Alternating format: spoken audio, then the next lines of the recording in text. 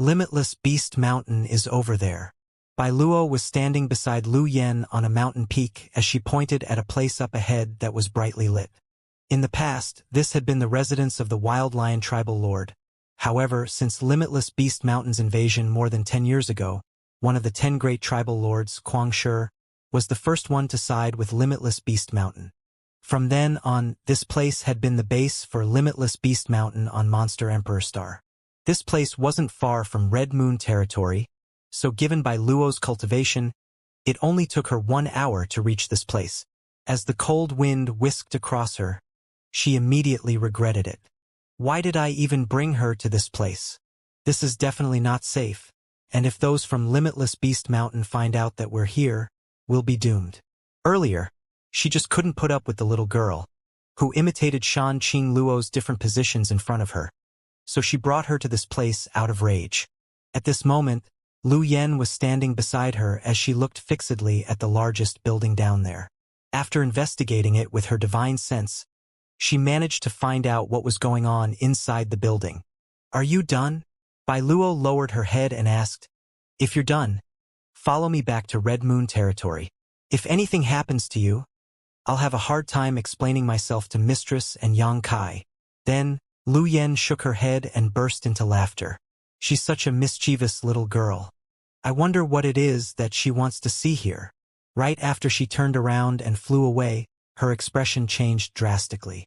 Turning her head, she realized that instead of following her, Lu Yen had actually jumped down from the peak and flew towards Limitless Beast Mountain. What are you doing? Bai Luo exclaimed and raced after her. Nevertheless, she couldn't reach her no matter how hard she tried. They were already in the enemy's territory, so she wouldn't dare to use too much power lest their enemies discover them. The young girl didn't seem to be flying rapidly, but she managed to constantly keep a distance away from Bai Luo. Come back now. Are you sick of living? Bai Luo said through clenched teeth, but Lu Yen just ignored her. Bai Luo was enraged at the fact that the little girl didn't take her seriously, so she exerted more Saint Chi to hasten her speed as the gap between them shortened. A moment later, she took Lu Yan's arm to make her stop before bellowing at her. Why are you so naughty? Do you want me to spank your backside? Lu Yan raised her head and looked silently at her. How dare you glare at me? We need to go back now. However, Lu Yan shook her head slowly. It's too late. Bai Luo's face turned ashen in an instant because streams of powerful divine sense spread out from the brightly lit place and engulfed her like a great tide. Damn it! I must have accidentally exposed my aura because I used more chi to chase after this girl. I'm going to die here because of her. You're unable to do anything, right? Do you know you've just ruined my plan? Lu Yen pursed her lips. Her plan was to launch a sneak attack on them and destroy them in one go. Now that their enemies were alerted, it might take her more effort to eliminate them. Though in the end it didn't matter much to her. Who do you think you're accusing? Bai Luo couldn't believe her ears. How dare she still lecture me at this point? Doesn't she understand that I've been dragged into this mess because of her? Ha ha ha. Welcome, my guests. Why don't you come in and have a chat with me? A loud voice was suddenly heard saying. The voice was as deafening as thunder, so it was apparent that the speaker was very powerful. Upon hearing it, Bai Luo felt her chest tightening as she almost couldn't support her own weight. The speaker's cultivation was undoubtedly much higher than hers. He was probably the mountain master of Limitless Beast Mountain. What she failed to realize at that moment, though, was that Lu Yen was unfazed upon hearing the voice as she still remained calm and collected. Feeling conflicted within, Bai Luo muttered through gritted teeth. I'll be killed because of you. More than 10 powerful but restrained streams of divine sense had targeted her. So she knew that if she showed any intention of fleeing, she would be severely injured the next moment. Now, she could only see how things would work out. At the same time, she had to come up with a solution quickly. Otherwise, they wouldn't be able to leave this place alive. As she tried to rack her brain for a plan, she drew a deep breath and erased any signs of fear on her face. With a faint smile, she attempted to utter in a calm voice, Sorry for disturbing you then. After that, she took Lu Yan's hand and shuffled toward the source of the voice. Simultaneously, she spoke to the little girl in her mind. After we get in there, don't say anything and follow my lead. She paused for a moment. If we really get into a fight, you should try to flee on your own. However, she then shook her head and spoke in a dejected manner. I think you'd better kill yourself. It was cruel to tell a young girl to kill herself, but if they really fell into the hands of those brutes from Limitless Beast Mountain, they would go through an ordeal that was worse than death. So, killing themselves might be a better option. Meanwhile, Lu Yen remained silent and let Bai Luo lug her forward. Many of the disciples from Limitless Beast Mountain had been alerted, but seeing Bai Luo and Lu Yen come over together, they looked mockingly at them.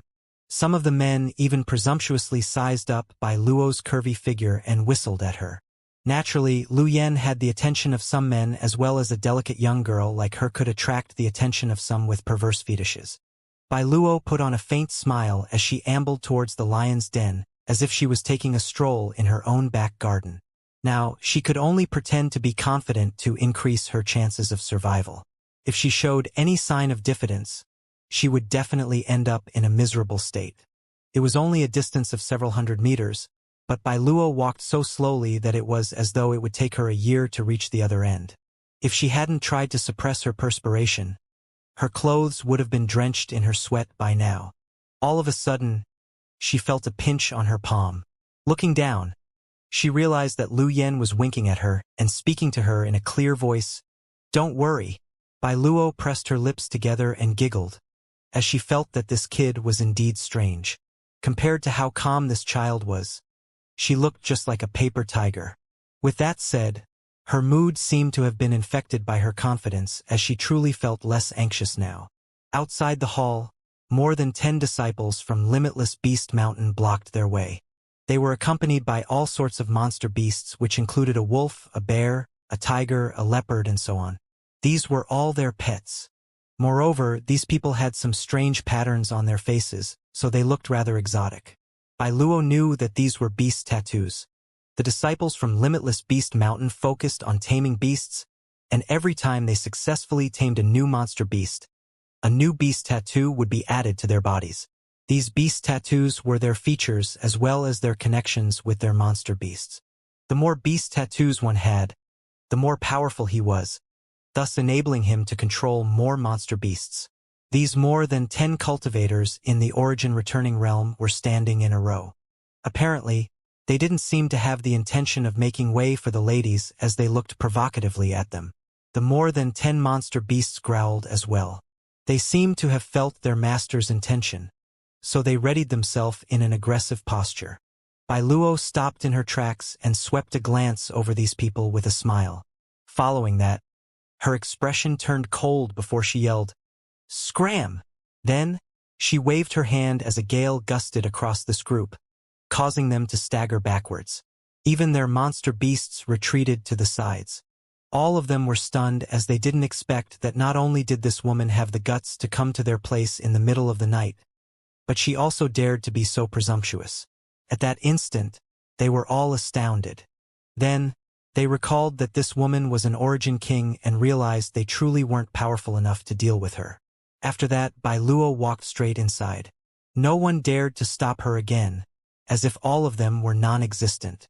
Although she was a lady, her posture was that of a master at this moment. Upon entering the hall, she immediately heard the melodious sounds of traditional musical instruments. The hall was spacious and brightly lit as a group of young women, who were clad in semi-transparent dresses, were dancing, their curvy figures faintly visible as they twirled and leapt. Cultivators of different sexes, heights and weights were seated on both sides of the hall, a table in front of every one of them on which delectable dishes and wine were placed. All of them exuded auras that suggested that they were in the Origin King realm. It seemed that tonight, they were having a feast on Limitless Beast Mountain. Bai Luo was stunned as her heart sank. We're really doomed this time. It seems that all the masters of Limitless Beast Mountain have gathered together tonight. If I can't come up with an excuse, we won't be able to leave. Facing all the stairs, Bai Luo found it hard to breathe, as if a mountain had been pressed against her chest. So, she immediately circulated her Saint Chi to pull herself together. Ignoring the others, she looked fixedly towards the head of the hall. Over there, A burly man was seated in the main seat. His towering figure was like that of a bear. He was clad in a top that was made of animal skin, but he didn't button it up, which revealed his chest. Apparently, he was an unrestrained man. He was reclining on a piece of animal skin, which was hard to identify. There was a beautiful woman in his embrace, and he was supporting his own head with one hand while tapping his thigh to the beat of the musical instruments with the other. He didn't open his eyes when Bai Luo was entering the place, and even after she stopped in her tracks, he still didn't seem to have noticed it. He was like a sleeping lion that exuded an impenetrable aura. Certainly, Bai Luo recognized him. He was the mountain master of Limitless Beast Mountain, as well as the culprit who had devastated Monster Emperor Star Huang Tudao.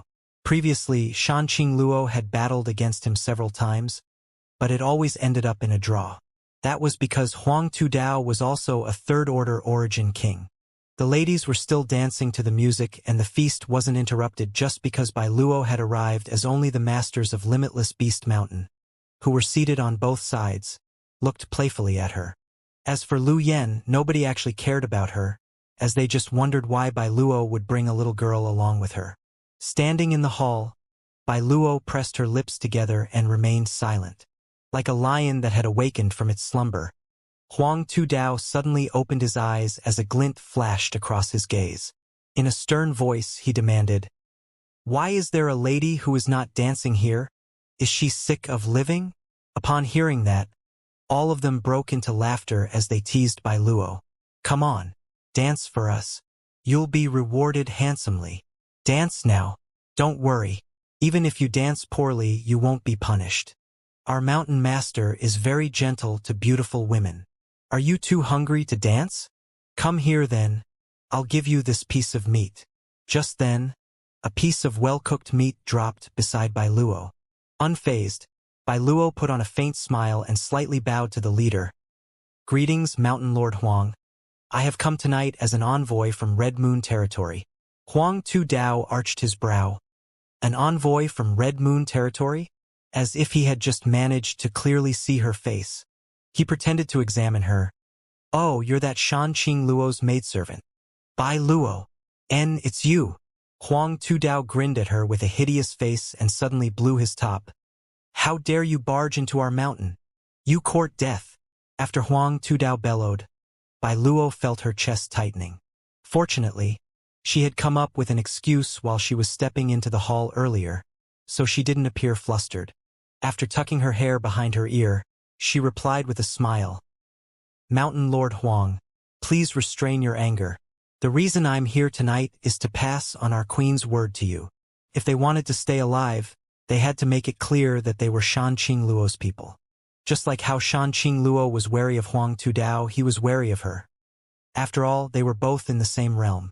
Huang Tudao narrowed his eyes. "Shanqing Luo's message? What is it? Has she agreed to become my wife?" "Ha ha ha." In response, Bai Luo just flashed a smile at him. "She said that all of you will die tonight." Huang Tudao stopped laughing abruptly, while all the cultivators at the scene were shocked as they got up and glowered at Bai Luo. The smile on Bai Luo's face froze as she looked down, because the person who had just uttered those words was Lu Yen, not her. Huang Tudao took a glance at Lu Yen and then Bai Luo before saying impassively, "I can't pretend that I have not heard that." Bai Luo's forehead was drenched in cold sweat as she hurriedly said, "That was just a child's nonsense. Please don't mind her." Upon finishing her words, she glared at Lu Yen to warn her not to speak again. "A child's nonsense?" Huang Tudao snorted. "Rather than that, I think you're here to find fault with us." "Good. Initially, I didn't want to make things too hard on you because you're a woman, but since you can't show proper respect, don't blame me for treating you harshly." "Mountain Lord Huang, please wait." Bai Luo felt a bitter taste in her mouth. "What have I done to deserve this kind of torture?" She hurriedly pushed Lu Yen forward. "Apologize to Mountain Lord Huang now."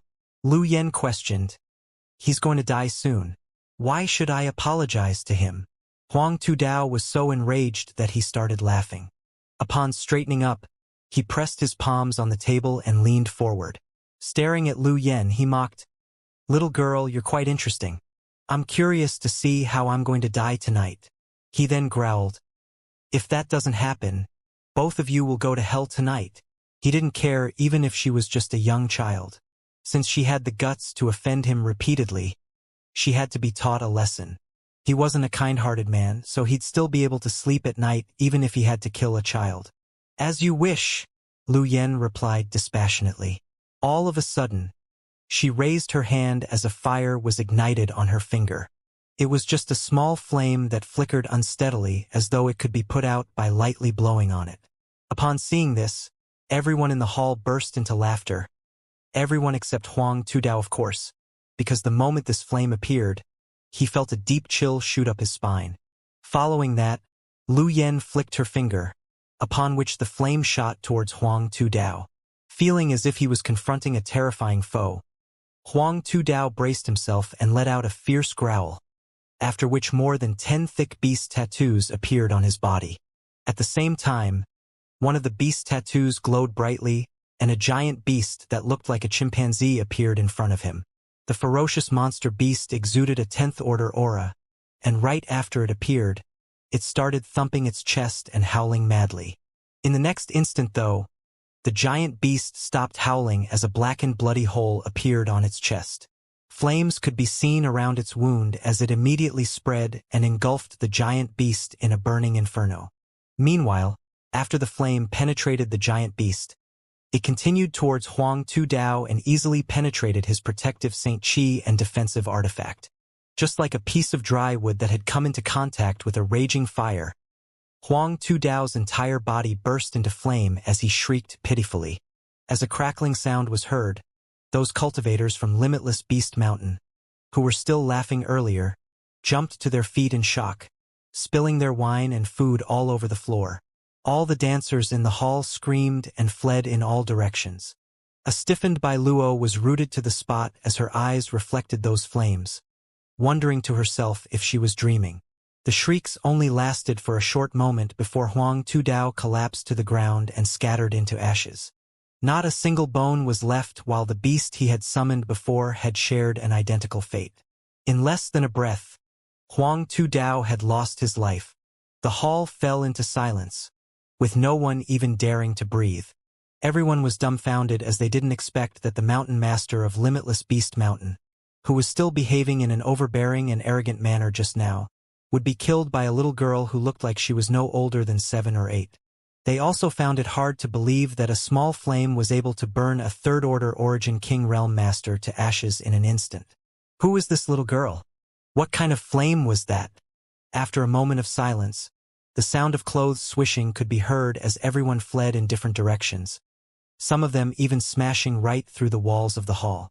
Suddenly, 10 new exits from the hall were opened. None of them had the guts to stay there. They didn't know what realm this little girl was in or what powers she possessed. However, since she was able to kill Huang Tudao with ease, it would definitely take her even less effort to end their lives. If they wanted to survive, they had to escape as far as possible. 13. Lu Yen muttered calmly as if she wasn't aware of what was going on. Then, she uttered impassively, "Song of the Phoenix!"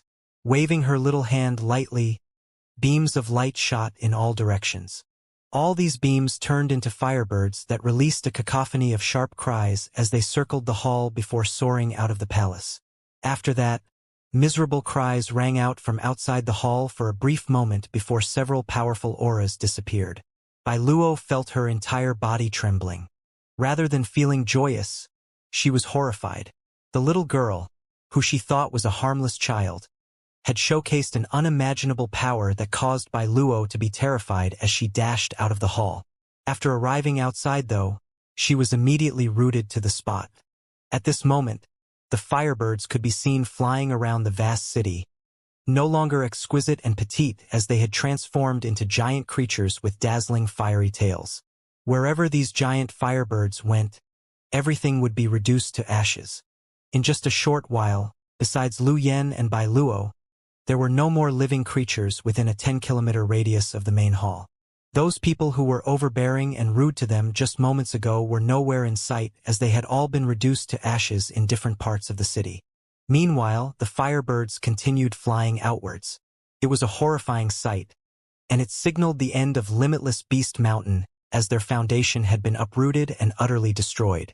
Luo didn't know what kind of celebration Limitless Beast Mountain had been hosting tonight to gather all their top cultivators. However, looking back, she knew that they had made a fatal mistake because it gave Lu Yan a chance to kill them all in one go. It was then that she came to the realization why this little girl had insisted on coming to Limitless Beast Mountain. It was no wonder that not only was she not afraid, but she had also offended Huang Tudao multiple times in the hall. With such power, there was no reason for her to fear anyone or anything here. Just then, a cold breeze whisked across Luo's face and cleared up her mind a little. Still in a semi-dazed state, she stepped back into the hall, only to see Lu Yan sitting on the chair where Huang Tudao was seated earlier. Appearing to be bored, she yawned nonchalantly. Luo's face twitched when she saw that. 3 days later, Yang Kai pulled out his arm from under Shan Qing Luo with difficulty, but she soon wrapped her limbs around him again like an octopus. Then, he landed a slap on her backside and instantly formed a palm mark. Following that, he said, "Are you not satisfied yet?" Still in a groggy state, Shan Qing Luo opened her eyes and said languidly, "Am I someone who can be satisfied easily?" Yang Kai replied in shock, "Are you not?" The two of them had spent almost every moment of the last 3 days engaged in a torrid lovemaking session. It was as though Shan Qing Luo wanted to make up for all the time she had lost since they had separated decades ago. She always proactively came on to Yang Kai, as if she wanted to squeeze every last bit of energy out of him. However, her endurance simply could not match his, so she was always the one to be subdued in the end. Now, Yang Kai's cultivation was 2 realms higher than hers, and he was also a half-dragon. Therefore, his prowess in bed could easily be unbearable for her.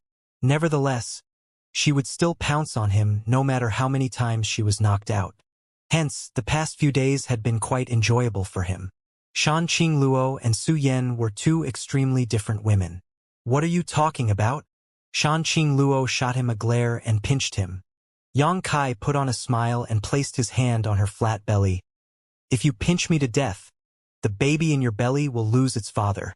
All of a sudden, she widened her eyes and muttered, "Baby?" She stroked her belly and thought, maybe there's a child in here now. If that's the case, I'll still have someone by my side after he's gone in the future.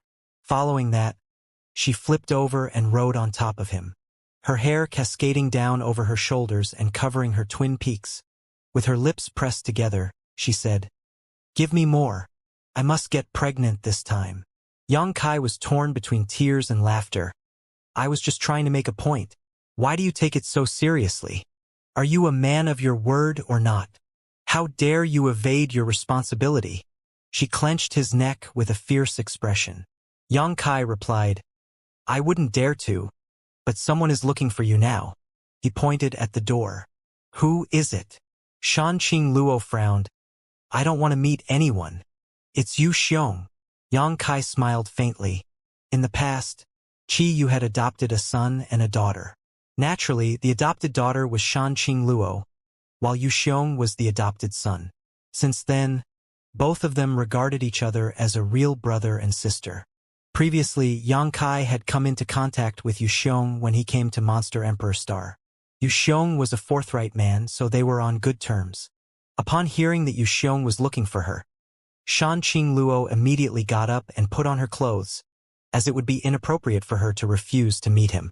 A moment later, she placed her hand on the handle, but before she could open the door, she heard Yu Xiong yelling outside the room, "Step aside, Luo. I have something vital to tell my little sister." "How dare you stop me?" Luo replied anxiously, "Sir, it's not convenient for mistress to meet you now.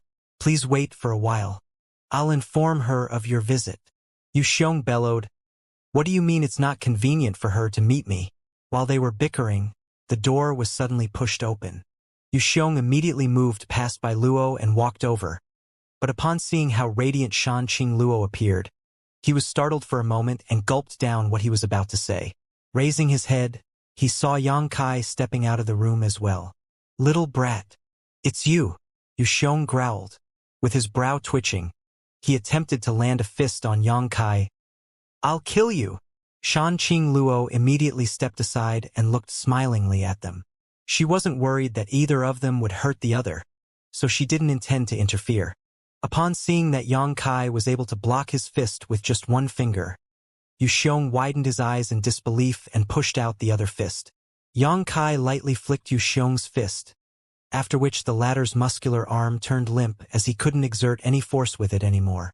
After moving several steps backwards, he examined Yang Kai and uttered, "You!" He was rough-looking, but it didn't mean that he was brainless. Although he hadn't used all his strength with his two fists, he believed that hardly anyone in this world could stop his attacks. However, since Yang Kai was able to do so with utter ease, he couldn't help but make all kinds of speculations. Nevertheless, Yang Kai just stood there with a smile as his expression appeared inscrutable. Yu Xiong shook his head and stopped messing with him before he turned to Shanqing Luo. "Little sister, something major happened." A shocked Shanqing Luo asked, "What happened?" Yu Xiong was also an Origin King Realm Master now, so anything that could make him so flustered must be serious. On Monster Emperor Star, there were not so many pressing issues, so it must have something to do with Red Moon territory. Limitless Beast Mountain has been destroyed. Upon hearing that, Shanqing Luo was rooted to the spot for a moment before she turned to look at Yang Kai, as though she was asking him whether it had something to do with him. Red Moon territory had been in a battle against Limitless Beast Mountain for more than 10 years, but they had always been suppressed by the latter. She had also dealt with Huang Tudao several times before, so she knew that he was truly powerful. No one in Red Moon territory, or on Monster Emperor Star for that matter, had the power to destroy them. The person who was able to do this without anyone else knowing must be the man beside her. However, for the past 3 days, they had basically spent every breath together, so how was he able to achieve that? Did he go over to Limitless Beast Mountain before coming to see me? An excited Yu Xiong uttered. I also couldn't believe it when I first heard the news, so I personally went over to investigate the matter, and guess what? All the buildings on Limitless Beast Mountain have been destroyed, and not even a single living creature is left. Although I have no idea who made the move, the person must be an expert in the fire attribute and possess unparalleled ability. Moreover, from what I've gathered, on the night when Limitless Beast Mountain was destroyed, that old dog Huang Tudao was holding a feast. Besides the elders from Limitless Beast Mountain who were all in the Origin King realm, the participants also included the 2 traders, Chen Yen and Kuang Shi. All of them finally got what they deserve. Ha ha ha. Retribution came for them at last. He clenched up his fists as his eyes beamed with ferocity. Little sister, it's time we made our move. After Limitless Beast Mountain was destroyed and their top cultivators were all killed, Red Moon territory practically had no more worries. It was time they regained control of Monster Emperor Star. It wasn't me. Seeing that Shanqing Luo kept staring at him, Yang Kai shrugged and put on a smile before he turned to look at Lu Yen. Upon hearing that Limitless Beast Mountain was demolished by someone with a fire attribute divine ability, he immediately knew who the culprit was. Lu Yen and Bai Luo had gone out the other night, and although they were able to hide it from Shanqing Luo, they wouldn't be able to fool his divine sense. Apparently, they had made a move that night. Lu Yen happened to turn her head and beamed at him, as if she was demanding a compliment from him. In response, Yang Kai showed her a thumbs up, and her smile became even sweeter. You did it. After examining their expressions for a bit, Shanqing Luo stared at Lu Yen in shock. Initially, she thought that this little girl was Yang Kai's daughter from another woman, but now it seemed that she was mistaken. She was the one? After Yu Xiong's speech was interrupted, he turned to gaze at Lu Yen in amazement. Then he pursed his lips and uttered, You must be kidding me. It wasn't that he couldn't accept new and strange things, but what he had just heard was utterly inconceivable. To the side, Bai Luo said meekly, Sir, it was really her who devastated Limitless Beast Mountain. Yu Xiong took a glance at her and guffawed. This is not a joke, you know? Seeing that Bai Luo was solemnly gazing back at him though, he stopped laughing and asked dumbly, Are you serious? Bai Luo replied, I was about to tell Mistress about it. 3 nights ago She then went on to narrate what happened that night in detail. Although her tone was calm and she only relayed the facts, not making any exaggerations, her descriptions were so vivid and shocking that Shan Qingluo and Yu Xiong were both astounded. Upon hearing that Huang Tudao was killed by Lu Yen with a tiny flame, even they were drenched in a cold sweat. He was a third-order origin King Realm Master. How was he burned to death in just an instant?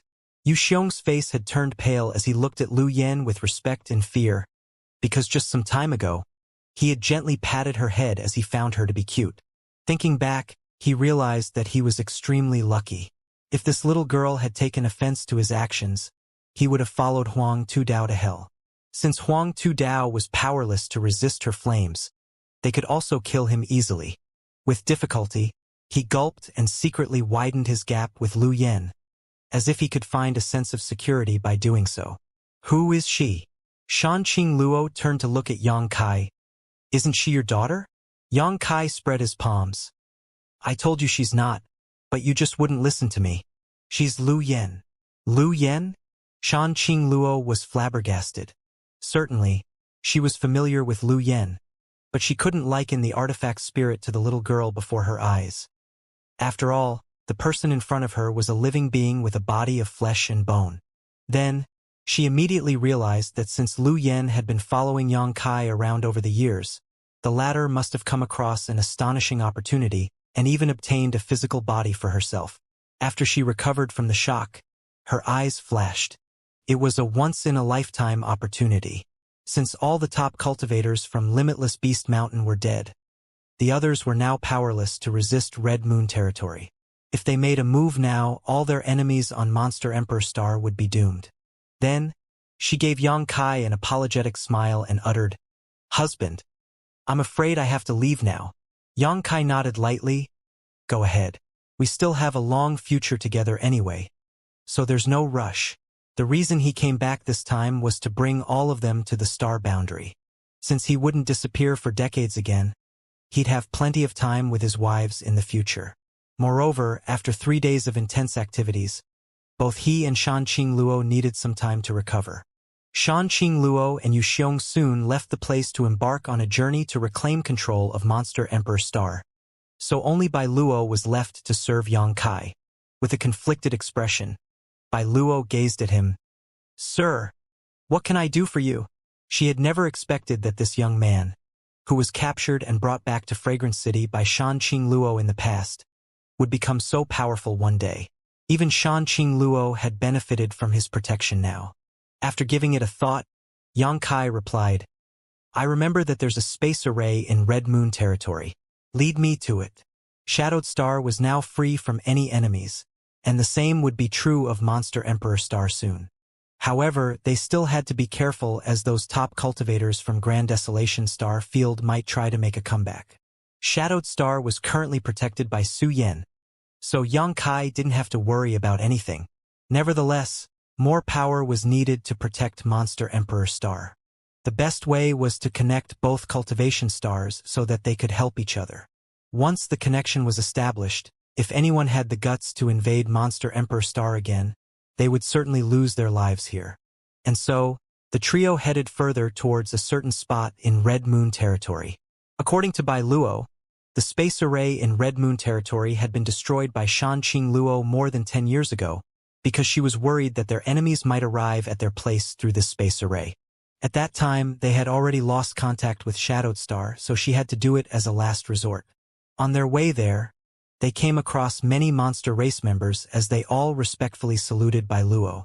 Although she was just Shan Qingluo's maidservant, she was an origin king after all, so she received the respect she deserved. Furthermore, all these monster race members in Red Moon territory knew that Shan Qingluo had never regarded her as a maidservant, instead treating her as if she was her blood sister. On the other hand, they were all shocked when they saw Yang Kai and Lu Yen. However, since Bai Luo didn't say anything, they did not dare to inquire about it. Soon, they reached the space array. This space array was also arranged by Yang Kai in the past, and upon closer inspection now, he realized that it was quite simple and crude. Besides the fact that his vision had been broadened due to the advancement of his cultivation, His mastery over the Tao of space had also increased dramatically. "Sir, what materials do you need?" Bai Luo asked, remembering it had required many rare materials to arrange the space array the first time. Yang Kai waved his hand. "There's no need for that. Just go about your business." In the past, the primary materials he used to build the space arrays in the starfield were space spirit jades. However, those materials found in the starfield were no longer that high of a grade to him. Meanwhile, he had brought countless space spirit crystals and space spirit jades from the star boundary, and they would undoubtedly bring out better effects after they were used to arrange space arrays. Bai Luo replied with a smile, "My most important job is to serve you." Certainly, she had to take Shan Qing Luo's orders seriously, but after she finished speaking, she realized that something was off, because what she had just uttered sounded somewhat intimate. Yang Kai happened to turn to look at her at that moment. Realizing that he was staring at her lips, she immediately hung her head low. The shadows of her long eyelashes had been formed under her eyes, and no one could make out her expression. When she raised her head, she realized that Yang Kai was now working on the space array in a serious manner. Sensing a stare from the side, she turned her head only to see Lu Yen gazing at her as she spread her arms and drew a circle in the air. "What are you doing?" Bai Luo was terrified of her now, especially when the latter made any gestures with her hands that might lead anyone to fall into wild thoughts. "A lot of women. A lot," Lu Yen replied. After giving it a thought, Bai Luo realized what the young girl was talking about as her face reddened. "Why did you tell me this? Ha ha ha." Lu Yen laughed slowly and in a hollow manner. Seeing that, Bai Luo had the urge to rip her mouth off. "Lu Yen, come help me," Yang Kai called out. Lu Yen grumbled in agreement and skipped toward Yang Kai. Facing the space spirit crystals and space spirit jades he had fished out, she let out a breath, after which, a jet of flames shot out of her mouth and engulfed the materials. With her help, repairing and upgrading the space array became much easier. In just half a day, a new space array had been built. After Yang Kai added some finishing touches and localized its coordinates, the space array now had direct access to Shadowed Star. There was no need for relay points anymore, so it was convenient for the people on both ends. Then, he told Lu Yen to stay behind before he stepped onto the array and pushed his space principles. After a glint flashed across the array, he disappeared from their sight. Bai Luo and Lu Yen only waited for half a day before the array began glowing again. In the next moment, they could faintly see some figures atop the array who all exuded powerful auras. After the glow disappeared, Bai Luo was surprised to see many familiar faces. These people were all the top cultivators from High Heaven Sect and Shadowed Star. She and Shanqing Luo had lived on Shadowed Star for some time in the past, so she was naturally familiar with these people. Upon seeing Su Yen, Bai Luo was dumbfounded. Su Yen had disappeared 20-odd years ago, and there had not been any news about her since.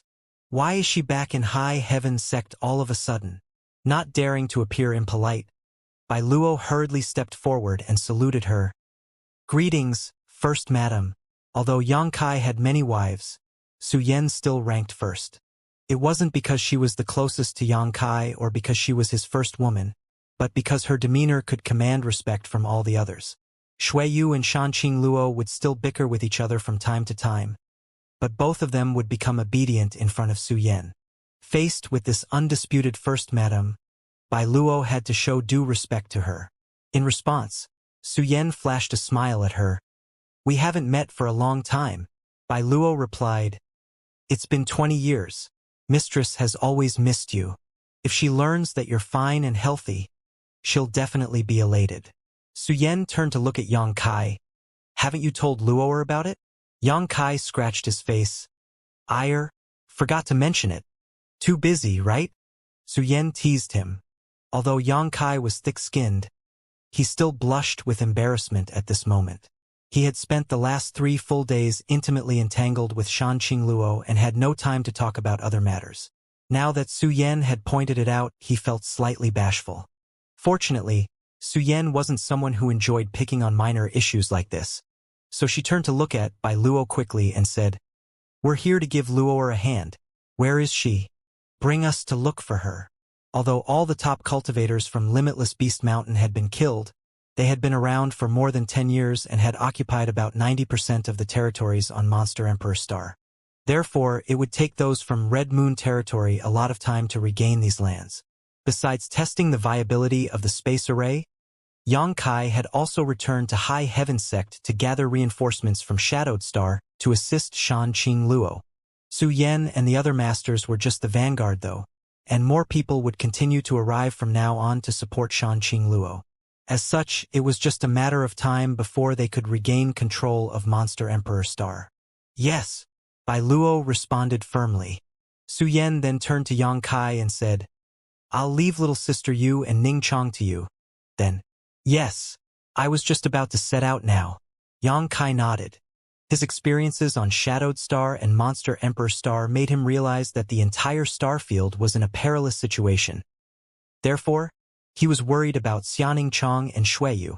He eagerly wanted to meet them to make sure that they were safe. They didn't even bid each other farewell because they knew that they'd reunite soon. Su Yan and those from the High Heaven Sect then turned around and left, while Xianxia and Lu Yan stepped onto the array and continued with their journey. Water Moon Star was the home star of Hung Luo Chamber of Commerce. It took Xianxia 1 month to reach this place after he left Monster Emperor Star. Upon arrival though, he appeared to be in doubt, because he thought that this place should be devastated by wars, just like the other stars that he had visited. However, he didn't expect that the star would appear peaceful at this moment, as if there were no traces of battle, which made him feel slightly uneasy. Also, he realized that a few starships had been anchored in the starry sky. He acutely saw the symbol of the Netherworld sect on those starships, which made him become even more apprehensive. Following that, he swiftly shot past the starships, after which a series of intense explosions could be heard from behind him. These starships that belonged to the Netherworld sect were destroyed before the people inside even managed to realize they were under attack. The loud and bright explosions in the sky immediately attracted the attention of those top cultivators on Water Moon Star as they looked up at the same time. Some of them had their expressions change because they realized what was going on. They were soon attracted to a beam of light, which presumptuously shot down from the starry sky and penetrated the clouds before landing in the main city that used to belong to Hung Luo Chamber of Commerce. With a loud boom, the entire city shook as wide cracks appeared and spread across the ground. At the same time, a gale blasted out across the city, demolishing many buildings in its path. Many figures flew over from all directions and hovered in mid-air, looking down at this unwelcome guest. Xianxia swept a cold glance over them as his heart sank, because his worries had become reality. Water Moon Star had fallen. None of the cultivators here were familiar to him. Moreover, some of them were clad in clothes that resembled the uniforms of the Netherworld sect. Even though the others might not be from Netherworld sect, it was certain they came from Grand Desolation Starfield as well. Why has this star fallen? Xianxia couldn't understand it. He wasn't surprised that Green Mountain Star had been occupied, because they didn't have any peak-level cultivators or top forces protecting them. However, even Shadowed Star and Monster Emperor Star hadn't fallen, so why would such a thing have happened to Water Moon Star? This was the home star of Hung Luo Chamber of Commerce, which was one of the 3 strongest forces in the entire star field. Before the rise of the High Heaven Sect on Shadowed Star, Hung Luo Chamber of Commerce was the top force in the star field, with even greater strength than Purple Star and Sword Union. So, he couldn't believe that such a star had fallen. Now, the situation on this star appeared even worse than Green Mountain Star. What has happened to this place over the past decade? Where is Shuiyu?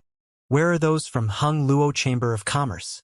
As these questions flashed across Xianxia's mind, his aura suddenly turned cold, which caused the cultivators around him to feel as if they'd fallen into an ice cave.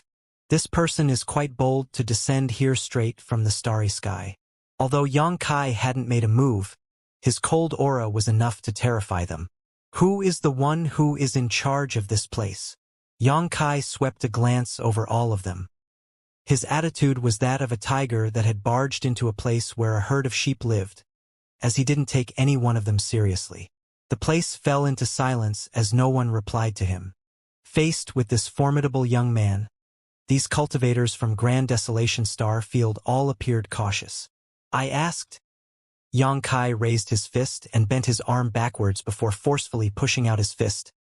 Where is the person in charge of this place? Are all of you deaf? Just then, a loud boom was heard, as if something had exploded. These people turned their heads and gasped, because in the direction Xianxia pushed out his fist, a cultivator had exploded into a blood mist on the spot, leaving not a single bone behind. That person was a first-order Origin King. How powerful must this young man be to be able to kill an Origin King realm who was 1,000 meters away from him with just one punch? These people, who were already wary of Xianxia, felt their hearts freezing when they saw this. None of them could possibly be a match for him, so they all started moving backwards at the same time. Right then, a person stepped forward. He was a thin and tall middle-aged man who was surrounded by death chi. An array controller suddenly appeared in his hand and he pushed his Saint Chi into it. The next moment, a buzzing sound could be heard in the air as the city defending array rumbled to life.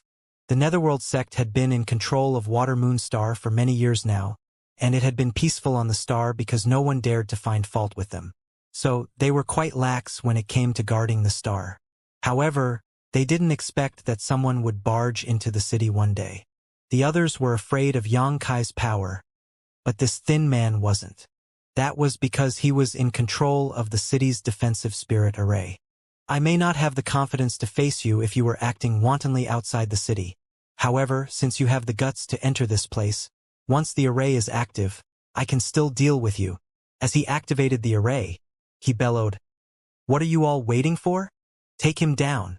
I'll assist you with the array."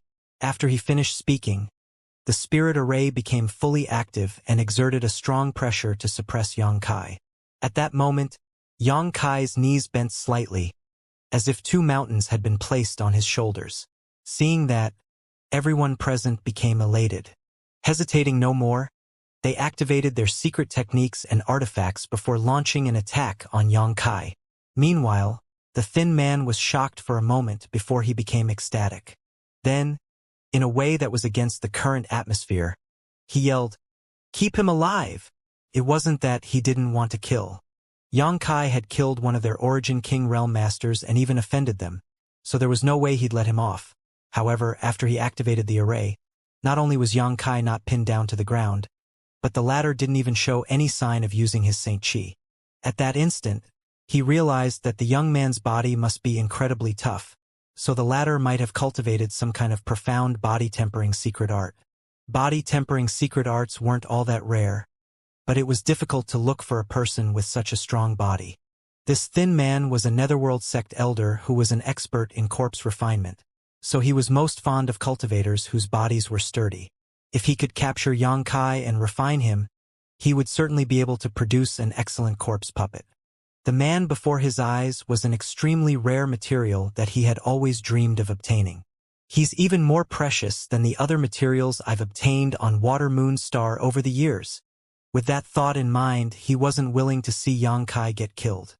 Although he could also refine Xianxia after the latter was dead, the results would be better if he refined a living human. Receiving these instructions, the cultivators, who were pouncing on Xianxia, cursed at him in their hearts. Why didn't you say earlier that you wanted us to hold back? Now that they had launched an attack, it was difficult for them to stop.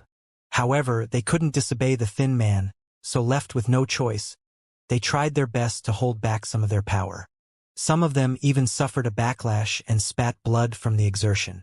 With a loud boom, all their secret techniques and artifacts landed on Xianxia, sending out surging waves of energy and dazzling explosions of light. Seeing this, the thin man felt his chest tightening. Damn it! He'll probably be dismembered. There will be nothing left for me to refine. His face fell as he felt heartbroken. After the lights all faded though, he was shocked to see that Xianxia was still alive and kicking. On top of that, the little girl beside him also appeared calm and collected, as though she wasn't hurt one bit. The thin man was horrified as he was gripped by a sense of uneasiness. It'd be impolite of me if I don't give you something in return for your warm greeting gift. Since you're all so hospitable, please accept my regards.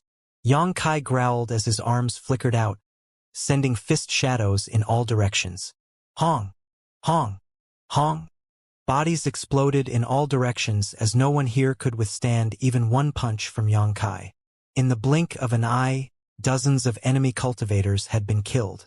At this moment, only the thin man was still alive. His limbs had turned completely cold, as if he had fallen into a blizzard.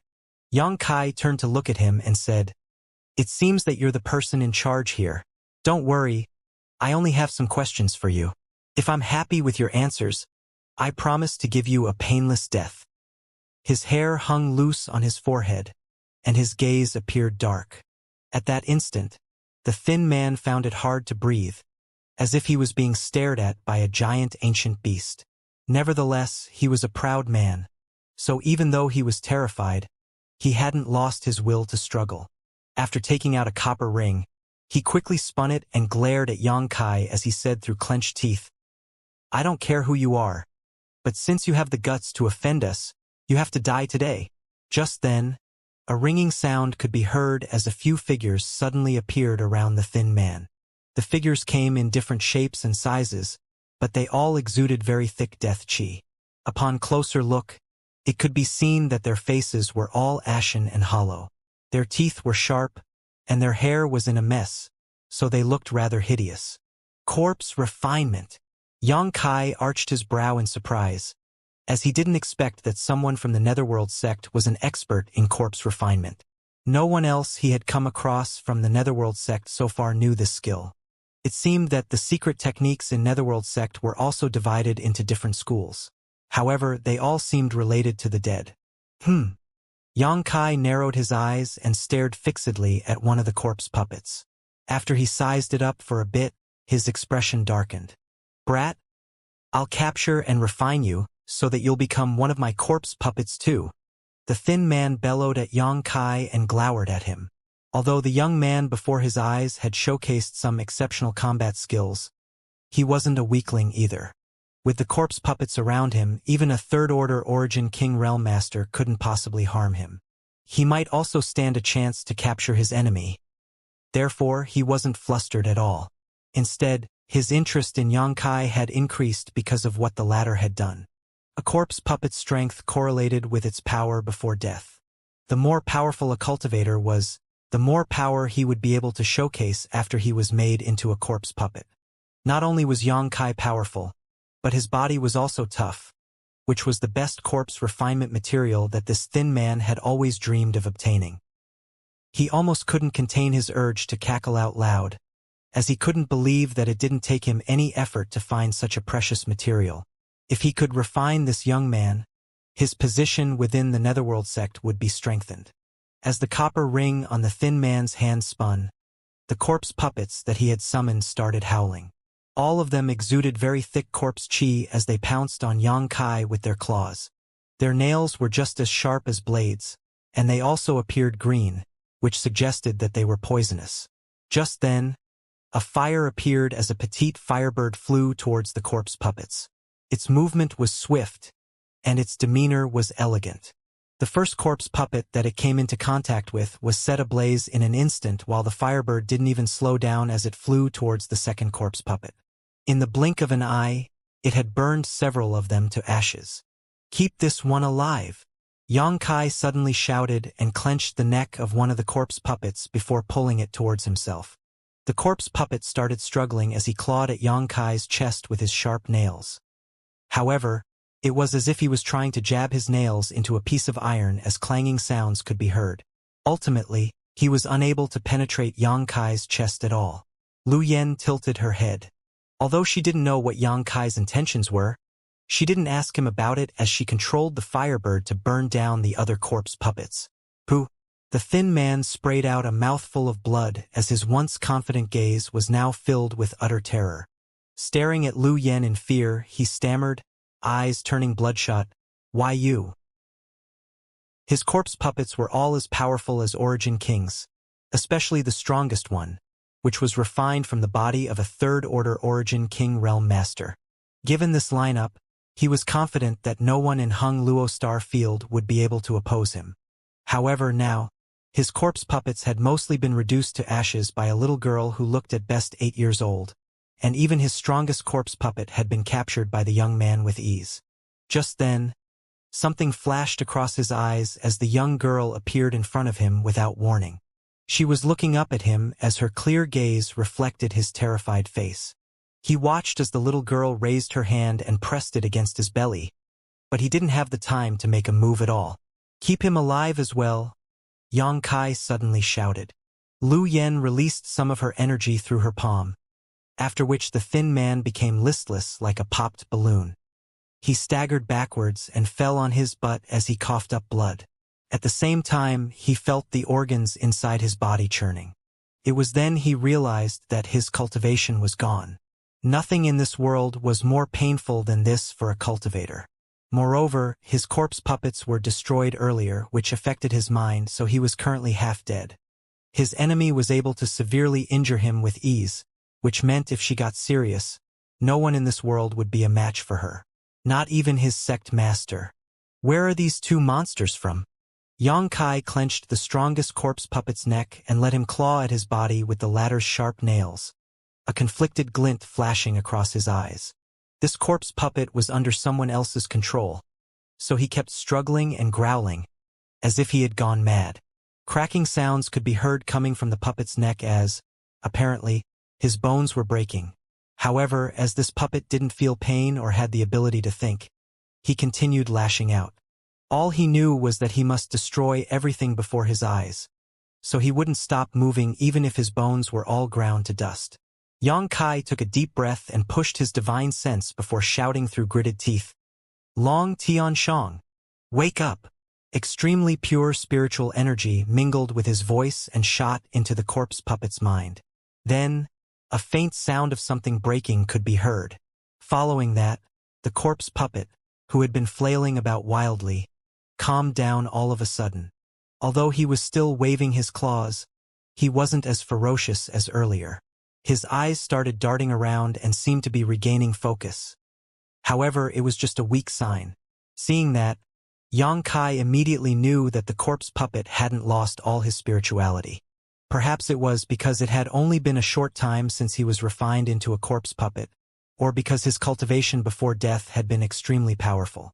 Whatever the case, there seemed to be a chance of awakening him. So Yang Kai hurriedly circulated his spiritual energy and infused it into the corpse puppet's mind to carefully guide his consciousness to the surface.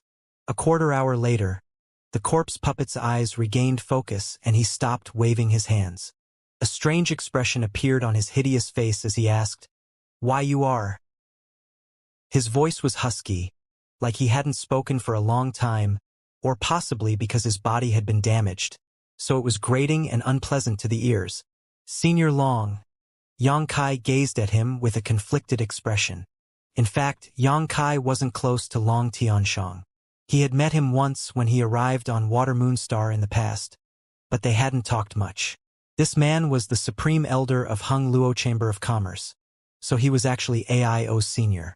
Naturally, that made him Yang Kai's senior as well.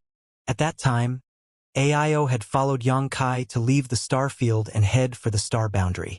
After that, Xueyu took over the businesses of Hung Luo Chamber of Commerce, while Long Tianshang stood behind her to give her some support. In fact, given his power, he had the right to follow Yang Kai to leave the star field as well. However, he had spent most of his life contributing to Hung Luo Chamber of Commerce, so he didn't have the heart to leave. Therefore, he decided to stay and continue to act as their guardian. However, Yang Kai didn't expect that when they met again after several dozen years, Long Tianshang would be refined into a corpse puppet and enslaved by someone else. Fortunately, he had come across Yang Kai, who was able to use his spiritual energy to awaken him for a moment. No one else in the world could have done this. "You are Yang Kai." Long Tianshang slowly regained his senses as he recalled some memories from the past. Naturally, he still remembered Yang Kai, who was a rising star at that time as well as Xueyu's husband. Yang Kai said, "Senior Long, we don't have much time. Please tell me what has happened to the Hung Luo Chamber of Commerce. Where is Xueyu?" In fact, he was most concerned about Xueyu, as it didn't matter that the Hung Luo Chamber of Commerce was gone. The most important thing now was that Shuiyu had to be safe. Nevertheless, given Long Tianshang's cultivation, he was still made into a corpse puppet by someone from the Netherworld sect, so it was expected that Yang Kai was worried about Shuiyu's safety. Shuiyu?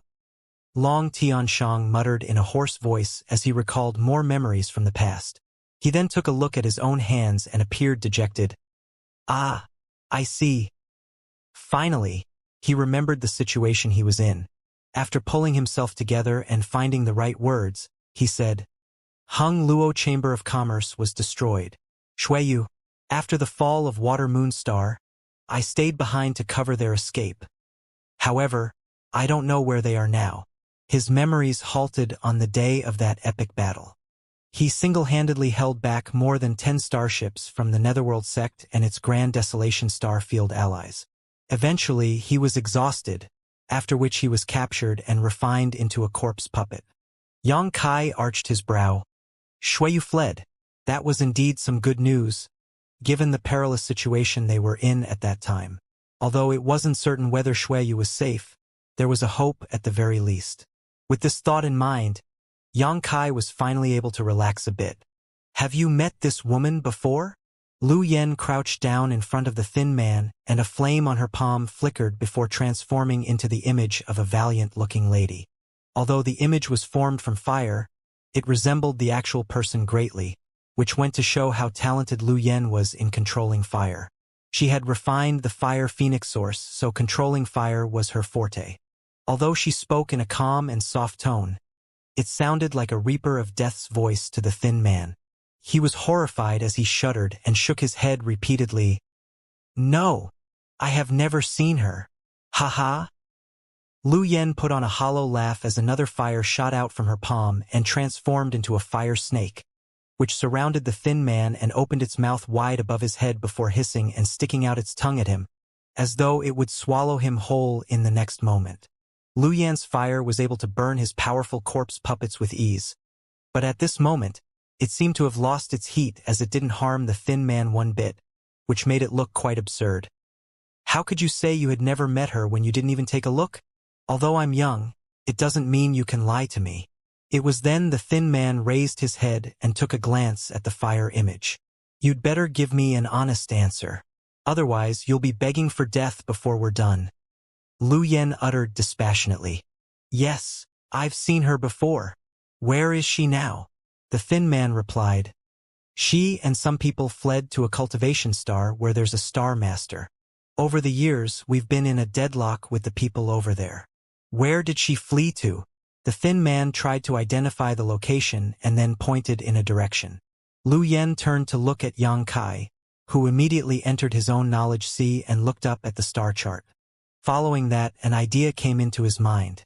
Shuiyu and the others fled to a cultivation star where there's a star master. Moreover, the direction is right as well. If I'm not mistaken, she must have gone to that place. A wise decision. Although it is pretty far from Water Moon Star, it's a better option when compared to others. The conversation between Lu Yen and the thin man was all heard by Yang Kai. At the same time, he was trying to communicate with Long Tianshang, which was a difficult task. Although he had used his divine ability to make Long Tianshang come to his senses, the latter had lost most of his memories and couldn't remember most things. He only remembered that Hung Luo Chamber of Commerce was too powerful, so they had attracted the attention of those top cultivators from Grand Desolation Star Field.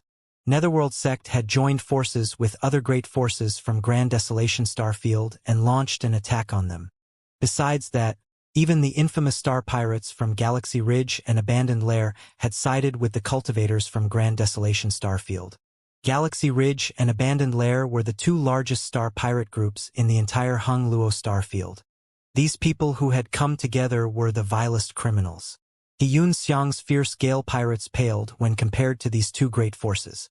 Before the invasion from Grand Desolation Star Field, these two great forces had been in conflict with the Hung Luo Chamber of Commerce, Purple Star, and Sword Union for about 1,000 years. Starships from each of these sects had all been ransacked by these star pirates before while navigating through the star field. On the other hand, Hung Luo Chamber of Commerce, Purple Star, and Sword Union had joined forces to launch an attack on those pirates. Both sides had suffered a loss of life, so a blood feud had been formed between them. Now, the cultivators from Grand Desolation Starfield had invaded Hung Luo Starfield, and these great forces, which were led by Netherworld Sect, had showcased their incredible powers. Naturally, those criminals from Galaxy Ridge and Abandoned Lair immediately sided with them to become their subordinates. It was then that Xianxia understood why Water Moonstar had fallen. Faced with this kind of hostility, even though the Hung Luo Chamber of Commerce was fairly powerful, they still couldn't ensure their own safety. The other cultivation stars had all fallen, so there was no way Water Moonstar, their home star, could be spared from this disaster. Since the situation was already so terrible in Hung Luo Chamber of Commerce, there was no way Purple Star and Sword Union were fine now. It wasn't that the cultivators in Hung Luo Starfield were no match for those from Grand Desolation Starfield. Both of them were lower starfields, so although there might be some disparity between their powers, the gap was definitely not huge. If they fought with each other head-on, both sides would be severely hurt. The difference was that Netherworld Sect was the clear leader in Grand Desolation Starfield, so they could give orders to the other sects, while there was a lack of such a leading force in Hung Luo Starfield. At its peak, High Heaven Sect could act as this leader. However, since the invasion from Grand Desolation Starfield, many of the Third Order Origin Kings of the sect had returned to their own stars, so they were not united against their enemies. Be careful, Long Tianshang suddenly warned him sternly. Be careful of what? Xianxia gazed at him with a frown. Long Tianshang shook his head, as he didn't know what Xianxia should beware of. He just subconsciously thought that he should give the young man this warning, as he felt that there was a person that they should be wary of. This person was the key that led to the downfall of Hung Luo Chamber of Commerce. Xianxia questioned him one more time, but Long Tianshang was unable to answer. He had managed to help him regain consciousness for a short while, but the latter had already been made into a corpse puppet, so both his divine sense and body had suffered irreversible damage. Hence, this short moment of consciousness was like terminal lucidity. Just then, Long Tianshang started growling as his eyes could be seen trembling. It was apparent that he was losing his consciousness again, and he would soon turn back into a corpse that was ruthless and knew no pain. Seeing that, Xianxia heaved a sigh. He was saddened by the fact that the Supreme Elder of Hung Luo Chamber of Commerce had ended up in such a miserable state. Lu Yen approached Xianxia and took the hem of his clothes. The thin man, whose cultivation had been crippled, was lying on his side with a pale face. Lu Yen only asked him some questions before proceeding to ignore him. At this moment, the thin man was staring at Long Tianshang as though he was seeing the most horrifying sight in the world, with his eyes filled with terror as he yelled, "Kill me! Kill me!" Nevertheless, Xianxia just stared at him coldly without moving a muscle. The thin man wailed and pleaded with them, "Please, kill me now." Nobody wanted death if they could live. However, his cultivation was gone, so he was unable to flee. If he wasn't killed, he would experience an ordeal that was worse than death. Perhaps Long Tianshang still remembered the blood feud between them, or that he was attracted to the thin man's voice. He turned to look at him and walked up to him in the blink of an eye. Following that, he jabbed his sharp fingers into his chest and lifted him off his feet. Blood started dropping from the thin man's body as he shrieked. Long Tianshang appeared hideous as he growled in a meaningless way. His consciousness was replaced by the nature of a corpse. He opened his mouth and revealed his pointed teeth before taking a bite on the thin man's body. Another shriek was then heard. Long Tianshang tore off a piece of flesh from the thin man and started chewing it as blood streamed down from his mouth. Most people had only heard about cannibalism in myths, but at this moment, such an incident was happening right before their eyes. "Kill me, please." "Ah!" The thin man begged them to kill him. However, Xianxia just stared at him with a cold expression. He watched as Long Tianshang tore off his flesh piece by piece and gulped them down. Only a quarter of an hour later, the thin man stopped moving and left for the other world. Xianxia stepped forward and stood beside Long Tianshang, who was still eating the raw flesh. Upon sensing an aura approaching him, Long Tianshang immediately turned around and howled. Following that, Yang Kai landed a palm on him as the latter turned into ashes and scattered into the wind. Then Yang Kai waved his hand, after which a few figures appeared out of nowhere. They were Li Jiao and the others who had been kept in the small sealed world. This time he had even released Lu Yuqin. Although Lu Yuqin's cultivation was low, she should be safe in this place with Lu Sanyang taking care of her. Upon seeing the horrible sight around them, Li Jiao and the others were stunned. When they saw Yang Kai's gloomy expression, they felt their chests tightening, as they wondered who had offended him because he appeared to be in a bad mood now. "Brother Li, there's something I need all of you to help me with." Li Jiao straightened his face and replied, "Brother Yang, just tell us what you want us to do. Help me take back this cultivation star." Yang Kai pointed at the ground beneath him. Water Moon Star was the home star of Hung Luo Chamber of Commerce, as well as the place where Shui Yu grew up, so it mustn't remain in the hands of those from the Grand Desolation star field. Given Yang Kai's strength, he was able to retrieve the star with ease, but he wasn't willing to keep dawdling. So he thought that he could seek help from Li Jiao and the others. Otherwise, it'd be quite boring for them to keep staying in the sealed world bead. Sure, Li Jiao directly agreed to it. He already had a full understanding of the powers of those cultivators in the star field. Given his third-order Emperor realm strength, it was like a walk in the park for him to do such a thing. Moreover, he had the help of Lu Sanyang, He Yunxiang, Ruan Baiting, and the embodiment. Although the cultivation star was massive, they could settle everything in half a month if they split up and carried out this task. If there's anything you don't understand, just ask my embodiment. He'll tell you who our friends and enemies are. Good. As the others stayed behind to come up with a plan, Yang Kai and Lu Yen directly stepped into the palace that was in the middle of the city. Earlier, there were some cultivators from Grand Desolation Star Field in the palace, but they were just observing the battle from afar. Seeing that their masters had been killed ruthlessly, they knew that they were confronted by a formidable enemy, so they had all fled.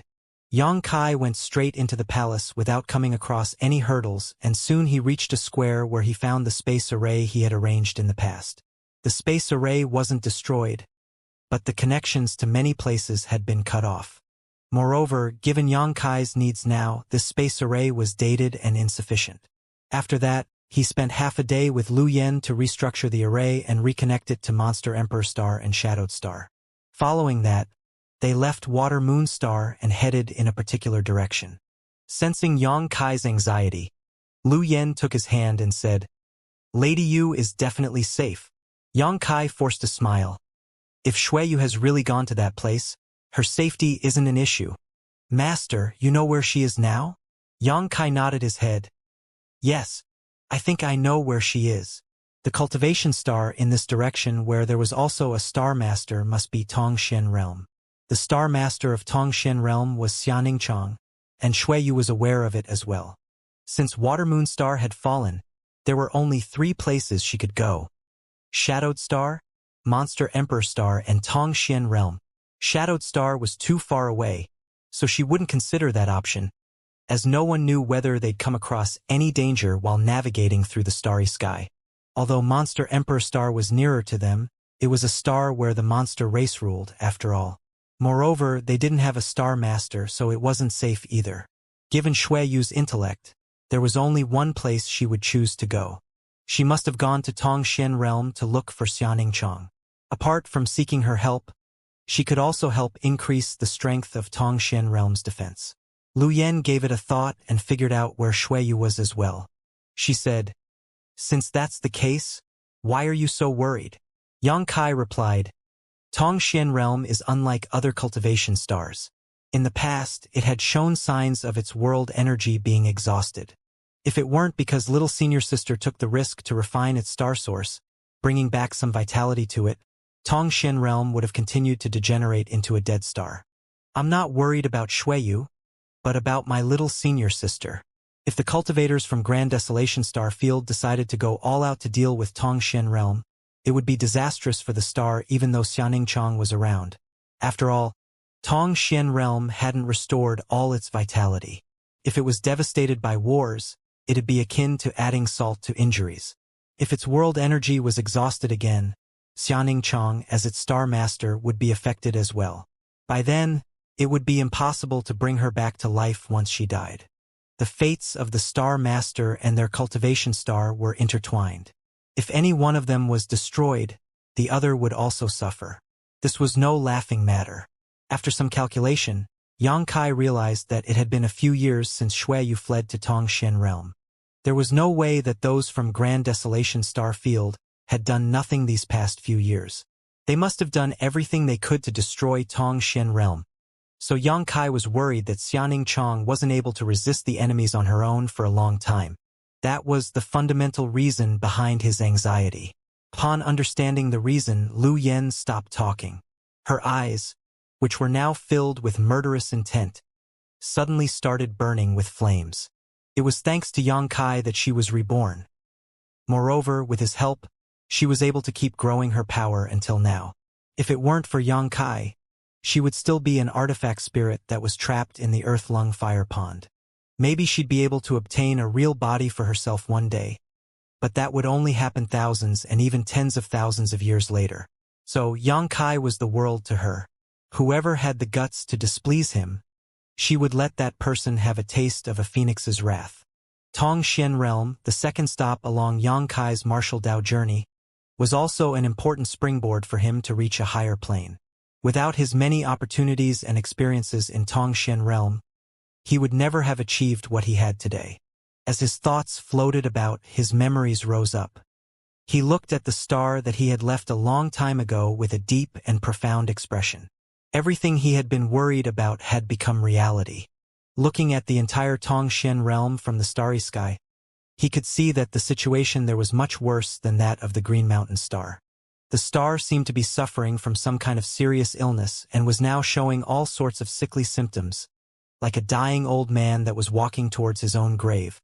The black spots scattered all across Tongxian realm looked like someone had randomly splashed several gigantic drops of ink on it. Those spots were clearly visible even from where he stood hundreds of thousands of kilometers away in the starry sky. Furthermore, the surface of the star was covered in faint black chi. He studied those black ink stains, vaguely thinking that they were arranged like an array because of the way they were connected and corresponding with each other from afar. They formed a large yet invisible net that sealed the entire Tongxian realm within it. This grand spirit array might not be fully formed, but it was gradually demonstrating its extraordinary power. Even Xianxia, who stood within the starry sky, could feel a smothering aura coming from it. So, how would the residents living on Tongxian realm feel? They were trapped inside, and the aura of the array must be greatly affecting them. This array would annihilate all living beings within it, and if it was fully triggered, the entire Tongxian realm would definitely perish. I'm glad I made it in time. He might not know when the spirit array would be fully formed and activated, but it would not be completed within the next few days. With his current ability, a few days was enough for him to run around killing all the invading enemies in Tongxian realm. Logically speaking, Tongxian realm had a star master guarding it, so it shouldn't have been so easy for the cultivators from Grand Desolation Star Field to invade. After all, the strength of a star master was extraordinary. In particular, a star master who was on their own cultivation star and blessed by its star source was practically an invincible existence. However, Tongxian realm's situation was different.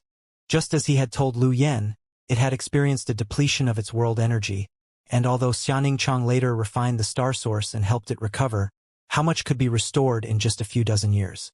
Therefore, Tongxian realm's world energy and principles were much weaker compared to other cultivation stars. If not for that, the strongest cultivators on the star would not have been limited to the Saint realm.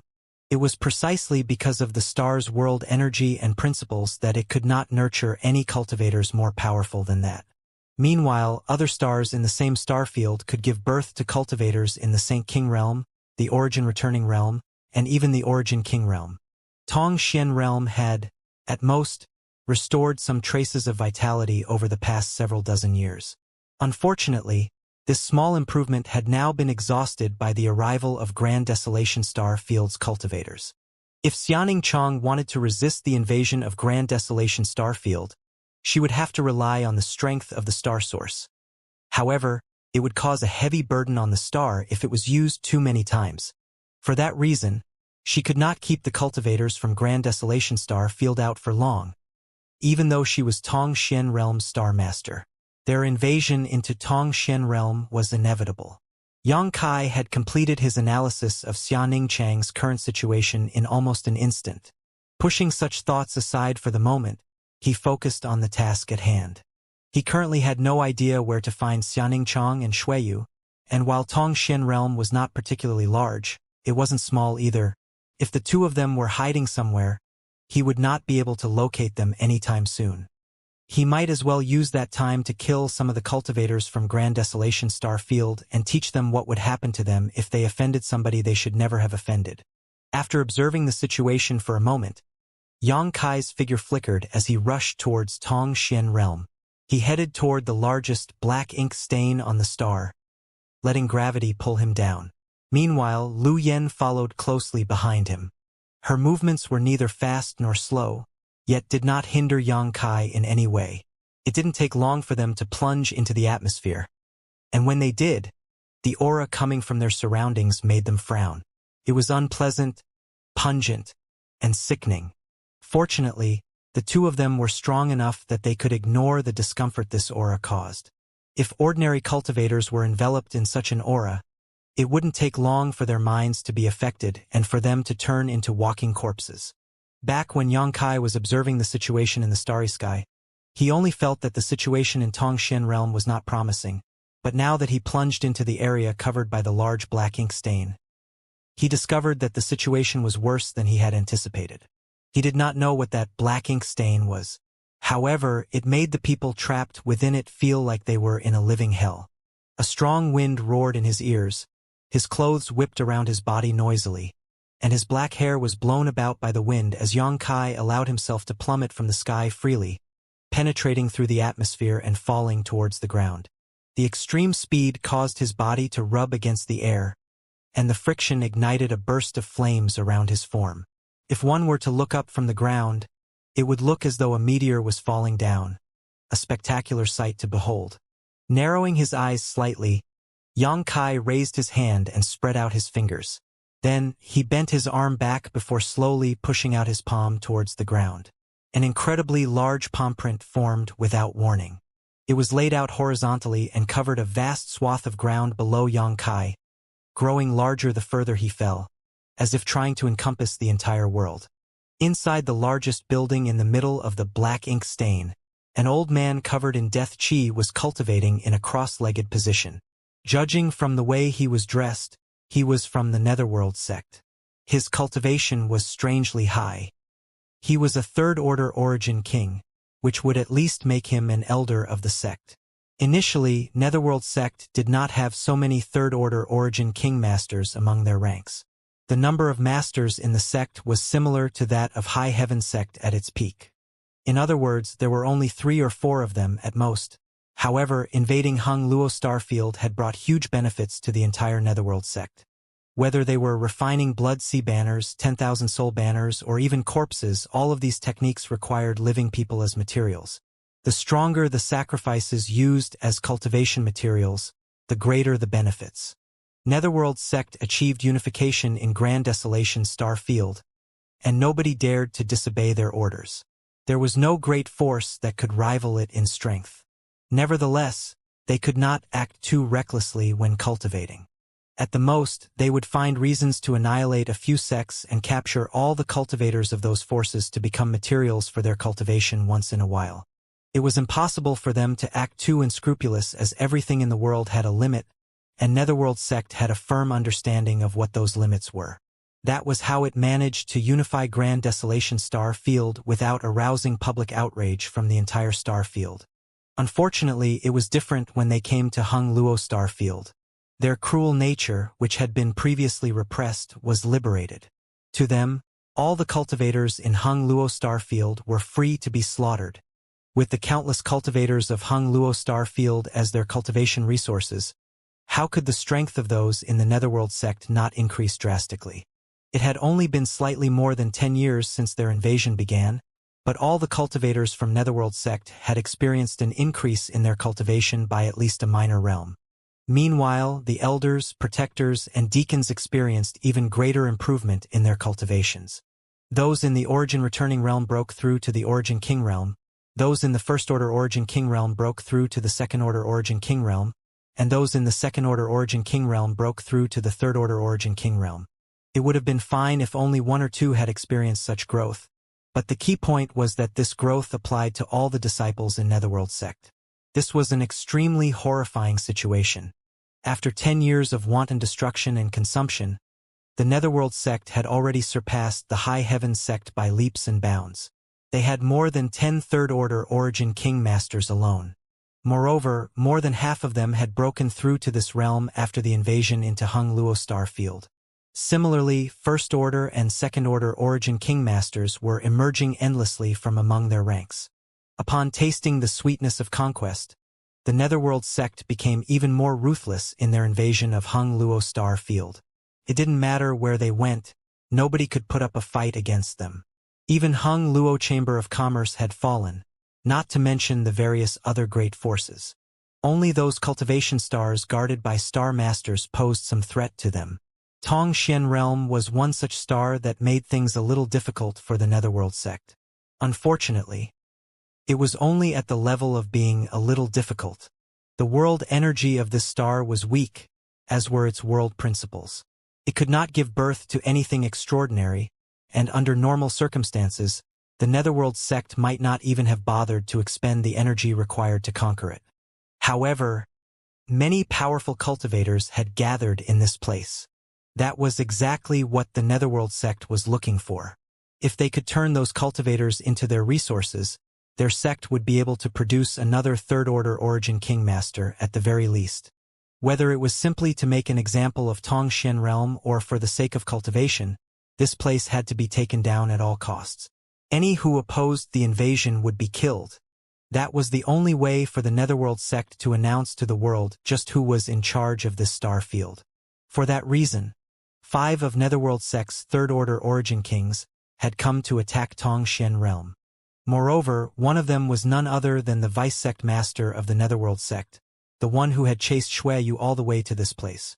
The old man sitting cross-legged in the Great Hall was that very Vice Sect Master, Xianxia Ming. There was a Star Master in Tongxian Realm, and Xianxia Ming was aware that this Star Master was a woman in the Third Order Origin King Realm. Nevertheless, he was not afraid. It would have been different had it been a stronger star. He might have needed more effort to deal with that. However, this star seemed to be very weak.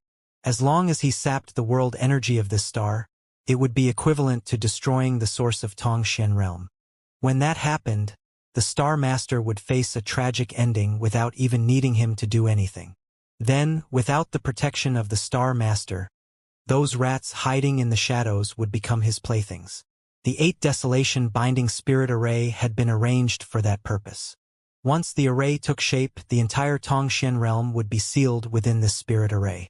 Consequently, this cultivation star would no longer be supplemented by the essence of the starry sky. It would be equivalent to a river without a source, or a tree without roots. That wasn't all. The 8 Desolation Binding Spirit Array could also be used to summon the core of the Netherworld. Then, the power of the Netherworld would spread across this land. This place would turn into a paradise for Netherworld sect and hell for all the other cultivators. Thinking back to several years ago, Xianxia Ming had led a group of people to pursue Xueyu to this place. At the time, he had been intercepted by the Star Master outside the star. More than 10 starships belonging to the Netherworld sect had fired their crystal cannons all at the same time, but the ridiculous thing was that it only took a few barges from the crystal cannons to break through the Star Master's blockade, after which they marched right in. Over the next few years, the Netherworld sect and the rest of the cultivators from Grand Desolation Starfield had covered the entire Tongxian Realm in their tracks, while the Star Master here had no power to resist whatsoever. She could only hide away to protect a small group of people within a tiny area. Since she wants to do things the hard way, she can only blame herself for not being strong enough. It will not take much longer. At most, another half a year before the 8 Desolation Binding Spirit Array is fully formed. When that time comes, that Star Master won't even be able to think about resisting. All of a sudden, a great crisis descended from the sky. It was accompanied by an indescribably horrifying pressure. Xianxia felt like a huge mountain was pressing down on his chest, and his expression changed abruptly as he spat out a mouthful of blood. The place where he was located was also the place where the 8 Desolation Binding Spirit Array Core was located. Many of the disciples of Netherworld Sect and the other sects from Grand Desolation Starfield were gathered here. The defense here was extremely tight, so Xianxia never imagined that somebody would launch a sneak attack here, and time had shown that to truly be the case. Over the years, those rats had only assaulted this place once before, when the initial preparations for the 8 Desolation Binding Spirit Array had been underway. After that, they vanished without a trace.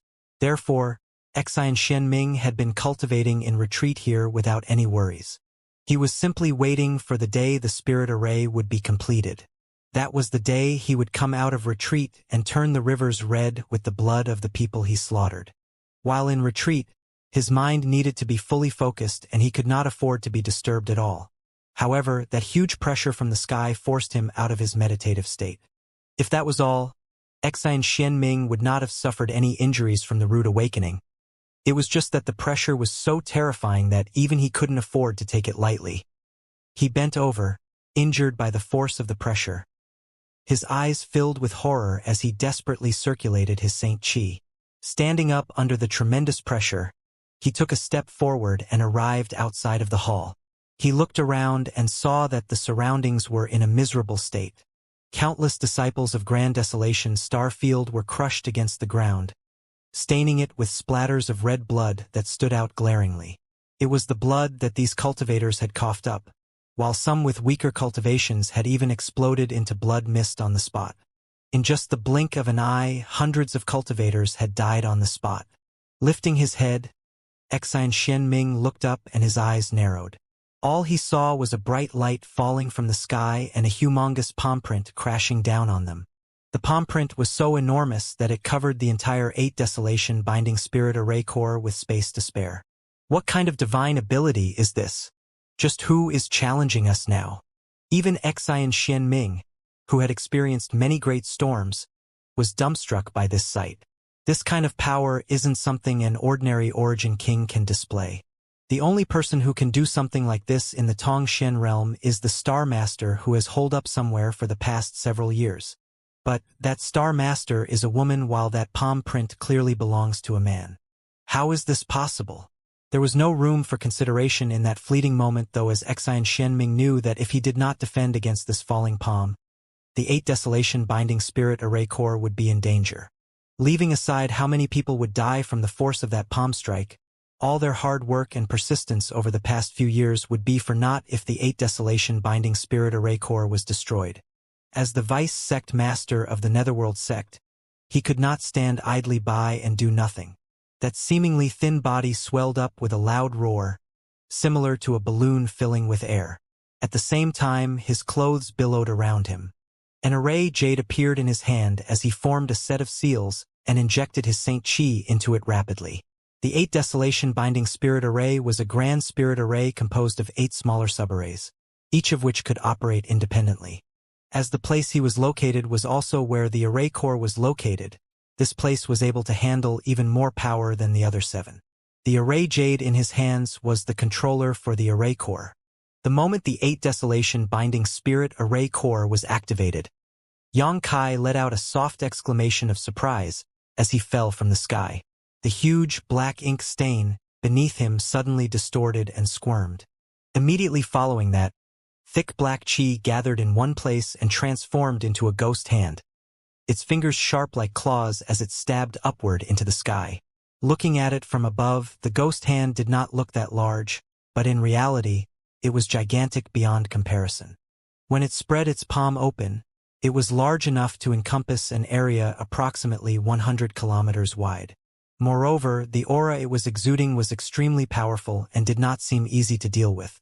Naturally, that was only when considering ordinary third-order Origin Kings. This array was set up by cultivators in the Origin King realm, so its power could not exceed a certain limit despite its potency. Unfortunately, Xianxia happened to be in existence that exceeded all those limits and broke all of such preconceived notions.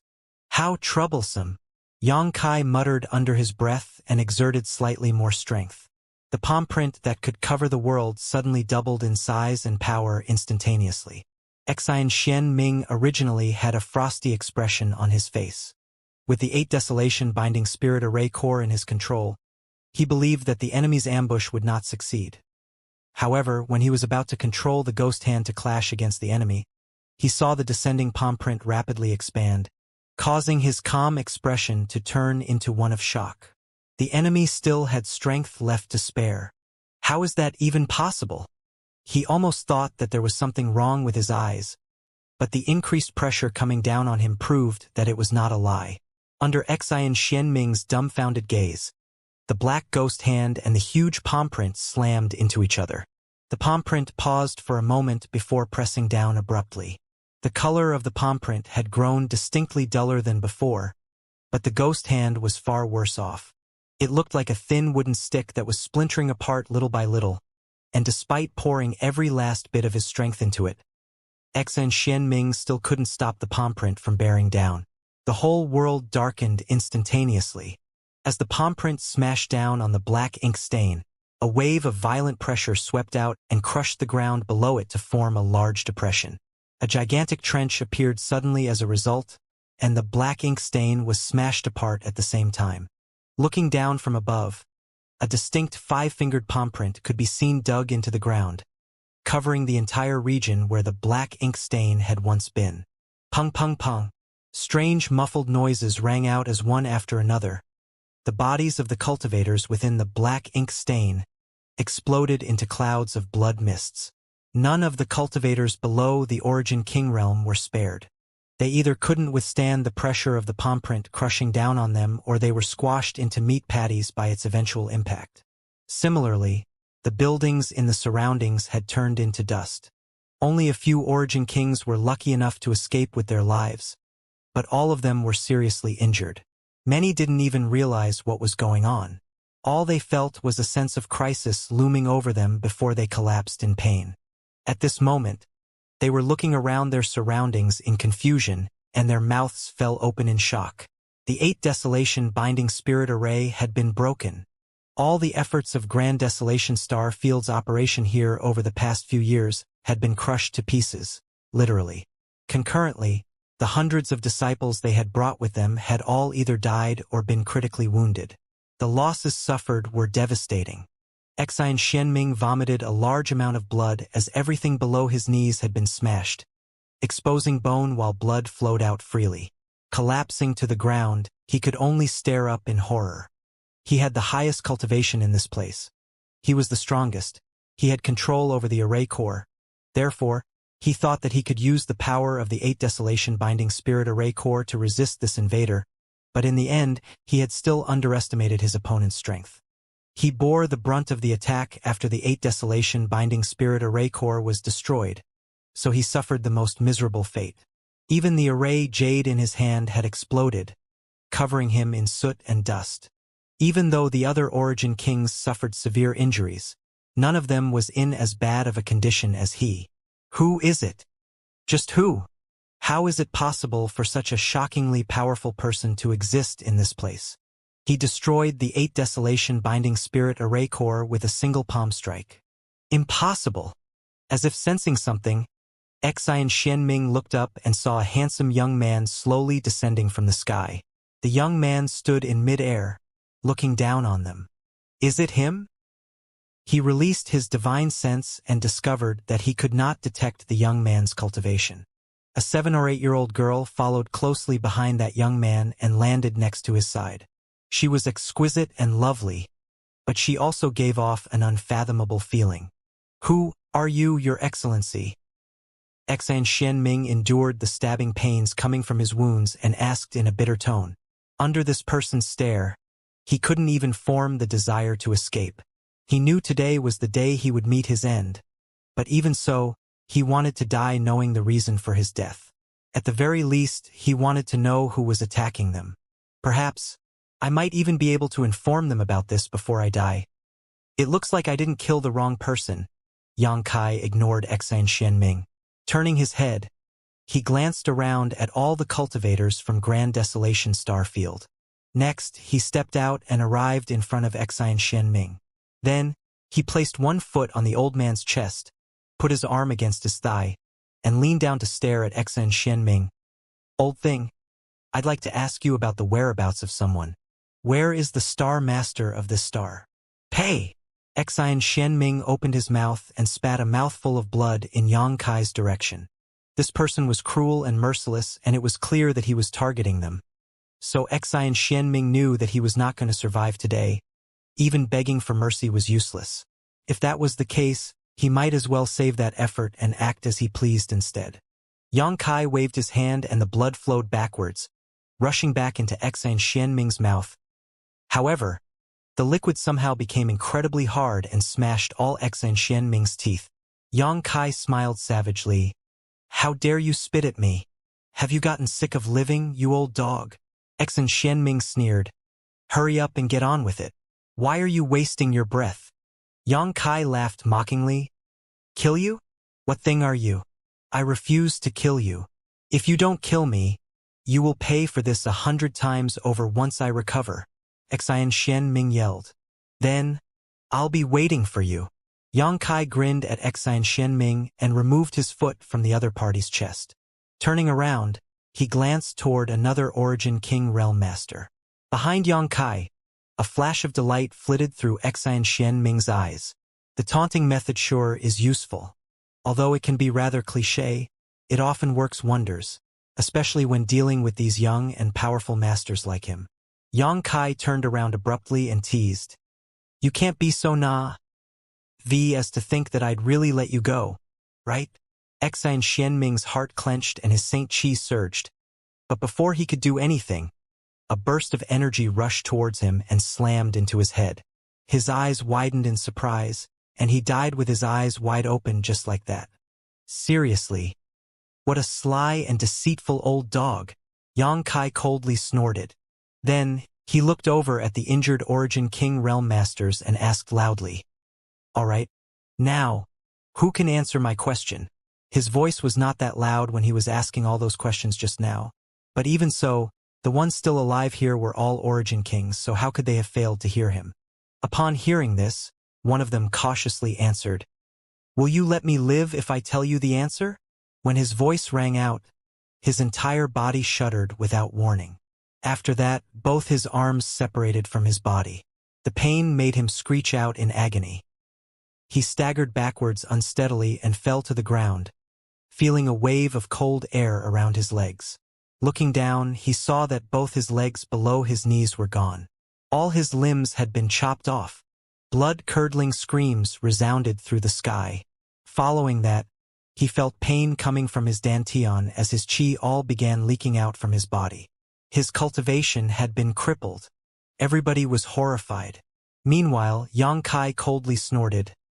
I was just asking. It's up to you whether you answer me or not. Attack! Somebody shouted. Yang Kai's cruel and tyrannical acts clearly indicated that answering him would not allow them to survive. Every here was an Origin King, and none of them were fools. Even if he promised to let them live, none of them would dare to believe him.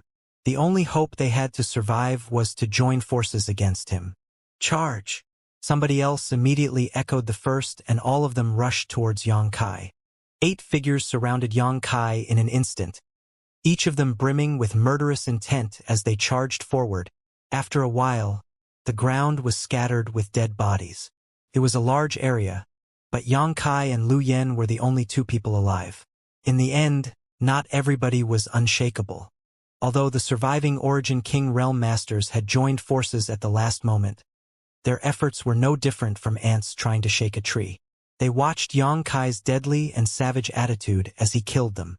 Eventually, one of them broke down from the pressure and told Yang Kai the answer he wanted to know. He didn't manage to escape death, but his death was quick and painless. 9 Heavens Holy Land?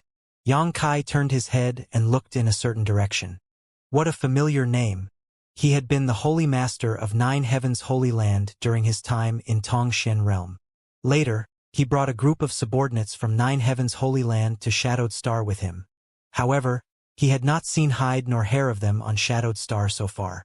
They must have returned to this land with Xianxia. After all, this was their homeland. They couldn't watch their homeland being invaded by foreign enemies and do nothing.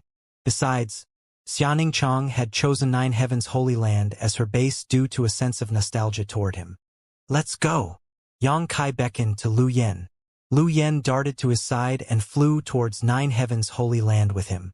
Just after Xian Xianming was killed and the 8 Desolation Binding Spirit Array was broken, one of the old men in the Third Order Origin King realm located at another black ink stain on Tong Xian realm suddenly shuddered. He came out of his mediation and opened his eyes with a fearful expression. He had vaguely sensed something at that moment. It felt as though a crisis was looming just next to them. Frowning, he took out an array jade and used his Saint Chi to appraise it for a bit. All of a sudden, his expression changed. The array jade he held was a controller for part of the 8 Desolation Binding Spirit Array. Due to the special traits of the 8 Desolation Binding Spirit Array, this array jade could communicate with the other 7 spirit jades and they could perceive each other through them. The old man could tell through this array jade that 6 places were safe. However, there was no response from the 8 Desolation Binding Spirit Array core. He seemed to have lost contact with it. For an instant, an incredulous thought popped into his mind and he did not dare to neglect this matter. Thus, he stood up and quickly entered a secret room. That secret room was filled with the writings of various runes and spirit arrays of mysterious purpose. He activated a certain spirit array, and the entire secret room flashed bright and dark intermittently. A short while later, a blurry figure suddenly appeared in front of him. That figure only contained the outline of a person, and there were no facial features visible on him. Rather, its appearance was like a stream of water, changing constantly. That figure spoke as soon as it appeared. "Third Elder, I was just about to contact you." A commotion broke out at the place where Vice Sect Master Xian was at, so I contacted him to ask about the situation. However, I did not receive any response and now, the connections between the array jades have disappeared. "Third Elder, do you know if anything has happened to Vice Sect Master Xian?" When the Third Elder heard those words, the uneasy feeling in his heart grew stronger. If his array jade was the only one that lost its connection with the array core, then it might have been nothing more than a minor technical issue that could be resolved shortly. Unfortunately, it seemed as though this person was facing the same issue. Combined with the fact that this person, who was the closest to the array core, had sensed a commotion, it would seem that this was turning into a huge problem. The Third Elder replied, "I also called you because of the issue with my array jade. I'm not sure about the details. It's just that Vice Sect Master Xian isn't responding. Let's wait and see how the others are doing." While the two of them were speaking, several illusory figures appeared one after another inside this secret room. Even though they were physically far apart from each other, they could still gather together and communicate as if they were face to face. It was all thanks to the help of the spirit array within the secret room, which made things very convenient for them. Including the Third Elder, there were 7 figures inside the secret room. They were none other than the top masters of Grand Desolation Starfield, who were guarding the 7 parts of the 8 Desolation Binding Spirit Array in 7 different locations. After a brief exchange, they discovered a shocking fact. They had completely lost contact with the array core. Moreover, there was no news from Vice Sect Master Xian. Silence fell over the room for a moment. Then, somebody exclaimed in horror, "It can't be that. Impossible!" Somebody else shot it down immediately. "Vice Sect Master Xian is a Third Order Origin King. None of us were his equal, and now he is in control of the 8 Desolation Binding Spirit Array core. Who can stand a chance against him now? It's impossible for anything to happen to Vice Sect Master Xian. Third brother, you are the closest to the array core. Tell us what you saw just now." Everyone cast their gaze at the figure that was the first to appear. "Third brother," you spoke in a low voice. A stream of light fell from the sky, followed by a huge earthquake that shook the land. Then, there was no more contact from the array core. The silence in the secret room became heavier. He continued, "Although I can't believe it, judging by the current situation, I'm afraid that Vice Sect Master Xian might be." While speaking, he shuddered from the chill running down his back. If that was truly the case, then Netherworld sect had truly provoked an incredible enemy. Still, who could be so shockingly powerful? Third Elder, what should we do now? The Third Elder's expression was grim as he pondered in silence for a moment before breathing out slowly. It seemed like he had made a difficult decision. We have to cut off the lizard's tail. Everyone was shocked and somebody immediately said, Third Elder, I don't think that's appropriate. We have been operating in this place for several years and only need to wait for another half a year to achieve success. If we act hastily, then all our previous efforts would have been in vain. That's right. It's not too late for us to decide once we've confirmed the situation with Vice Sect Master Xian. Fools! He scoffed coldly. I know you are unwilling to accept reality, but with the facts placed in front of you, how can you still continue to deny it? Would Vice Sect Master Xian not contact us if he was safe? Why can't we detect the 8 Desolation Binding Spirit Array Core? I'm afraid the situation on the other side is disastrous. Regardless of who attacked us, that person or group is extremely strong. We don't have the means to defend against them. If our opponent is someone who can kill Vice Sect Master Xian despite the support he had from the Array Core, then that person or people are perfectly capable of barging into our locations and taking our lives as well. It takes courage for a strong man to cut off his hand to save his life. Besides, our efforts will not be wasted. Third Elder, what do you mean? The Third Elder sneered. It's time to bait the snake out of the hole. It's also time for that secret chess piece to be of use. As long as we can subdue that Star Master, it won't matter whether we have the 8 Desolation Binding Spirit Array or not. If we can take control of the Star Master's power, I don't see why we can't defeat this new, powerful enemy. When the others heard those words, they fell into deep thought and understood what he was planning to do. Third Brother Yu was the first to agree. I agree with the Third Elder's decision. The main reason was that staying in their respective areas would give them no sense of security anyway, so they might as well take a leap of faith. At least, there was a glimmer of hope with that option. Everybody here was in the Origin King realm, and having lived for hundreds of years, they quickly understood the pros and cons of the decision before them. Hence, nobody raised any other opposition and simply nodded in agreement. Now that it's decided, let's go and prepare ourselves. We'll begin in a quarter hour. I'm sure it will catch them by surprise. Everybody agreed, and the figures dissipated like flowing water. Soon, only the Third Elder was left in the secret room. He stood motionlessly, frowning deeply. The unease in his heart had not gone away. Rather, it had gotten stronger after the decision he made. Gritting his teeth, he pushed aside the irrelevant thoughts in his head before turning to leave the secret room. At this point, he had no better solution. Xianxia's brow was wrinkled throughout the entire journey toward Nine Heavens' holy land. Looking down at the land below him, his expression was very gloomy. Tongxian realm's current situation was highly precarious. The world energy was even weaker than when he was last here. The mountains and rivers had lost the so-called charm they used to have, and the entire star seemed to be suffering from a serious illness. If this situation were to continue, it wouldn't take more than 100 years for the world energy to disappear completely, even if Netherworld Sect and the Grand Desolation Star Field cultivators stopped actively ravaging the star. It would be impossible to raise new cultivators in such a situation. Moreover, the lives of the ordinary people would become more and more difficult with time. Once the world energy was completely exhausted, the star source would collapse, and Tongxian realm would turn into a dead star that could no longer support any living creatures. There were countless dead stars in the star field, and many of them had undergone this very transformation, step by step in this manner. Perhaps tens of thousands or hundreds of thousands of years ago, those stars had been thriving and filled with life.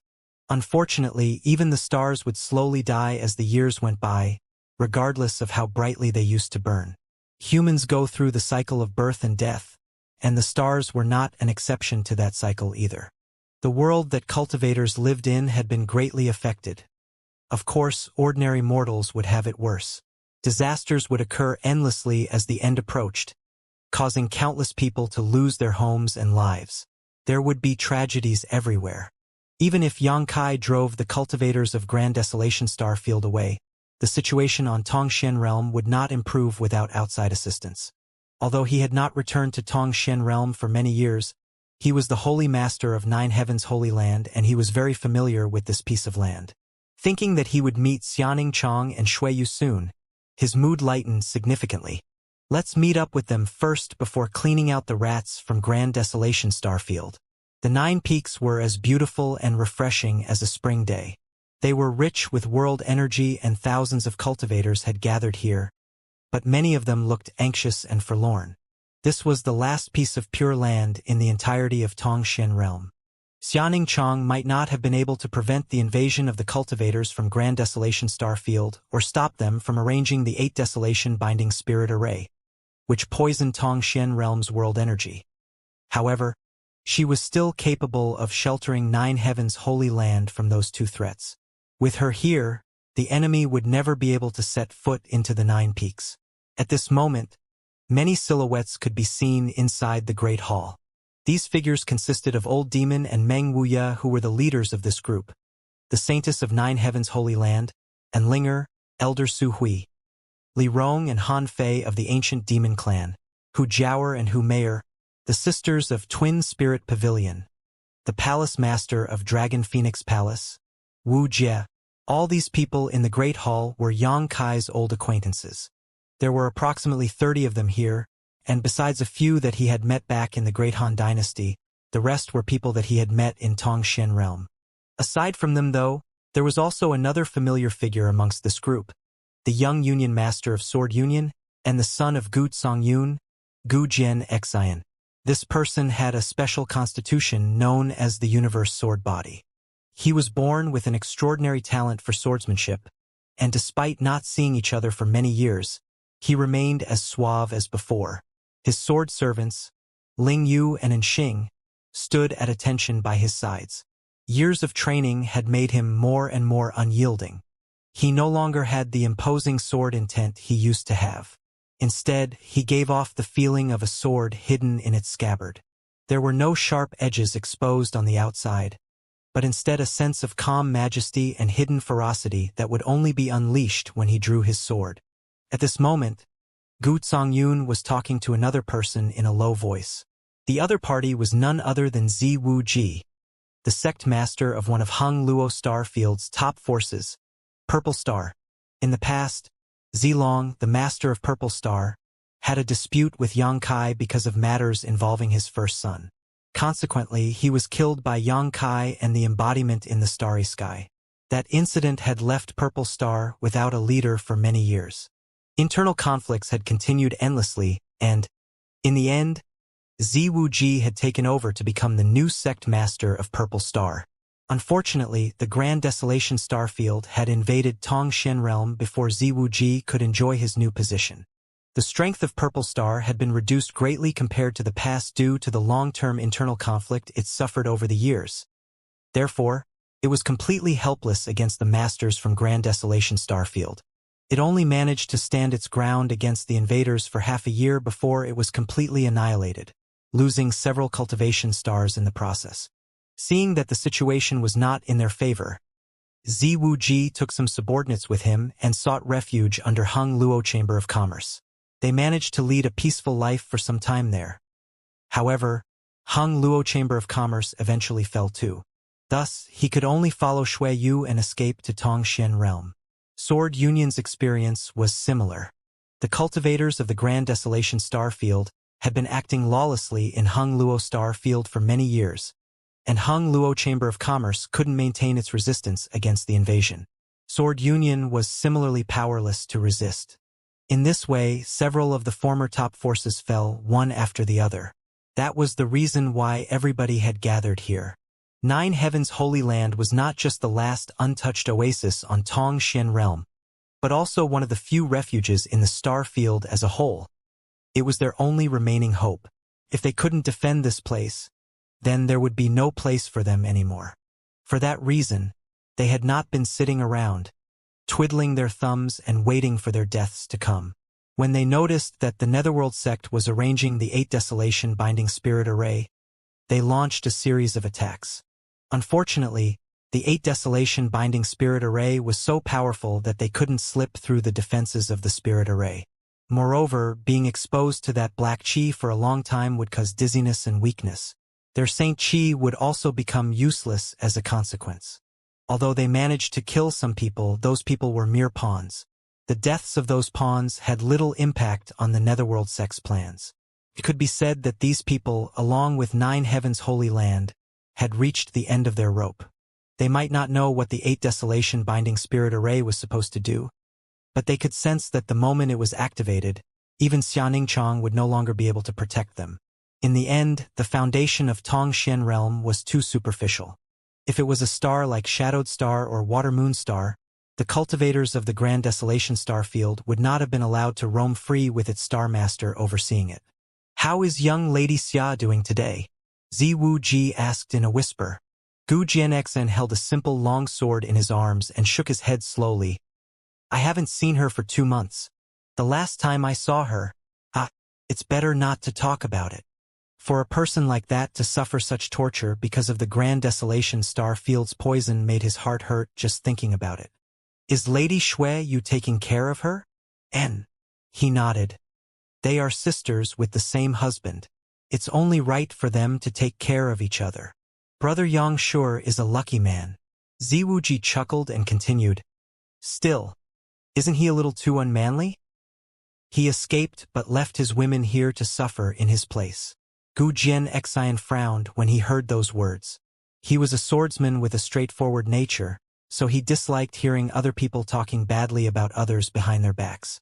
Even so, that was their freedom, so he couldn't rebuke them even if he disliked their behavior. Speaking of which, even he felt that Yang Kai's actions were a little too much. Yang Kai had left this place, leaving several women behind to struggle and fend for themselves in this star field.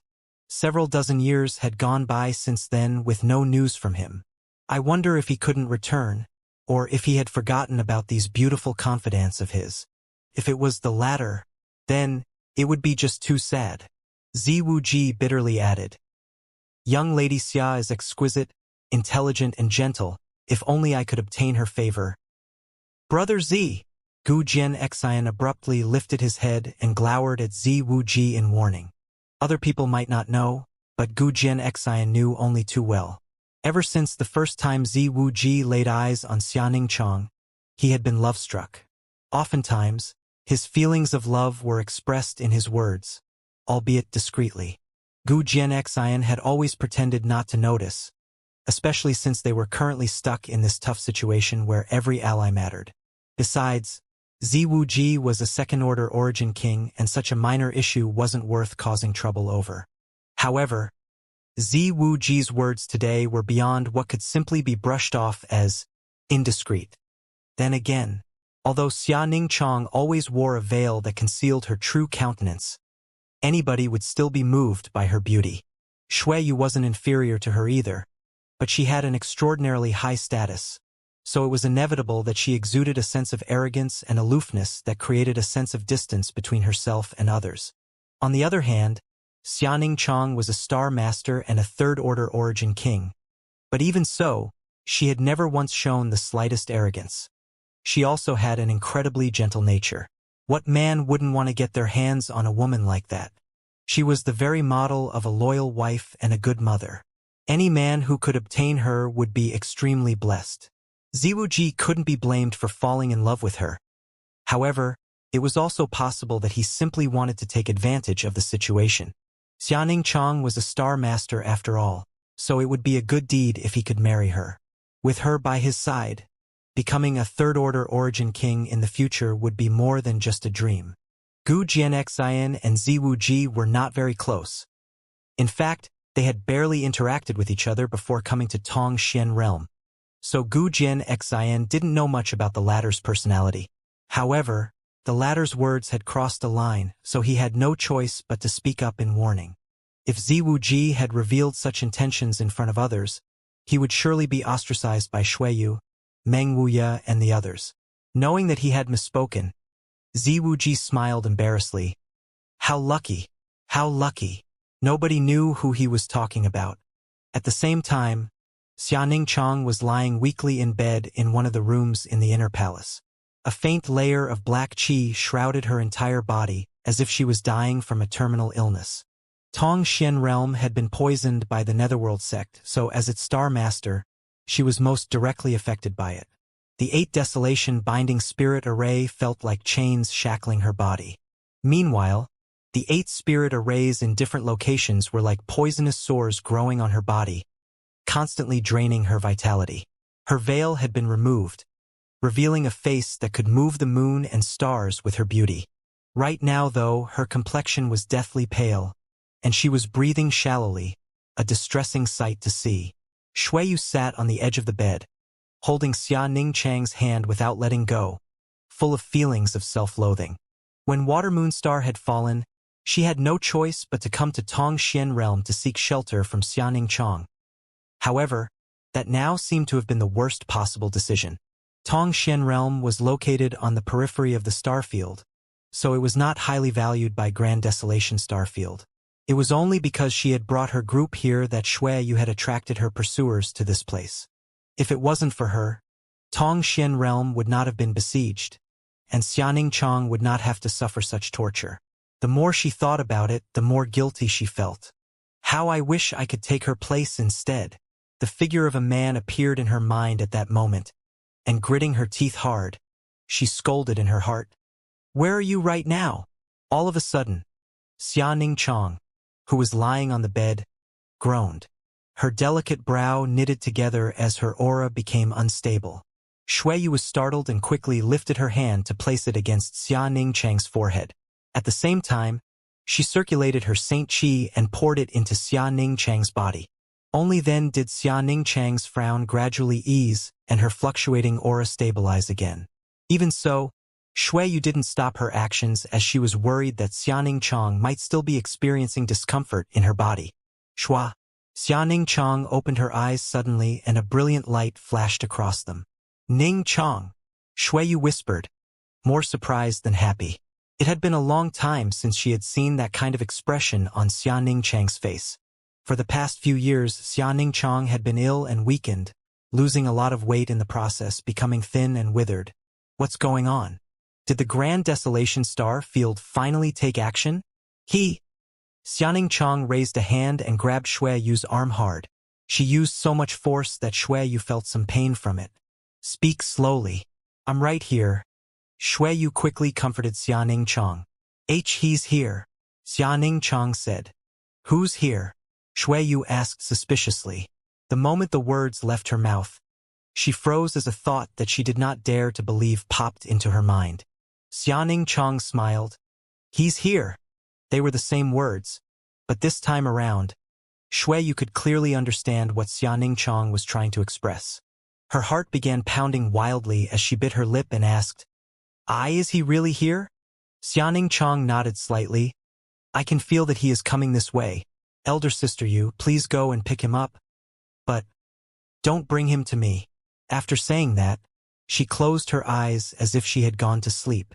However, there was a slight energy fluctuation coming from her body. At the same time, a few tens of thousands of kilometers away, Yang Kai suddenly exclaimed in surprise and stopped moving. The surrounding world energy was reacting strangely as small spots of lights flickered like countless fireflies around him.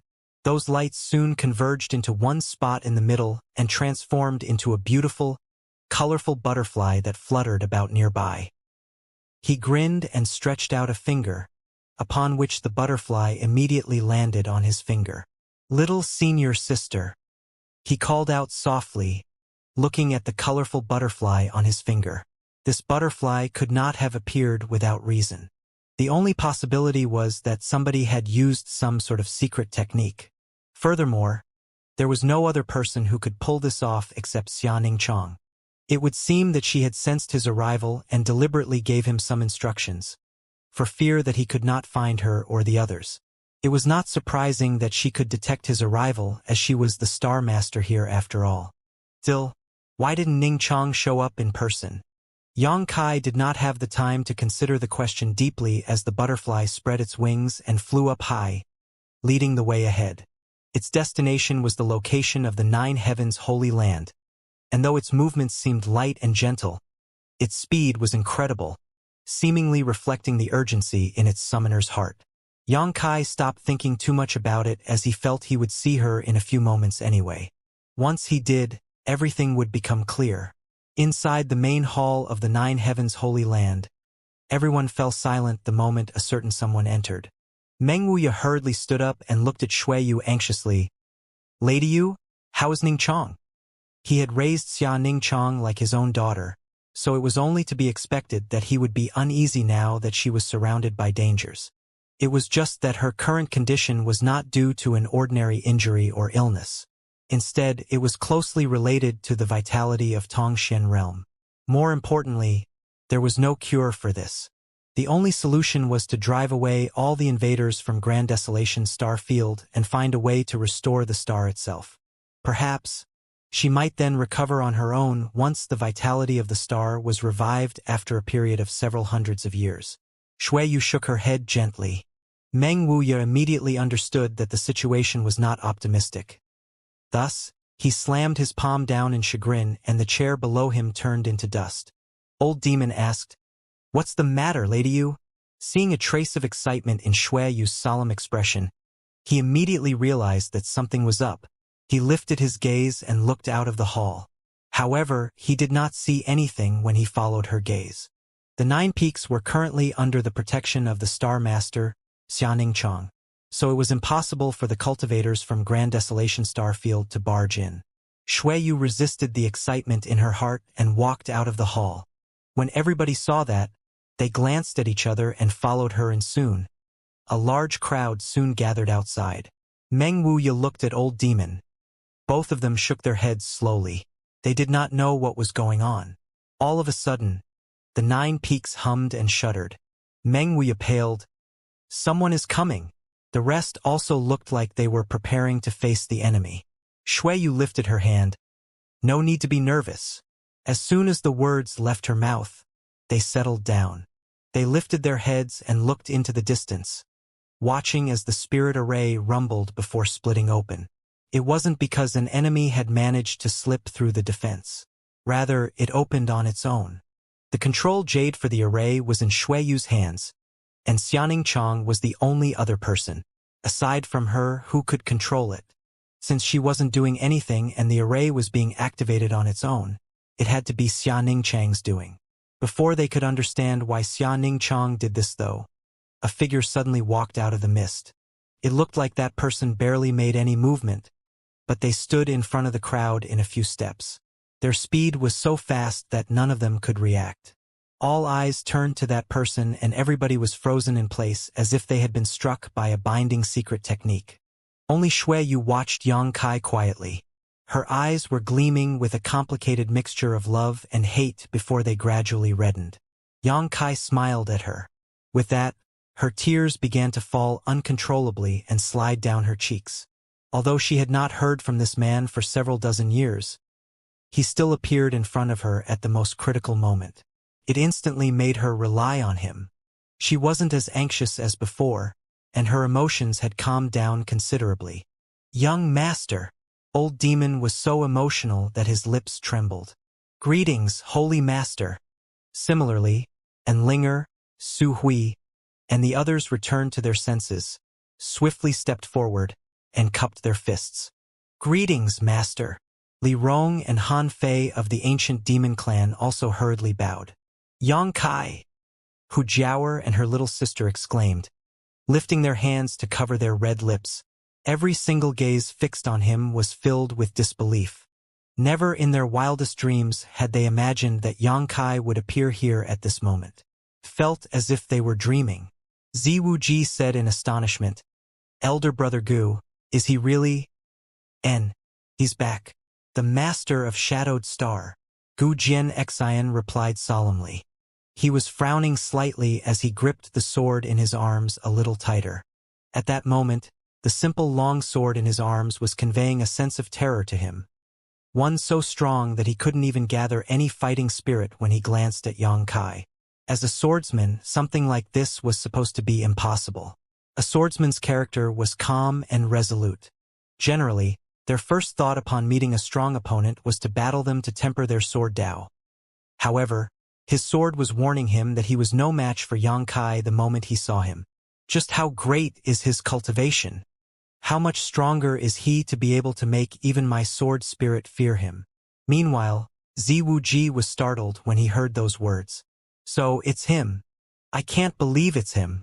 Back then, Xianxia had been rather arrogant on Purple Star's homestar. He even killed several masters while he rampaged. Later, Purple Star confirmed that both Zilong and his son had both died at Xianxia's hands. Therefore, their hatred towards Xianxia was absolutely irreconcilable. Nevertheless, it was not the first time Ziwuji had met Xianxia. However, after so long, it was unbelievable for him to suddenly appear now. The conflict between Xianxia and his sect took place decades ago. And right now, Ziwuji needed Xianxing's protection to survive. So, how could he possibly show any hostility towards her husband?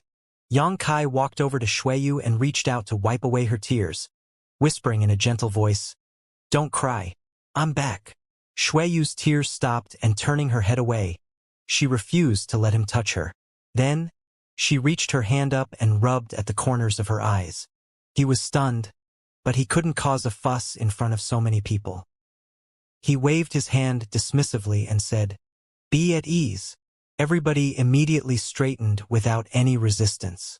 "Where is Ning Chong?" He glanced at Xueyu. Despite leading him here, Xianxia had yet to show herself. That could only mean that something was wrong. Combined with what he had seen prior to this, he couldn't help feeling very uneasy.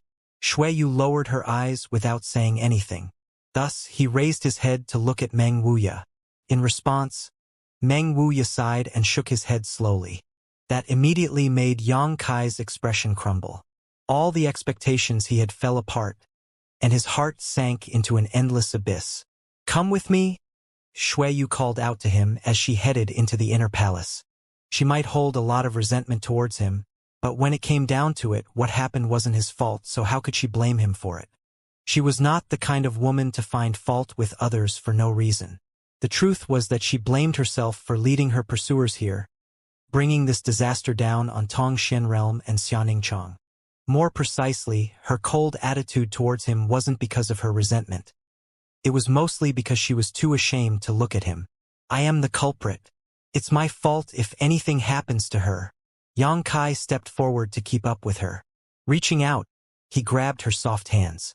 Her small hands were ice cold. It almost felt like they had no temperature at all. Despite struggling lightly against him, she couldn't break free of his hold. After that, she stopped struggling but did not dare to look him in the eye. The two of them vanished out of sight soon after, but following their departure, a heavy silence remained outside the Great Hall. The depression and anxiety they had been suffering from for a long time were not relieved by Xianxia's arrival in any way. Regardless of how high Xianxia's cultivation currently was, even if he could drive the cultivators of Grand Desolation Starfield away, Xianxia would still not be able to recover from her wounds so easily. Just then, another small figure suddenly walked over. Meng Wuya made a soft cry of surprise as he looked in that direction and immediately revealed a shocked expression. He discovered that the small figure belonged to a 7- or 8-year-old girl. She was exquisite and adorable, yet gave one a strange feeling when they looked at her. After considering it for a moment, he realized what was so strange about her. She had no expression. There was neither happiness, anger, sorrow, or fear on this little girl's face. It was like a dried-up well, which was very odd. A colorful butterfly was fluttering in front of the little girl as she walked over from the foot of the mountain, step by step, unhurriedly. She seemed to be chasing after the butterfly while at the same time, it also seemed as though she was walking down a path she did not want to miss. "She probably doesn't want to meet you?" Xueyu stopped outside a certain room in the inner palace, lowering her head as she spoke. Just because Xianxia said that she did not want to meet Xianxia did not mean that she really did not want to meet him. She simply did not dare to let him see her haggard appearance. As a woman, Xueyu could understand her feelings. After all, women always wanted to show their best sides to the man they loved. Xianxia held Xueyu's hand tightly. "Thank you for everything that you've done. Her tears gushed out again uncontrollably. All the longing and grievances that she had suffered over the years disappeared with those words. Shaking her head, she said, "Ning Chong had the hardest time out of all of us. You should talk to her, but don't just force your way in." "Good." He nodded before turning to face the door, lifting his hand and knocking softly. He then called out, "Is anybody in?" There was no response from inside the room. However, he could clearly detect Xia Ningchang's aura inside the room. It was just that her aura was extremely weak. It was like a thin thread that could break at any moment. This discovery broke his heart while at the same time, murderous intent flared up within him. The reason she was in this condition was undoubtedly related to what the cultivators of Grand Desolation Starfield did to Tongxian Realm. All of them had to die. Not a single one could be allowed to escape. "If you're there, can you please open the door?"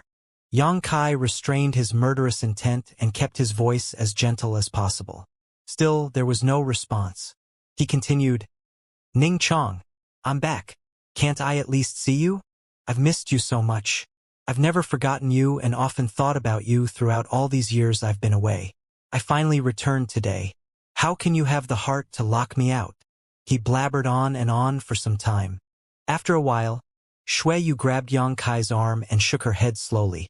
Xia Ningchang generally had a gentle and obedient demeanor towards Yang Kai, but also had a stubbornness in her that was not to be underestimated. Yang Kai sighed and slumped. "Good. Rest well, Ning Chong. I'll go get rid of those pests right now. After I obtain justice for you, I'll come back to see you again." Turning around, he shot a look at Shui Yu and she immediately understood his meaning. Thus, she turned around and followed him outside. They had not taken more than several steps when a loud noise sounded from inside the room. Shui Yu and Yang Kai looked at each other, their complexions turning pale in unison. With a loud bang, they crashed through the door with Yang Kai rushing over to help Xia Ningchang up from where she lay on the bed. When he supported her in his arms, he realized that she felt very different from how she used to be. At this point, she could not be described as having just lost some weight. She was practically skin and bones now. For her height, she was now at least a third lighter than she should be to be considered healthy. The bones underneath her frail body pressed against his hands, feeling like they were stabbing into his heart. Yang Kai was in no mood to pay attention to her physical appearance, though, because at this moment she was coughing up blood from her mouth. The bedding was stained red and her body was enveloped in a faint black smog. The black chi was churning like a living being. But that wasn't all. There were certain spots where the color was extremely dark, as if someone had spilled ink on her. This situation was exactly the same as the scene Yang Kai had observed while observing Tongxian Realm's condition from the starry sky. It was just that those black ink stains had covered the star, while these black ink stains were on Xia Ningchang's body. Upon counting those spots, he saw that they were exactly 7 of them. Grand Desolation Starfield and Netherworld Sect. You court death. Although he did not know why such a change had occurred so suddenly, it was obviously related to something the cultivators from Grand Desolation Starfield had done. He had just destroyed their array core, so for her to suffer such attacks suddenly, it was definitely related to his actions. The black ink stains slowly expanded. They were not increasing quickly, but the expansion affected Xia Ningchang's entire body, and every time they expanded, they devoured some of her vitality and made the black chi surrounding her body grow denser. Obviously, the consequences would be disastrous for her once they expanded until they covered her entire body. Ning Chong. Shui Yu was dumbfounded and frozen in place from shock. She never expected that things would turn out like this. She initially thought that it was caused by Xia Ningchang's excitement over Yang Kai's return. However, that did not seem to be the case. This situation was not that simple. Yang Kai sat sideways on the bed and pulled Xia Ningchang into his arms so that she was lying in his embrace. He then began sending pure energy into her body. He had sealed his cultivation and could only draw out power equivalent to an Origin King Realm Master at their peak. But even so, the essence of his Emperor Qi had not changed by much. Emperor Qi was 2 realms higher compared to Saint Qi. Hence, pouring even a small amount into her body had a miraculous effect on her condition. The speed that the 7 black spots were spreading out over her body distinctly slowed down. They even looked to be slightly suppressed. Additionally, the black qi on her body that had been churning wildly calmed down too. Yang Kai kept this up diligently for a quarter of an hour, working carefully and not daring to let his guard down in the slightest. Even so, he could only suppress those 7 black ink stains to the size of a fist. That was the extent of what he could do. Besides, he knew that these black ink stains on her body were just manifestations of what was actually happening. The damage the cultivators from Grand Desolation Starfield were causing to Tongxian realm was the most fundamental reason for these black ink stains. If his guess was correct, it was the effects of the spirit arrays that were surging within qi. Xia Chang's fate was inextricably intertwined with Tongxian realms. If one suffered, both suffered. Therefore, to solve her current problem, he had to first deal with the crisis that was affecting Tongxian realm. In other words, these black ink stains could not be removed unless the spirit array was completely rooted out. It was not a difficult task to get rid of the spirit arrays, and he only needed to go out for a while to do so. However, he had to stabilize her vitality first. The black qi and black ink stains covering her body were continuously devouring both her and Tongxian realm's vitality. As she already had a weakened constitution, this immediately caused her condition to worsen. Thus, she would be at risk of death if her vitality was not stabilized immediately. Yang Kai lifted his hand and tossed quite a number of jade bottles to Shuiyu. "Take out those pills and feed them to her." Shuiyu took those jade bottles and opened them without any hesitation. Taking out some of the spirit pills within, she pinched Xia Chang's small mouth open and stuffed those pills into Xia Chang's mouth. Then, she placed one hand on Xia Chang's chest and poured some Saint Qi in to help her absorb the medicinal effects. Unfortunately, the results weren't promising. These spirit pills were only Dao source grade, which could only bring about a limited result. Although Yang Kai had many Emperor-grade spirit pills on him, he couldn't give Xia Chang any due to her current cultivation. The effects of one such pill would be enough to cause her body to explode from the potency. All of a sudden, Yang Kai slapped his palm to his forehead and cursed at himself for being a fool.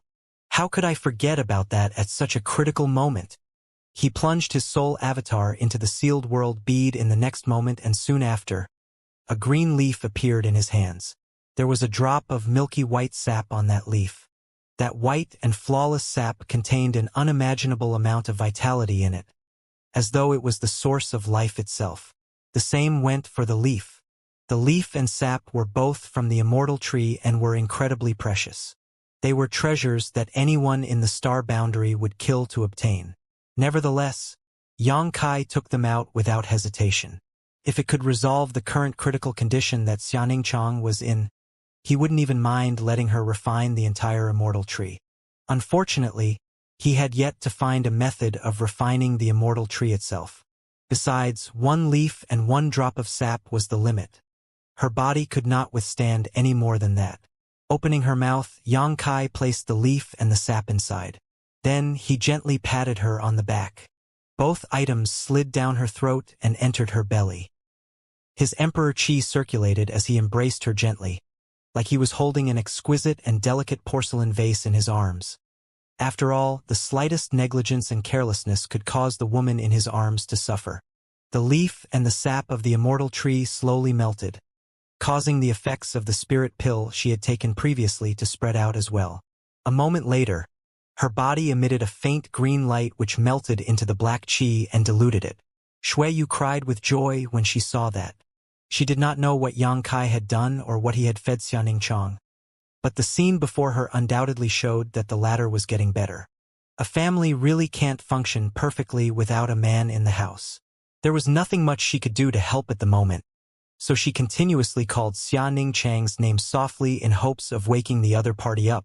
The green light gradually became denser and Xia Chang's dried-up vitality slowly recovered.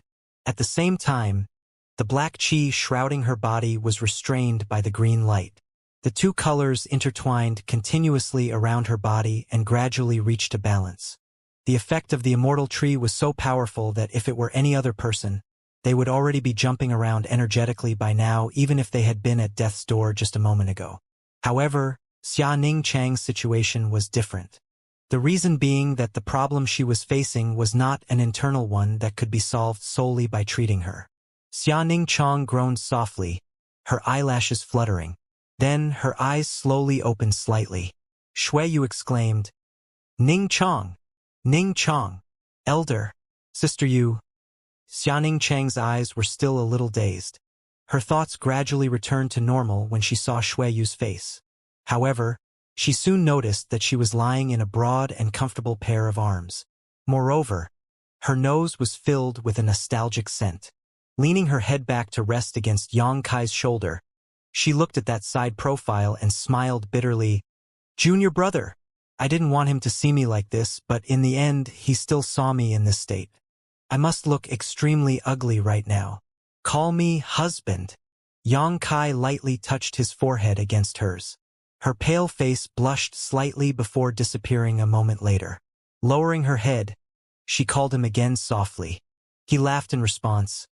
"It's bad enough that Su Yan calls me junior brother, but I can't have everybody calling me that, right? I am the head of the family. How can I hold my head up high in the future?" He turned to look at Shuiyu. "What about you?" Shuiyu shyly replied, "Save Ning Chong first." Xianxia added, "I'm feeling much better now." During that short conversation just now, her complexion had truly gotten much better. Even her voice sounded stronger and she no longer felt as lethargic as before. The green light wrapping around her body gave her a warm and comfortable feeling. So much so that she wanted to lie in her man's arms until they grew old together. Shuiyu said frustratedly, "Ning Chong, how can you do this to me?" Xianxia smiled. Then, Shuiyu snapped, "Husband." She glared at Yang Kai with an expression that seemed to say, "Are you happy now?" All of a sudden, a person came into the room. It was Meng Wuya, who looked very anxious. He and the others had been waiting outside the Great Hall just now, so they were unaware of what had happened here. At this moment, he saw Xianxia lying shyly in Yang Kai's arms, smiling again. For some reason, that made him calm down as the heavy weight that had been pressing down on his heart for a long time lifted. Yang Kai and Shuiyu exchanged a glance with each other and immediately came to an understanding. Putting Xianxia down again, Yang Kai said, "Rest well. I'm going to kill some people and avenge you." When he turned around, he felt something pulling on his clothes. Xianxia, who was lying on the bed, was looking at him with a horrified look. That gaze was extremely distressing to see. She was scared. She was petrified that he might leave and never return, just like last time. She was afraid she might not hear from him for several dozen years again. More than that, she was terrified that what happened just now was nothing more than a dream. If that was the case, she would rather not get revenge. She would rather he stayed by her side forever. She never wanted to let him leave again. Knowing how she felt, Yang Kai patted her hand gently and comforted, "Don't worry, I'll be back soon. Here, why don't you count to 100? I'll reappear in front of you by the time you reach 100. "What if you don't come back?" she asked. "I will definitely come back." Upon hearing those words, she nodded gently, let go of her hand, and closed her eyes. Yang Kai signaled Shuiyu and Meng Wuya with his eyes, and they walked out of the room together. Lu Yen was happily standing outside the door. She looked up at him when he came out. He patted her head. "Stay here and take good care of her." She nodded obediently. Meng Wuya frowned slightly, wondering why Yang Kai asked a little girl to guard this place. Furthermore, he could not understand the relationship between those two. Could she be Yang Kai's daughter? He had to admit that Lu Yan's appearance could easily cause such misunderstanding. Even if she is Yang Kai's daughter, she doesn't seem to have cultivated before. What can she do even if she stays here? A short while later, they walked into the outer palace. Meng Wuya anxiously spoke up. "Those rats seem to be fleeing from Tong Xian realm. Young boy, what should we do?" It was precisely because he had sensed the signs of grand desolation Star Field's cultivators fleeing that he hurriedly approached Yang Kai to discuss countermeasures. During that conversation, they arrived outside the palace. A group of people were standing there and looking at something in the sky. Following their gazes, Yang Kai saw streams of light flying out in all directions and fleeing into the starry sky. Many of those lights were huge starships. Just as Meng Wuya had reported, the cultivators of Grand Desolation Starfield were retreating from Tong Xian realm. The corners of Yang Kai's mouth lifted into a smirk. Trying to escape? Where can you run to? I planned to deal with you after meeting with Xianning and Shuiyu, but I did not expect you to flee so quickly like frightened rats. Still, did you really think you'd be able to escape death that easily? You still need to pay for all the suffering little senior sister went through several hundred times over. Everyone looked at Yang Kai, waiting for his orders, as even though he had just returned, the moment he stood there, he became their backbone. He reached out, pointed toward the sky, and ordered in a low voice, "Engage them. There's no need to fight. Just don't let them escape easily." Everybody acknowledged those words as soon as they heard them. "Wait!" somebody shouted all of a sudden. Everybody turned to look in the direction of the voice. The speaker was none other than the current sect master of Purple Star, Ziwuji. Yang Kai glanced at him but did not recognize him, so he frowned in response. "Greetings, Brother Yang. I am—" He interrupted Ziwuji. "If you have anything to say, hurry up and spit it out." A flash of displeasure flitted through Ziwuji's eyes. He knew that Yang Kai was powerful. Yang Kai had already been in the Second Order Origin King several dozen years ago, and at that time, he had supposedly journeyed to a mysterious place. His cultivation was probably much higher than it had been back then. Even so, Ziwuji was the sect master of Purple Star. He might be under the shelter of somebody else at the moment, but his strength wasn't to be scoffed at. With such a powerful enemy in front of them, every little bit of strength was precious. For that reason, everybody, including Shuiyu, Xianning or Meng Wuya, had been rather polite to him for the past few years. It was inevitable that Yang Kai's forceful attitude rubbed him the wrong way. Putting such thoughts aside, though, he warned, "The cultivators from Grand Desolation Star Field greatly outnumber us. As far as I know, there are several Third-Order Origin Kings among them as well. Now, they even have several dozen starships escorting them. If we charge at them recklessly with our numbers, it wouldn't be any different from walking into a lion's den. Besides, they are fleeing. Why bother provoking them at this time?" The concept of not pursuing a hard-pressed enemy fits this situation perfectly. "I hope you can think this over, Brother Yang. Are you done?" Yang Kai looked at Ziwuji. Ziwuji nodded in response. Then Yang Kai stopped paying attention to Ziwuji. Raising his finger to the sky, he shouted, "Engage them! You—" Ziwuji was stunned.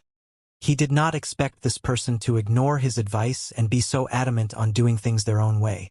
To some extent, there was nothing wrong with his concerns.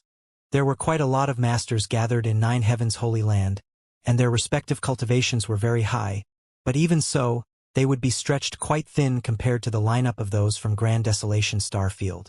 If they really chased after the enemy without care, they might not only fail to kill them, but also risk losing their lives as a result. Hence, the best way to deal with this situation was to stay put and let the cultivators from Grand Desolation Starfield leave. That way, they would have some breathing space to catch their breath. After all, 10 years was not too long for a gentleman to have his revenge. There would always be an opportunity in the future as long as one survived. He had tried so hard to persuade Yang Kai only to realize that he was simply casting pearls before a swine.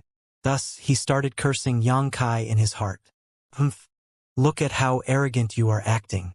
Let's see just who is willing to accompany you in your crazy endeavors." However, he quickly froze in shock. That was because Li Rong and Han Fei solemnly acknowledged Yang Kai's order the moment it was issued. They turned into two streams of black light and shot straight into the sky with all the rest of the ancient demon clan following behind them. Meng Wuya and Old Demon followed closely behind. Similarly, Hu Jiaoer and Hu Meier transformed into two rays of light, one purple and one green, and spiraled into the sky. Everyone took off one after another, without any hesitation or doubt. In the blink of an eye, only the people of Purple Star and Sword Union were left standing in front of the Great Hall. "Are they all crazy?" Ziwuji looked lost. Meanwhile, Yang Kai bent his knees and leapt up, shattering space and leaping across the void, disappearing in an instant.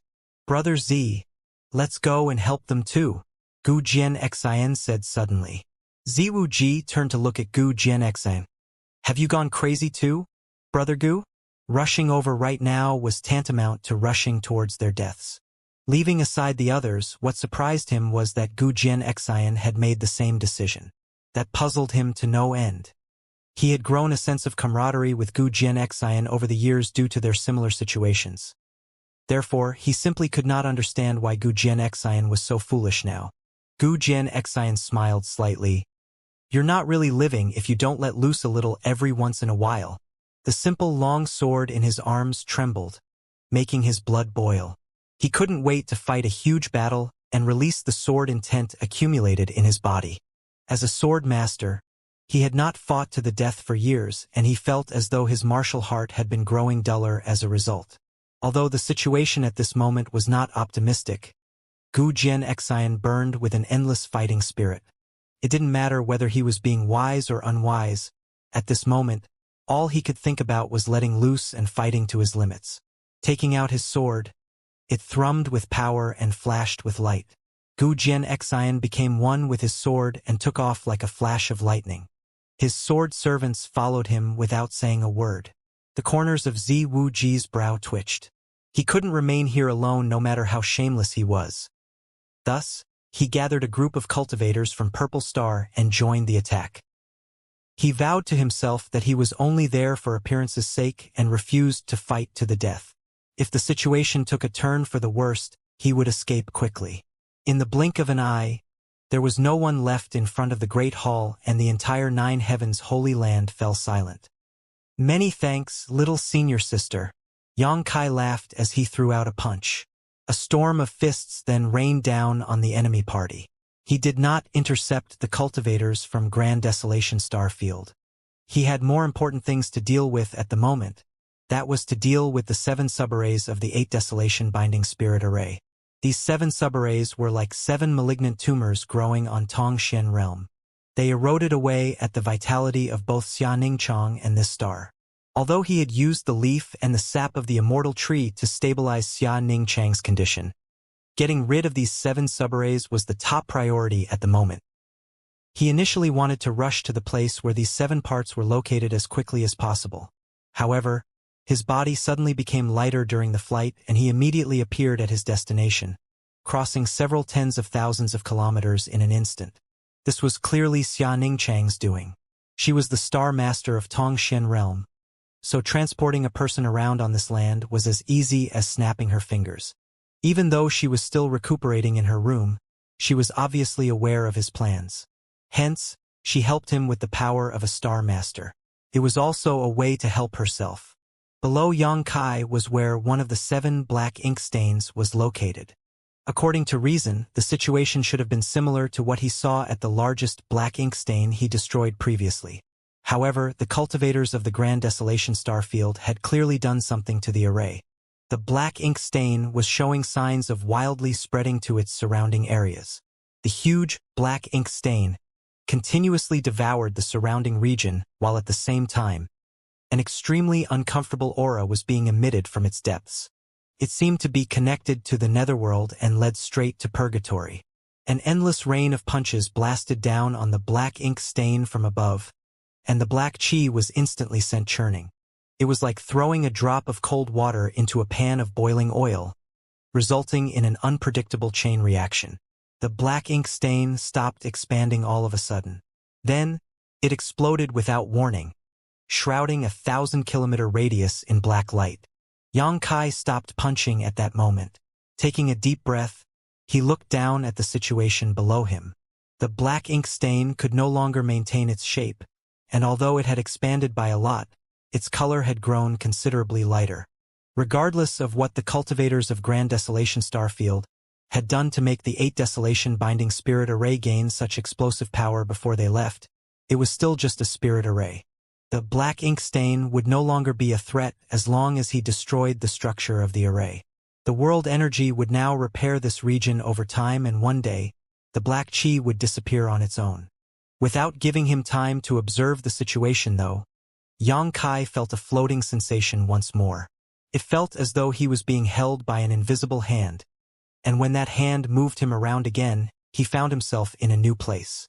Below him was another black ink stain that was spreading violently, so he gave it the same treatment as the one from before. Another one down. Little senior sister, don't tire yourself out. Okay? Don't force yourself if you feel uncomfortable. My cultivation is very high, so traveling this kind of short distance is no trouble for me. By the way, I forgot to tell you, but Su Yan is fine now. I've brought her back with me. She is probably with Luor right now. When this matter is resolved, let's return to Shadowed Star together. We can have a good talk once our whole family is reunited once again. Yang Kai attacked again and again. At the same time, he kept up what looked like a monologue to outsiders. Although he did not receive any responses, he knew that Xianing Chong was paying close attention to him as she was actively assisting him. The help she gave him undoubtedly saved him a lot of time traveling, as while Tongxian realm wasn't exactly large, it would still take some time for Yang Kai to deal with the 7 black ink stains in his current condition. Therefore, things went far smoother with the Star Master aiding him. It was just that this undoubtedly put quite a heavy burden on her body. Her condition had just stabilized, so it was best if she did not use so much strength. The entire process took approximately a quarter of an hour. In that time, the 7 black ink stains had been eradicated and the 7 subarrays had been destroyed. Yang Kai smiled. All right, little senior sister, you should get some rest. Leave the rest to me. A gentle breeze blew against his face at that moment, and it felt as if something had left his side. Raising his head, Yang Kai looked up into the sky and his gaze instantly became as sharp as a sword. The tenderness his eyes previously held was gone without a trace. Blood was being spilled above the clouds high up in the sky. Corpses fell to the ground as figures tangled together in battle. Their violent power flowed and spread out wantonly. The power gathered in 9 Heavens Holy Land was not weak, but it was not as good as the lineup of those from Grand Desolation Starfield. One after another, they began to fall into a disadvantage as there were 4 third-order origin kings from Grand Desolation Starfield present. If Xian Shenming, who was killed by Yang Kai previously, was added to the count, they had a total of 5. Most of them might only have been promoted recently, but a third-order origin king was still a third-order origin king, not an easy opponent to face under any circumstances. Shui Yu was battling alone at the moment against none other than the third elder of Netherworld sect.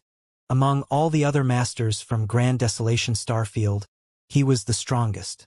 Both of them were third-order origin kings. Shui Yu was full of vigor while the third elder was still kicking despite his age. Thus, they were equally matched.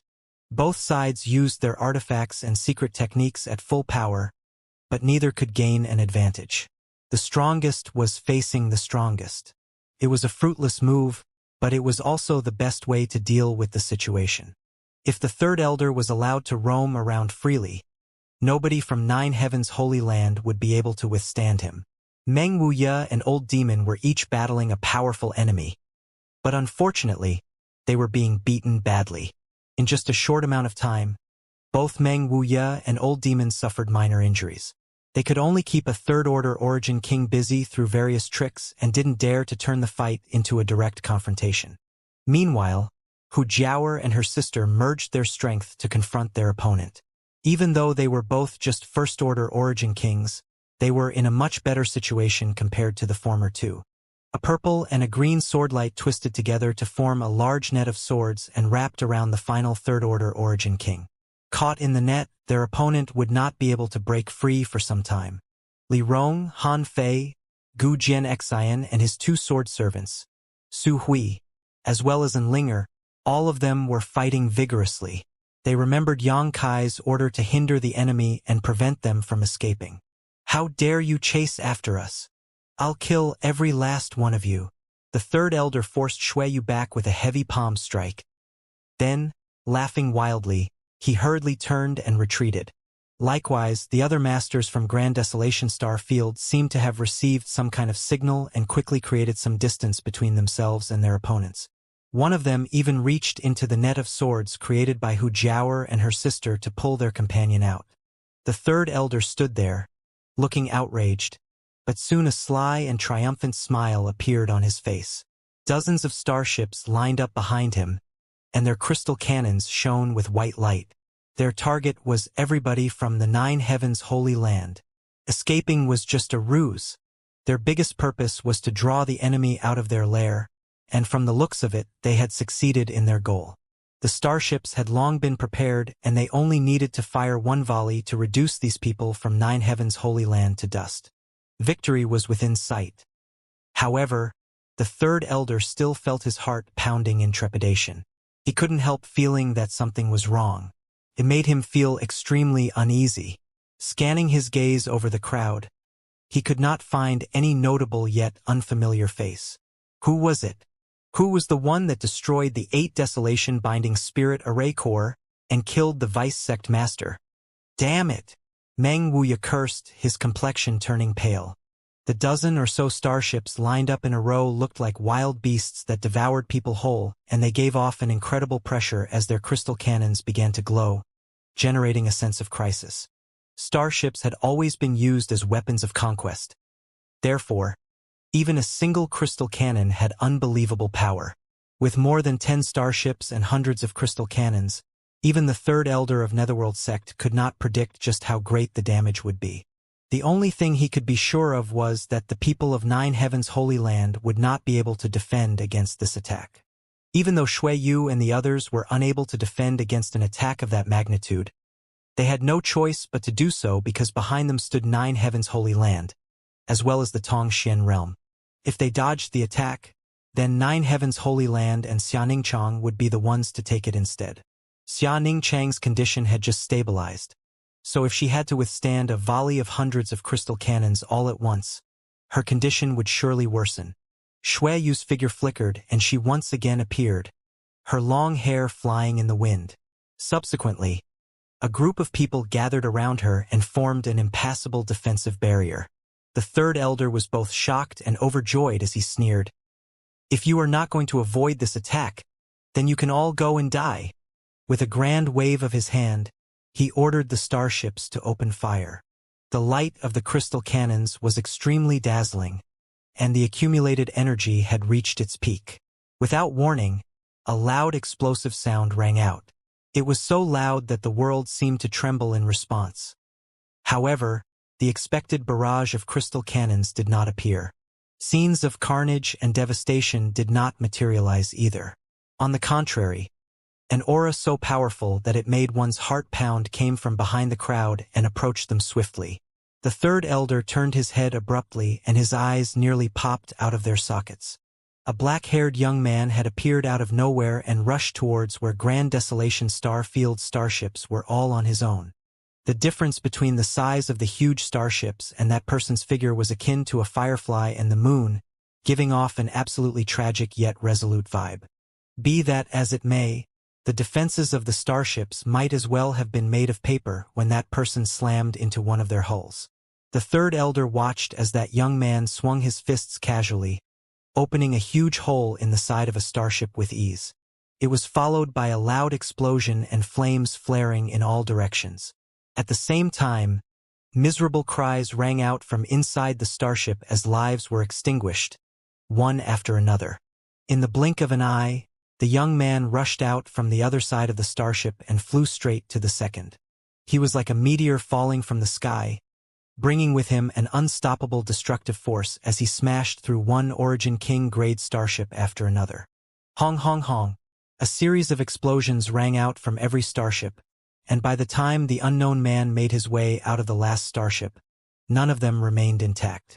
The crystal cannons that had been shining with a dazzling light now became extremely unstable. Hong long. A starship suddenly exploded and was engulfed in flames. The huge hull of the ship split apart with a creaking sound and slowly fell downward. Another starship quickly followed suit, then a third, a fourth. In just a few breaths, the dozen or so starships had all been completely decimated. All the cultivators from Grand Desolation Starfield felt as though their souls had left their bodies. Chills ran down from the tops of their heads to the soles of their feet, freezing them in terror as all of them stared at this young man with eyes full of shock and horror. Who the hell is that? How was he able to destroy more than 10 starships so easily? Is he still human? The third elder suddenly had an epiphany and shouted, "It's you!" He had wondered who destroyed the 8 Desolation Binding Spirit Array Core and killed Vice Sect Master Xian Shenming. It was only at this moment when he saw this earth-shattering sight that he understood. It's him. It's definitely him. To be able to perform such feats, there can be no other person. He must be the one who destroyed the 8 Desolation Binding Spirit Array Core and killed the Vice Sect Master. But who is he? How is he so strong? Shuiyu breathed out softly. She had steeled herself just now. Even if she had to give up her life in this place, she would not let a single one of those crystal cannons touch Tong Shen realm. But to her surprise, Yang Kai had arrived in the nick of time. His arrival instantly created a sense of relief and reliance in her heart, and the churning emotional storm in her was finally able to calm. A proud expression next appeared on her face as she inwardly declared, "This is the man I chose." Gu Jianxan looked shocked as a bitter smile hung at the corner of his lips.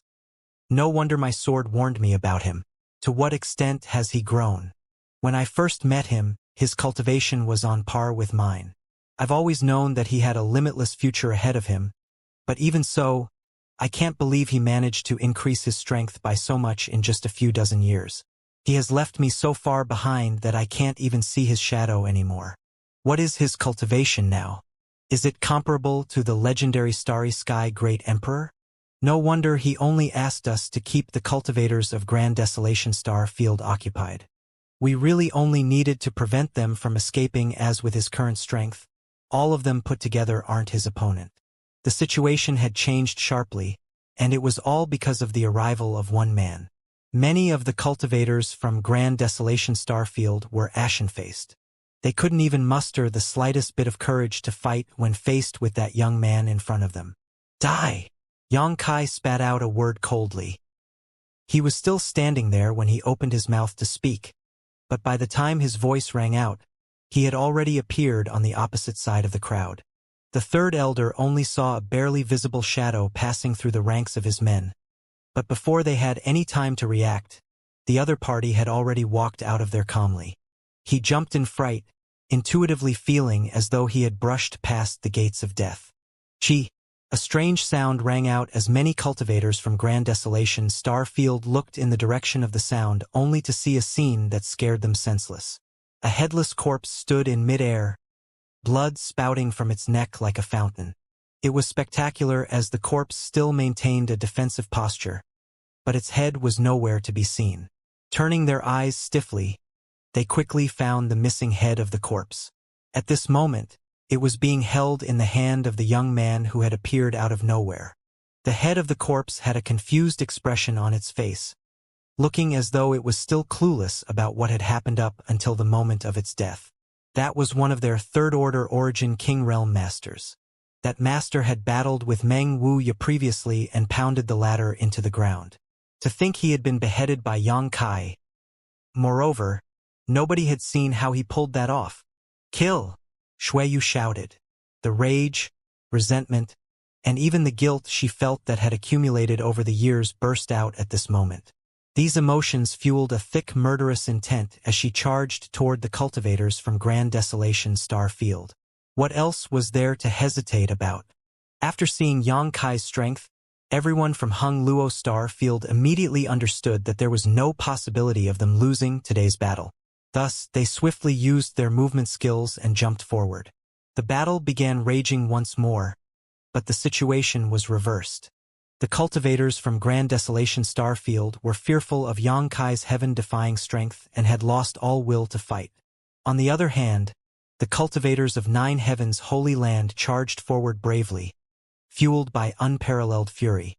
The result of the battle was decided from the beginning. Yang Kai was not idle either. The torture Xia Ningchang went through had left him feeling as though he had a fishbone stuck in his throat. He needed to get that feeling of vexation out of his system.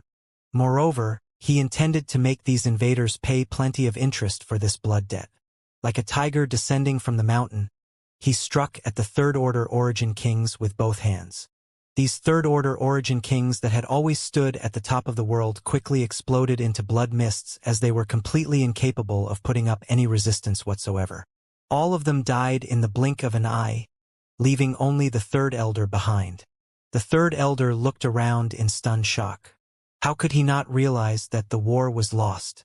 This young man was so strong that he had never seen another of this caliber in his life.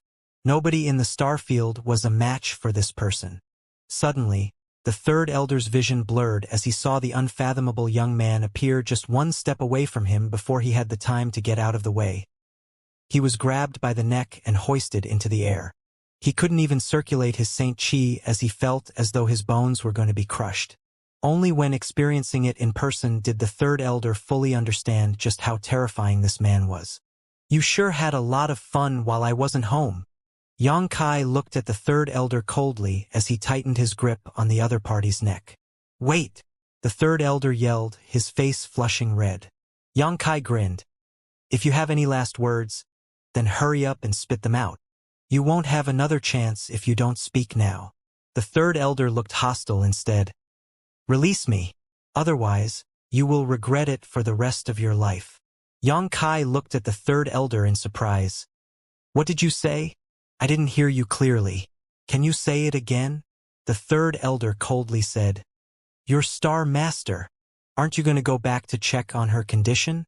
If nothing unexpected happens, she should be dead by now." Activating the 7 parts of the 8 Desolation Binding Spirit Array to lure their enemy out of their lair was only one part of the third elder's plan. He had prepared something else too, and the target was Xianxia. Once the master of 9 Heavens' Holy Land was gone, all the defenses in this place would collapse. There was no way his plan could fail as it was his biggest trump card. Unfortunately, all the other Third Order Origin King Realm Masters, aside from himself, had died before he could reveal this final move. The third elder hated Xianxia for being so decisive and ruthless. He only wanted to lure his enemies out, but how could he have known that he would bait such a dangerous existence instead? "Really?" Xianxia tilted his head to the side. "You can go and confirm it yourself. The Netherworld sect is finished, so I won't ask for anything else. I just want you to let me live, and I will let your Star Master go free." "Idiot!" Xianxia suddenly exerted more strength, and the third elder's head immediately separated from his shoulders. Blood splashed everywhere, as that flying head filled with an incredulous expression. It seemed as though he did not understand why Xianxia had killed him. "I told him the truth. Doesn't he need to confirm it?" His thoughts were cut off partway through, and he plunged into eternal darkness. Xianxia stood in mid-air, his gaze sweeping across the crowd, sneering as he muttered, "As I thought, a thief in the family is the hardest to ward against." All of a sudden, he recalled what Long Tianxiang had said to him before losing his last bit of sentience. Those words might have been about the situation today. From the looks of it, Long Tianxiang had learned some secrets before and after being refined into a corpse. Glancing at 9 Heavens' Holy Land below him, Xianxia raised an eyebrow but eventually shook his head. "Forget it. I'll go back later." He was not worried about Xianxiang's safety at all. The third elder may have had a hidden trump card, but Lu Yen was guarding Xianxia right now. With Lu Yen there, nobody could harm a single hair on Xianxiang's head. Thus, Xianxia entered the fray again.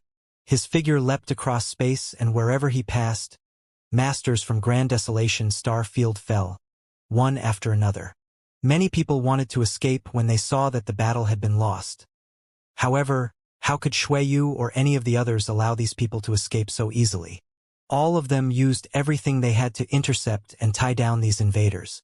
The number of masters from Grand Desolation Star Field dwindled as the battle went on, and under these circumstances, it soon turned into a massacre.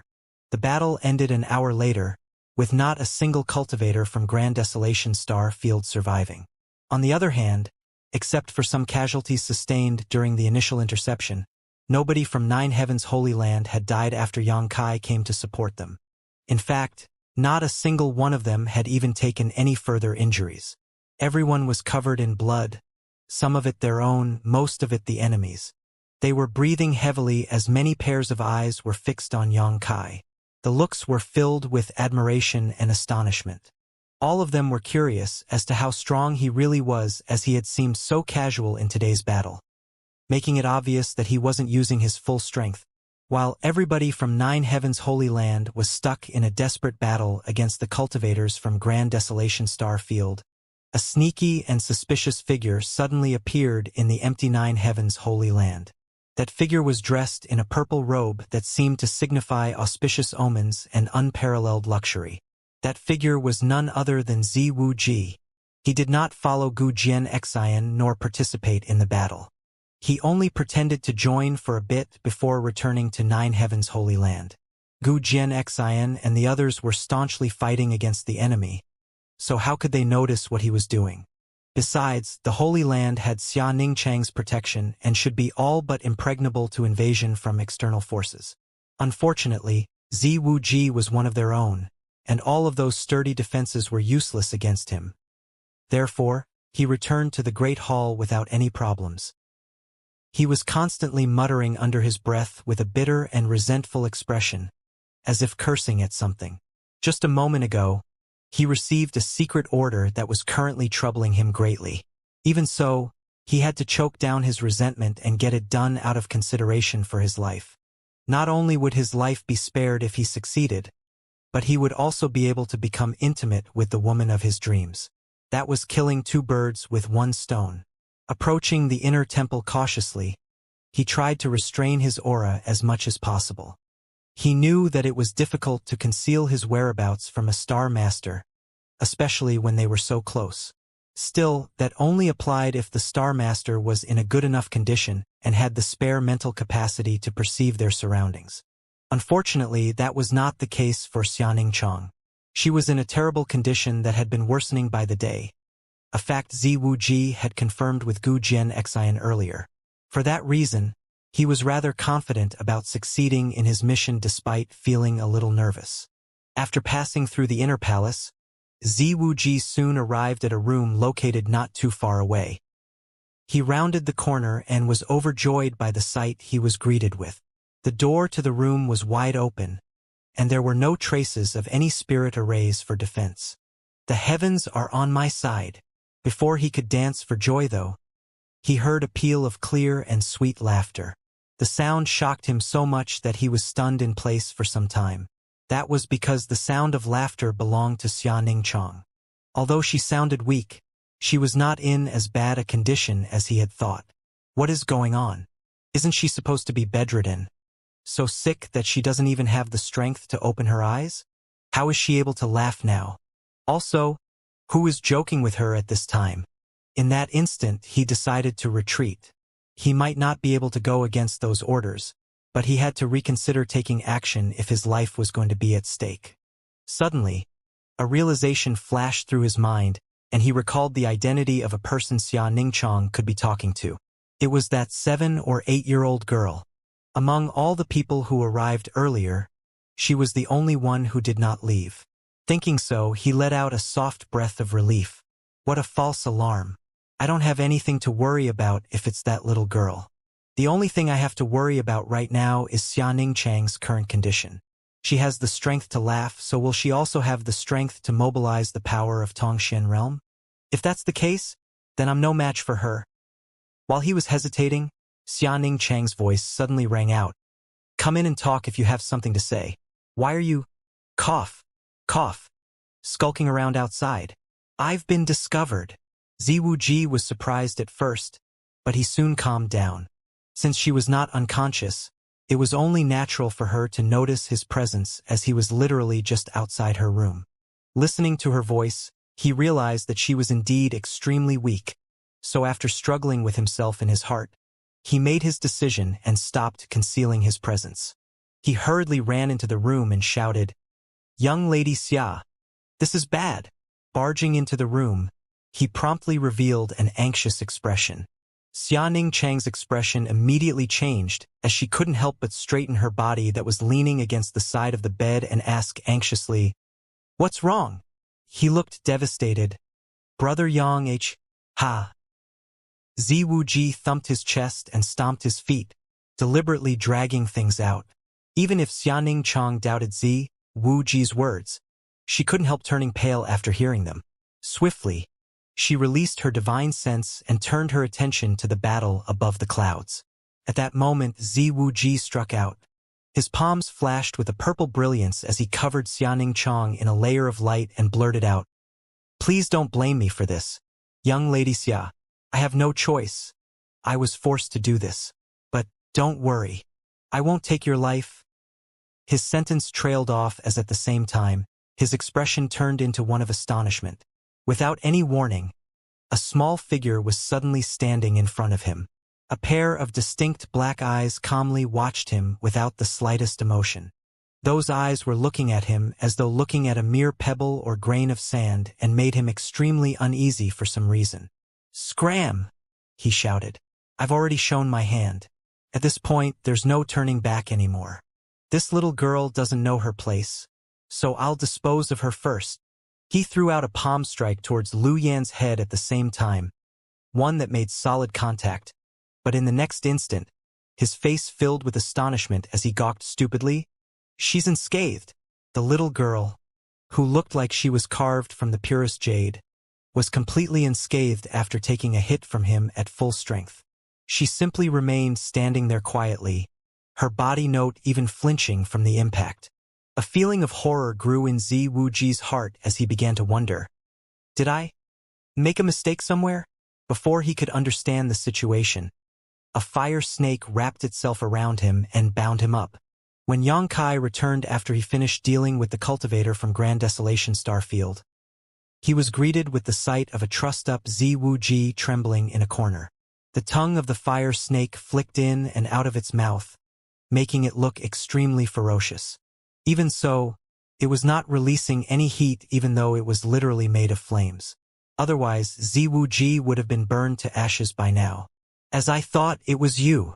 Yongkai glanced at Ziwuji as if he had expected this outcome.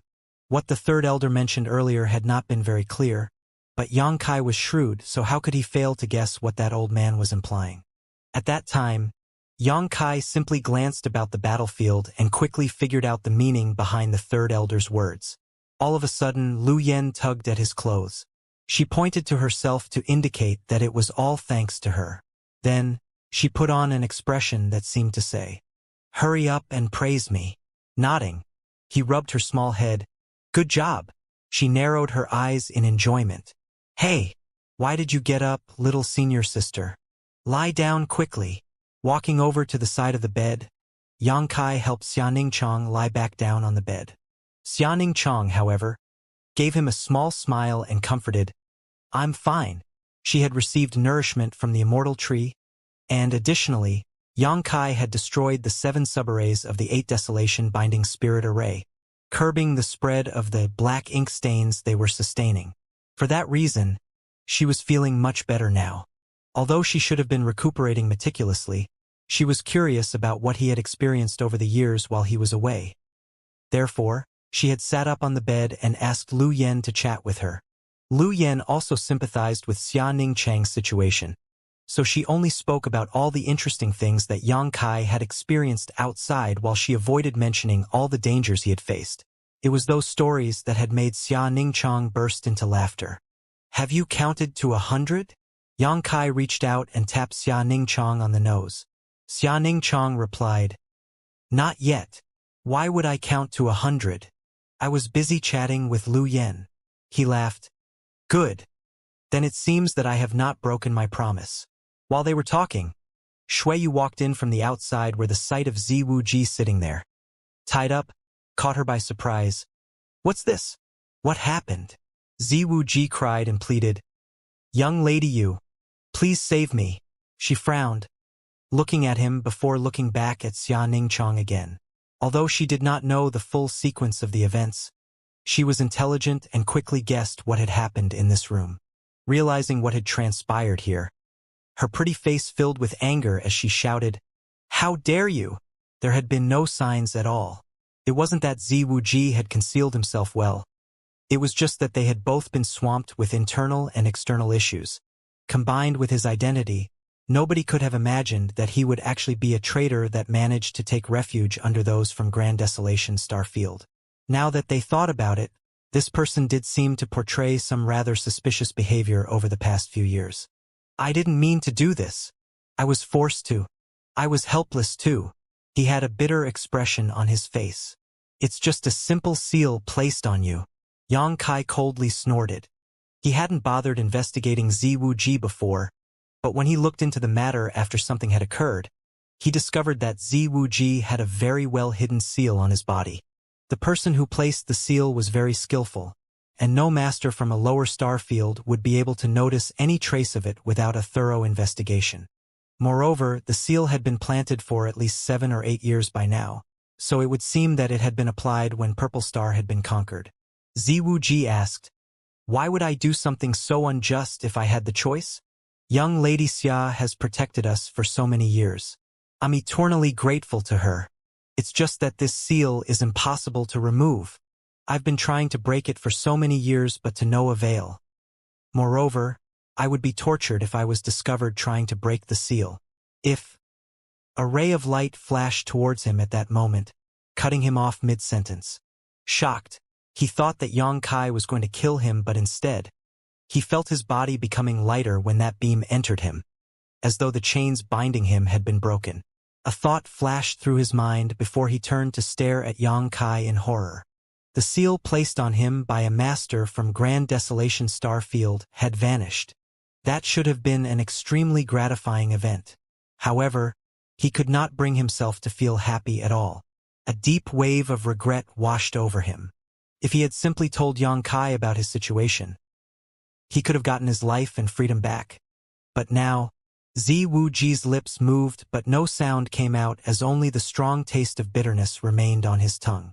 "Kill him," Yang Kai said coldly. "No. Have mercy," Ziwuji yelled in horror. In the meantime, Lu Yan's thoughts flashed, causing the fire snake wrapped around him immediately came back to life and began to emit a scorching aura. "Wait!" Yang Kai suddenly shouted, shooting a look at Lu Yan before saying, "Kill him outside. Don't dirty this place." Lu Yan nodded and controlled the fire snake to fly off with Ziwuji in its grasp. A short while later, a scream came from far away. Xueyu shook her head and sighed. He really brought ruin upon himself. The overall situation had been decided, but he chose to walk into a dead end. Starting from several dozen years back, Purple Star had been wrought with various conflicts in quick succession and probably would not recover from this incident anytime soon. Hung Luo Chamber of Commerce might not be in good shape, but its foundation was still in place. There was a chance of making a comeback as long as they could recover their lost cultivation stars. "Little senior sister, you should rest now." Yang Kai held Xianxia's soft hands and made her lie down, all while refusing to accept any objections. Although Xianxia looked helpless, she obeyed him. Even so, her cold hands grabbed onto his and refused to let go. She felt as though he would disappear as soon as she let go of his hands, so her red lips parted to object. However, Yang Kai spoke before she could say anything. "I'll stay here with you. I won't go anywhere." She nodded at his words and finally closed her eyes. Afterwards, he turned around and glanced at Xueyu. Smiling at her, he spread his other arm out invitingly. Xueyu glared at him before sassily walking over and leaning into his embrace. Lu Yan pouted when she saw this and walked out with an unhappy expression. Nevertheless, she closed the door behind her gently. First, Yang Kai ran into Su Yan in the ancestral domain by accident. Then, he returned to Shadowed Star to calm the war. After that, he went to Monster Emperor Star to help Shanqing Luo. And now, the conflict in Tongxian realm had been settled. All those who were close to him were safe and sound. That was the greatest happiness he could ever ask for. Everything else could be dealt with slowly. Xianxia had suffered greatly over the years. Not only did she have to maintain the protection over Nine Heavens Holy Land, but she also diverted her attention to take care of Xueyu and the others whenever they went out on occasion and got into a skirmish with the cultivators of Grand Desolation Star Field. Therefore, she had not had a real break in years. Now that her worries were gone and Yang Kai was back, she snuggled against him and soon fell into a deep sleep. She no longer needed to use sleep to supplement her bodily needs at her current cultivation. But even so, she fell into a deep slumber like any ordinary mortal. Her expression was calm as she curled up next to Yang Kai, and she seemed to be dreaming about something and smiled. Meanwhile, Shuiyu lay on the other side of Yang Kai. They quietly used their divine sense to communicate, telling each other about their lives and the experiences they went through over the years. The fragrance from her body lingered in his nose, and although he was not consumed by desire, he couldn't resist the urge to kiss her on her red lips. Shuiyu reached out and covered his lips with her hand though before he could and whispered, "Don't even think about touching me until you solve Ning Chang's problem." The situation in Tongxian realm had calmed down and the cultivators from Grand Desolation Star Field who invaded this place had been eliminated. However, the wounds Xianning Chang suffered could not be so easily erased. Even though Yang Kai had used the Immortal Tree to restore her vitality and had destroyed the 8 Desolation Binding Spirit Array, she would not be healthy again as long as Tongxian realm had not fully recovered. Yang Kai scratched his head. "That will take several hundreds of years. Can you wait that long?" Shuiyu snorted. "I'm fine with that. I'm more afraid you won't be able to wait that long. You're looking down on me too much." He spat disdainfully. Many years had passed since he went to Star Boundary, and if he had not gotten intimate with Zhu Qing, he would have remained celibate up until today. He was not some sort of gentleman and would of course still be moved by beauties. However, he refused to go against his principles and cheat on his wives. She added, "You are not allowed to touch elder sister and lure either." Yang Kai's expression immediately sank into despair. "Why must you go that far? There truly is nothing more poisonous than a woman's heart. What fun is there in life if I have 4 women by my side, but I can't even touch a single one of them? Traversing the martial Tao is about more than just cultivating." If Shuiyu colludes with Su Yan and Shanqing Luo, she might actually be able to convince them. No, she will definitely convince them. Shuiyu arched her body against his arms and said softly, "I'm to blame for what happened to Ning Chang. As long as her problems aren't solved, I won't be able to rest at ease. Husband, I'm begging you. Please think of a way to help Ning Chang recover as soon as possible." Reaching out her hand, he pinched her nose and said firmly, "If you blame yourself again like that, I will devour you right here and right now." She made a contemptuous snort in response. He used his hand to lift her face up by her chin. "Ning Chang won't blame you, so you should stop blaming yourself too. If she were in your shoes, she would have made the same decision. You also wouldn't blame her for making that choice either. But there are no buts." He smiled and scratched his head again. "Still, you've given me quite a difficult challenge. Solving Xianning Chang's issue wasn't going to be easy." However, Yang Kai had planned to do something about it even if Shuiyu had not said anything. Several hundreds of years was too long, so whether it was for him or Shua Ning Chang, he could not afford to wait that long, and neither could she. "Husband, are you at a loss for what to do too?" Shuiyu looked sad. "I'm thinking," he pondered in silence. I've thought of something." Shuiyu was pleasantly surprised by those words as she looked up at him. "If I succeed, will I get a reward?" He looked at her with a big grin. She blushed slightly at those words and lowering her head, she murmured, "Why is your head always thinking about such obscene things? Ning Chang is your wife, so why are you asking me for a reward?" "How illogical." She pouted, but still asked, "What do you want as a reward?" He reached out and touched her cherry lips. Despite glaring at him, she voluntarily stood up, leaned down, and pressed her lips against his. They kissed for a short while, and their breathing became uneven. Then, she grabbed his large hands that were shamelessly groping her under her clothes and slowly shook her head. Xianning Chang was sleeping right next to them, so how could she bring herself to act so shamelessly? Yang Kai didn't force the issue. Besides, he knew that she wasn't in the mood right now. Removing his hand from her clothes, he pulled her into his arms and enjoyed the peaceful moment together. Once Xianning Chang fell asleep, she remained so for 5 days straight. It wasn't until 5 days later that she slowly opened her eyes and saw that Yang Kai was sitting next to her in the same position he had been in before she fell asleep. It looked as if he had not taken a single step away in the past few days. She couldn't help feeling bad for him and blaming herself for making him uncomfortable. After resting for 5 days, her condition had somewhat improved. Unfortunately, the problem was not solved. The two auras in her body, one black and one green, were entangled with each other. But the green aura clearly had the upper hand. She only needed to wait for some time and the black chi would disappear completely. Hence, there was no need to worry about her own body. The only thing that needed to be considered was Tongxian realm. On the contrary, Yang Kai had already considered many issues during this time and a plan had formed in his head. The reason he had not taken action immediately was that he wanted to wait until Xia Ningchang woke up. He was afraid that she might be disappointed if she opened her eyes and did not see him there. Yang Kai stayed with Xia Ningchang for a while before he asked Xueyu to take good care of her, then got up and walked out. A group of people was gathered inside the main hall at this moment. They had eliminated the enemies that invaded their land during the battle a few days ago, and the excitement continued to bubble within them to this day. When Yang Kai appeared, Meng Wuya and Old Demon greeted him immediately, with the former immediately asking, "How is Ning Chong?" "Don't worry.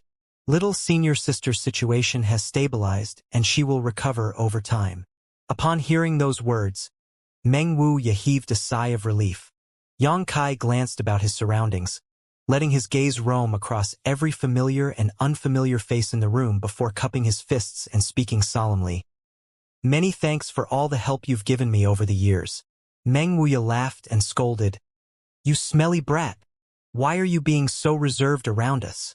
Yang Kai sternly replied, "The troubles in Tongxian realm might be resolved, but the situation of the star field as a whole is not optimistic. There will be many aspects which you will need to contribute to in the future. Once we eliminate all the enemies across Hung Luo star field, I will prepare a huge celebratory feast for all of you." As soon as his words rang out, everybody fell into deep contemplation. They had been stuck inside Tongxian realm for many years, so they did not know much about the outside world. Clearly, the situation outside was not much better than their own had been. So, for now I ask all of you to cultivate diligently. We must begin preparing for the next battle immediately. Saying so, he tossed a space ring to Meng Wuya. Meng Wuya accepted the space ring and swept its contents with his divine sense, his expression swiftly turning to one of shock. The space ring was filled with all kinds of cultivation resources. Moreover, he could tell that those items were extremely valuable at first glance. Some of them he had not even heard of nor seen before. He did not check the contents thoroughly, but such a large number of materials was enough for thousands of people to use for several years. With these, everybody will surely undergo explosive growth within a short period of time. I will leave these things to you, Treasurer Meng. You will be in charge of distributing them to the others. Next, I will open up a communication channel between this place and the outside world. Once that's finished, you will be able to reach Water Moon Star, Monster Emperor Star, and Shadowed Star. 1 month. After 1 month, please join me in battle again. Oh. Nine Heavens Holy Land had the space array that Yang Kai had arranged back then, and working together with Lu Yen, he was able to quickly upgrade it so it could connect to the more distant stars. Yang Kai instructed Lu Yen to stay behind after they were finished before he mounted the array and activated it. A bright light flashed for a moment and his figure vanished. After that, Yang Kai appeared in the palace of Water Moon Star, where he saw a young girl sitting cross-legged by the side. There were a lot of source crystals piled up beside her, and she seemed to be cultivating. The young girl sensed something and hurriedly opened her eyes. Lifting her head, she exclaimed in surprise, "Senior Yang, Yu Qin, are you alone?" He smiled at her. This young girl was Lu San Yang's daughter, Lu Yu Qin. Although her cultivation was nothing special in the star boundary, it was considered rather uncommon and extraordinary in the star field considering her young age. Leaving her to guard this space array was a great idea, as there was really no need to worry about people attacking or intruding. Lu Yuqin was clearly much more cheerful than before, and her small face blushed slightly as she nodded. "Mother said that this array is very important to you, Senior Yang, so she asked me to guard this place to prevent anybody from getting close." "Where are your parents now?" Yang Kai asked. Pouting slightly, Lu Yuqin muttered, "In the city. They're ignoring me." Seeing this, Yang Kai laughed. They finally reunited after a long time, so it's inevitable that they want some time together by themselves. she snorted. They are stuck together all day long. I hate it. Despite saying that, she did not look like she was holding it against them. All she and Lu Sanyang had on Dragon Island was each other. Moreover, they were constantly bullied there. Now, they had Li Jiao by their side, and he took very good care of both of them. Even Lu Yuqin was glad about the change, so how could she reproach them for their behavior? All right, focus on cultivating. I'm going to look for your parents, Yang Kai said before he used his divine sense to check his surroundings and locate Li Jiao and the others. Li Jiao, Lu Sanyang, Ruan Baiting, and He Yunxiang were gathered together inside one of the palaces in the city right now. In addition, there were many unknown faces gathered around them. These people were all origin kings whose eyes were filled with admiration and respect as they gazed upon these four, Li Jiao in particular. There were as many as a dozen such individuals. They seemed to be discussing something. Li Jiao sat at the head of the table, feeling bored and absent-minded. He was a third-order Emperor Realm Master, so being left here by Yang Kai to recover Water Moonstar was simply overkill. After separating from Lu Sanyang and the others, the task only took less than a month to complete. It was just that Li Jiao had no choice but to manage the place after regaining control since he had no idea how important Water Moonstar was to Yang Kai. Unfortunately, this place and its issues were completely meaningless to him, so he felt it was better if he went sightseeing with Lu Sanyang instead. As for the other cultivators in the Origin King realm gathered in this palace, they were subordinates he took in during the process of recovering Water Moonstar. They were originally local masters or subordinates of Hung Luo Chamber of Commerce who had been living in hiding from the Netherworld sect all these years, but all of them had joined the crusade after witnessing the strength of these four strangers. The door was pushed open suddenly and somebody in the palace stood up and shouted, "Who goes there?" They were discussing important issues at the moment, so just who would dare to act so presumptuously and barge into this place without prior notification? Everyone lifted their gazes to look in that direction, and the sight of a young man walking into the room entered their vision. He looked familiar at first glance, as if they had seen him somewhere before, but they couldn't quite recall where. While many of the Origin Kings were still feeling confused, a gust of wind blew past them and Li Jiao greeted the young man in surprise.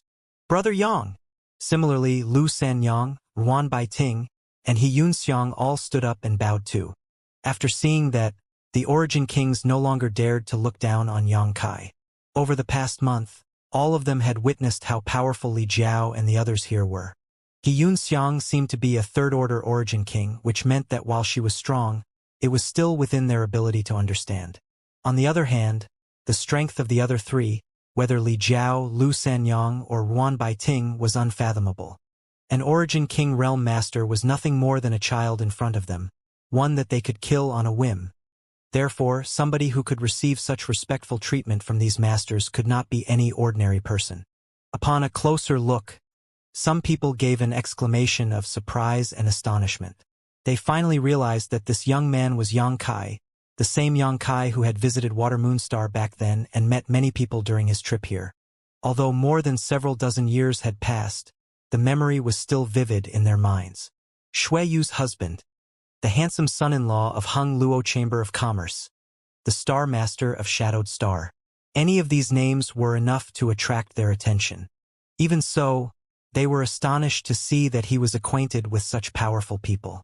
Moreover, looking at the way these influential masters were treating him, it seemed as though they respected and even felt grateful towards him. All of a sudden, they recalled what Li Jiao casually mentioned before. He said that the reason why the four of them had purged their enemies and were helping the weak was that they were asked to do so by a certain person. From the looks of things, the person in question seemed to be none other than Yang Kai. For a moment, the Origin Kings were overwhelmed by their emotions. "Brother Yang, we have taken back control of this cultivation star as you asked. We also got rid of all the remaining rats." Yang Kai smiled. "Many thanks for your hard work. I actually came here today to ask for a favor." Li Jiao laughed. "Just tell us what you need, Brother Yang. There's no need to be so polite." Yang Kai rubbed his two fingers together and asked, "Lend me some money." "Ha!" Li Jiao was stunned. "Source crystals. Lend me everything you have. I will pay you back when we get back to the star boundary." Li Jiao finally ascertained that he had not heard wrongly. Failing to stifle his laughter, he hurriedly took off his space ring, fiddled with it slightly, and transferred all the source crystals within it to another before handing that second space ring to Yang Kai. I only have these. He might be the palace master of Fire Dragon Palace, but he couldn't possibly bring massive amounts of source crystals everywhere with him. Fire Dragon Palace needed funds to operate and develop after all. The disciples also needed to spend a lot of source crystals for their cultivation. The sect would not be able to function if he took all the source crystals away with him. Besides, Fire Dragon Palace still owed High Heaven Palace a huge sum of money, so more than 90% of the reserves in the palace had been used to repay that debt. Therefore, Li Jiao had no more than several tens of thousands of high-rank source crystals in his space ring. He had slightly more mid-rank source crystals and low-rank source crystals, but unfortunately, these did not match with his status as a third-order Emperor Realm Master. In short, he had been living on a tight budget for the past 2 years. I have some as well. Lu Sanyang walked over and took out all the source crystals she had. Yang Kai was not offended by the amount and accepted them all. Meanwhile, Ruan Baiting and He Yunxiang were helpless in this matter. Yang Kai had been working hard in the star boundary over the years, so the number of source crystals he had amassed during this period was simply uncountable. Unfortunately, he left almost all of that wealth back in High Heaven Palace. He had quite a lot of source crystals in his possession, but for the next step of his plan, the more source crystals he could get, the better. It wouldn't be enough no matter how many of them he had. Brotherly, can I ask you a question? How much do you know about spirit arrays? Yang Kai asked after putting the source crystals away. Li Jiao replied, I'm no expert, but I know a thing or two. Good. Come with me. Yang Kai reached out, grabbed Li Jiao's arm, and walked outside. Li Jiao was speechless. He did not know why Yang Kai was in such a hurry, but he didn't resist. He simply gave Lu Sanyang a look and asked her to wait there. Afterwards, Yang Kai and Li Jiao returned to Nine Heavens Holy Land together via the space array. Come! Yang Kai flew up into the air while Li Jiao followed closely behind. It didn't take long for the two of them to reach a height of several thousands of kilometers, at which point Yang Kai pointed downward and said, Brother Li, take a look. Upon hearing those words, Li Jiao looked down and subconsciously frowned. Everywhere he looked, Tong Xian realm seemed to be wrapped in a frail aura. Furthermore, the surface of this cultivation star had many obvious traces of being poisoned. What do you want me to do, Brother Yang? Li Jiao had a vague idea as to what Yang Kai was planning now.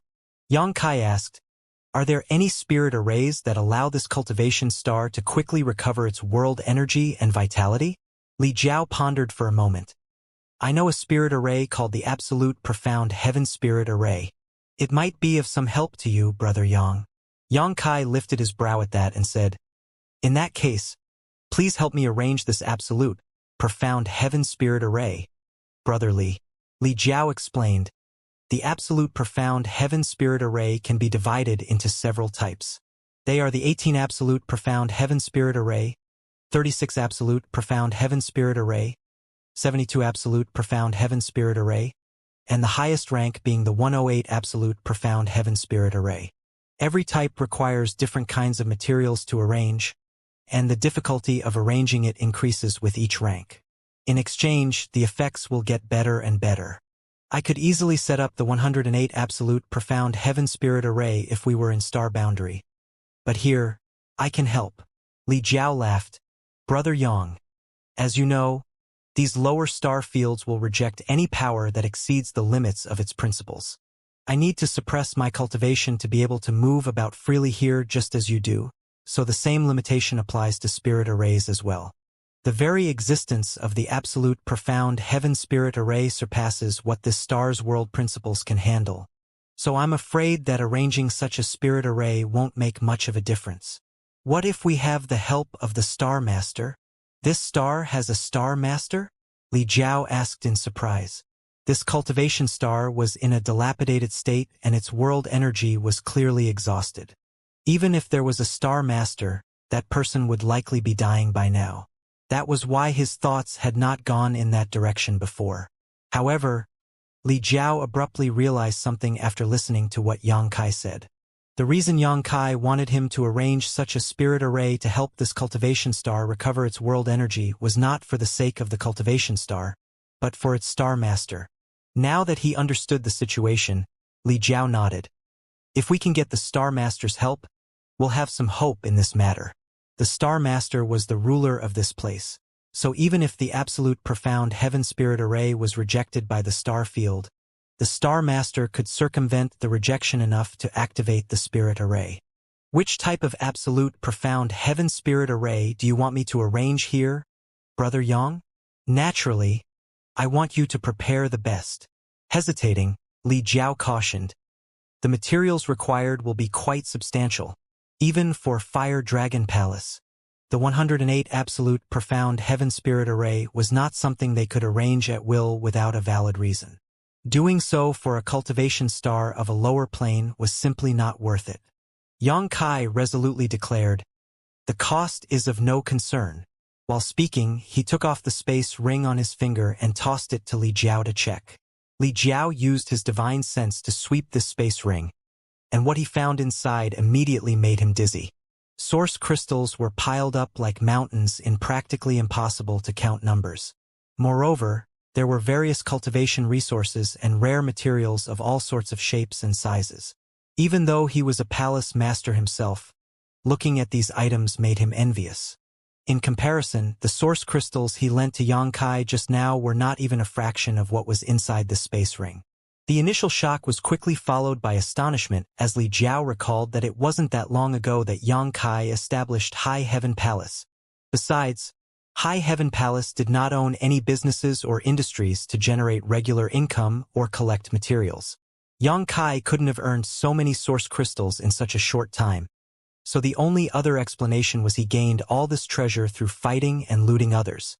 In other words, this mountain of source crystals and every single artifact and material in the space ring represented the number of enemies Yang Kai killed and the sects he destroyed.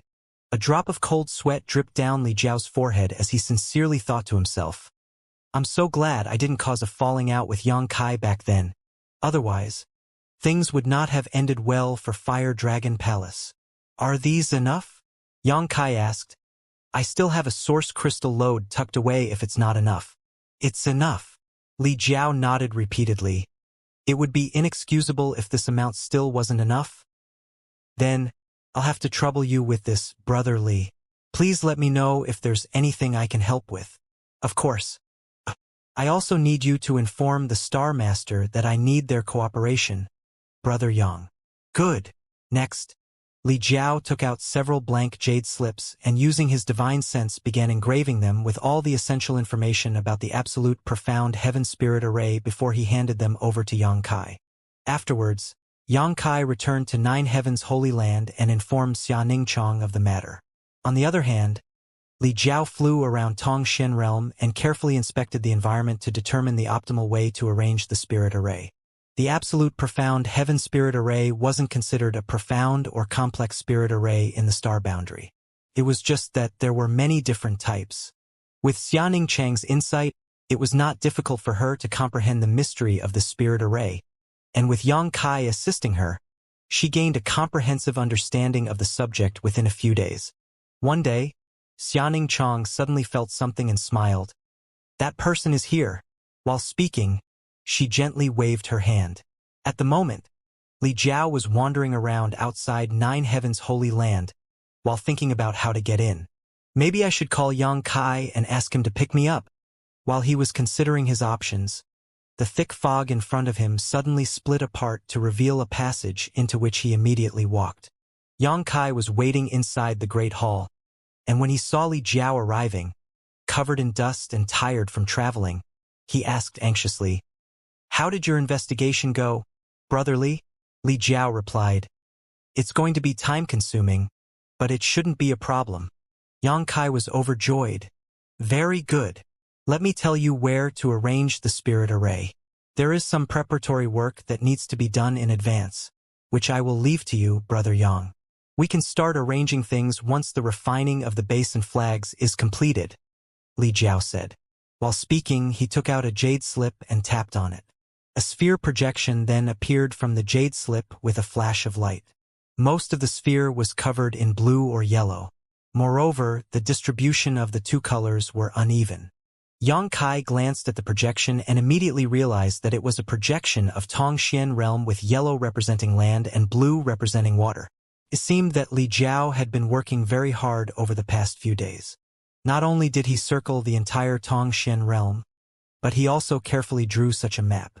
Although he did not dare to say that it was 100% accurate, it was certainly pretty close. Studying it for a moment, Li Jiao pointed to a certain spot. "Brother Yang, please look at this. This place is where we are right now." Yang Kai nodded, recognizing that it was the location of Nine Heavens Holy Land on Tongxian realm. The world energy here is the densest across the entire star. The principles are the most perfect too. It can be used as the absolute profound heaven spirit array core. Li Jiao gave a wave of his hand and a red spot immediately appeared where Nine Heavens Holy Land was located on the projection, as if he had marked it.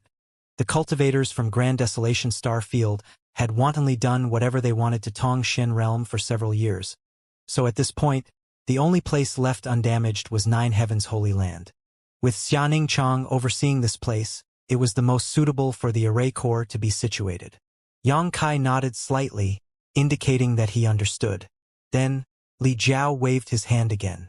8 small black spots immediately appeared on the projection of Tongxian realm. These spots coincided with the positions of the subarrays of the 8 Desolation Binding Spirit array that Yang Kai had destroyed previously. Li Jiao continued, "The poison is the worst in these 8 areas. If I am correct, somebody set up spirit arrays in these 8 spots before. If you want this star to recover its world energy, we must deal with these 8 spots with utmost priority." "What you say makes sense, Brother Li." Lifting his hand again, many red spots appeared on the sphere one after the other. "I traveled this land for several days and surveyed many places. As a result, I have chosen a total of 108 spots to situate subarrays. Aside from the array core and the 8 black spots, there are still 99 more places to go. I need you to bury an adequate amount of source crystals in each of those places. Then, once the spirit array is activated, those source crystals will be transformed into world energy by the spirit array to nourish the star." "Wonderful!"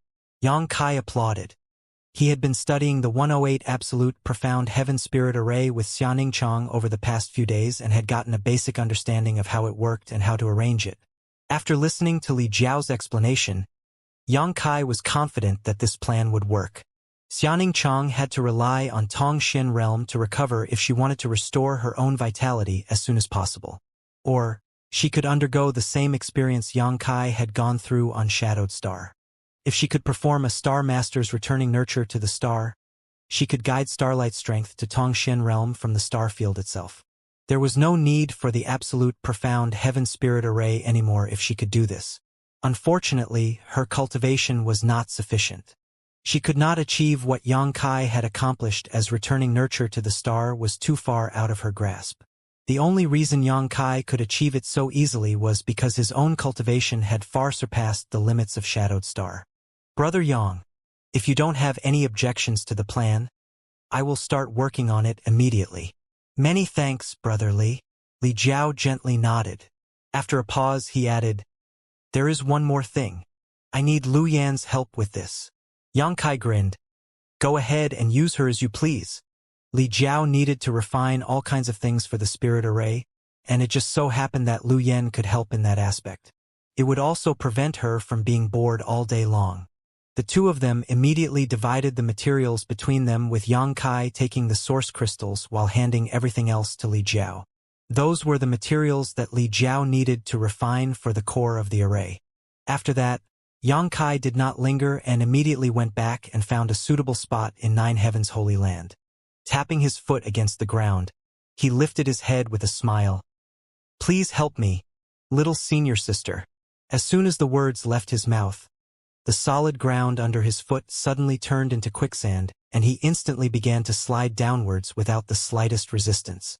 Even so, he remained motionless and was not the least bit panicked.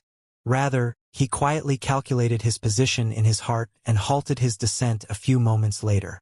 At this point, he was several hundred kilometers below the surface. Taking out a large number of source crystals, he scattered them about so that they would flood to underground depths here.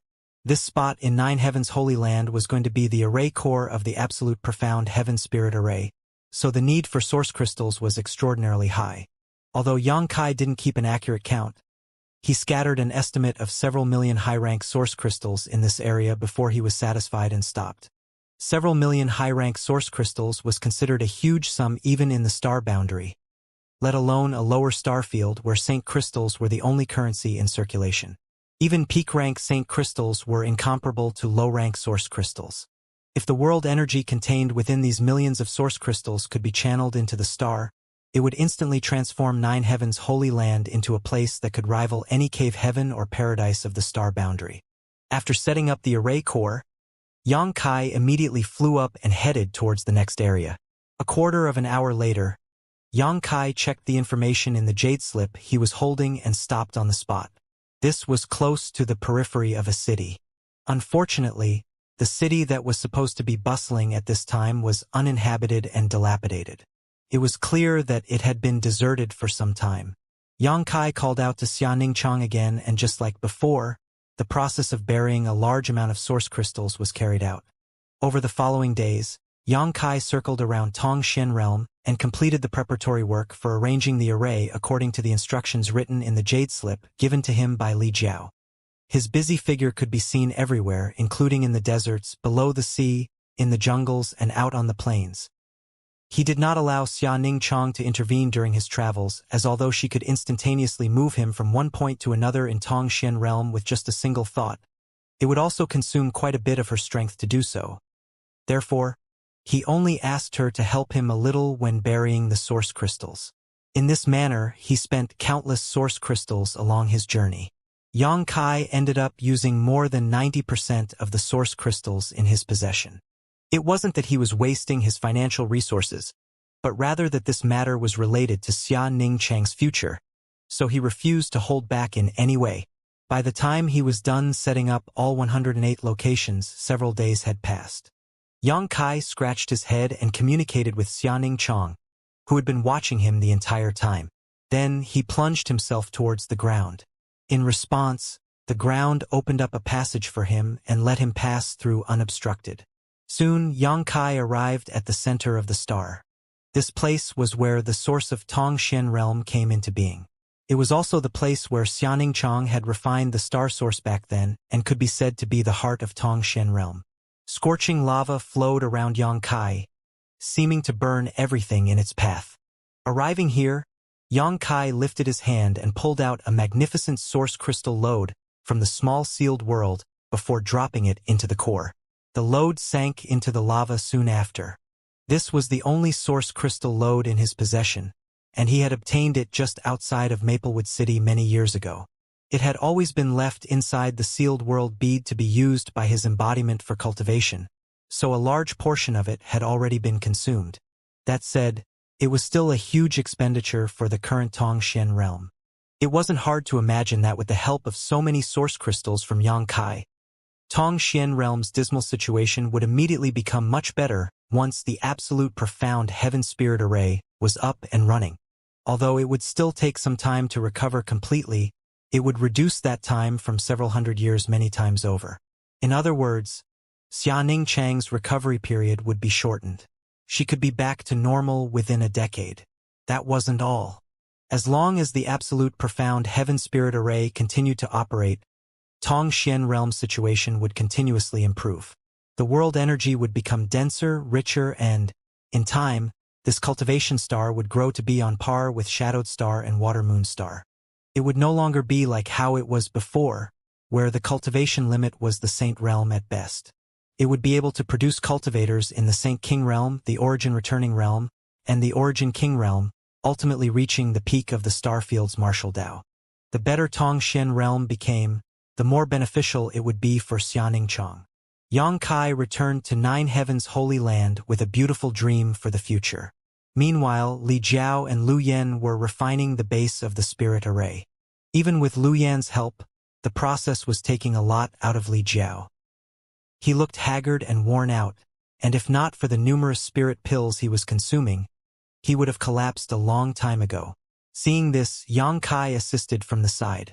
2 months passed by in a hurry, and on this particular day, Li Jiao handed the last item to Xianxia with a slightly dazed expression and dull eyes. "I've done what you asked." The refining of 108 absolute, profound heaven spirit columns was completed. With that, Li Jiao had completed his task. During the process, he had made several mistakes and wasted quite a bit of material, but Xianxia was well prepared, so some wastage was no big deal. Xianxia stretched out his hand to take the item with a word of thanks. Then, he lifted his hand and transferred Li Jiao to the small sealed world, so that he could rest inside and recover from his fatigue.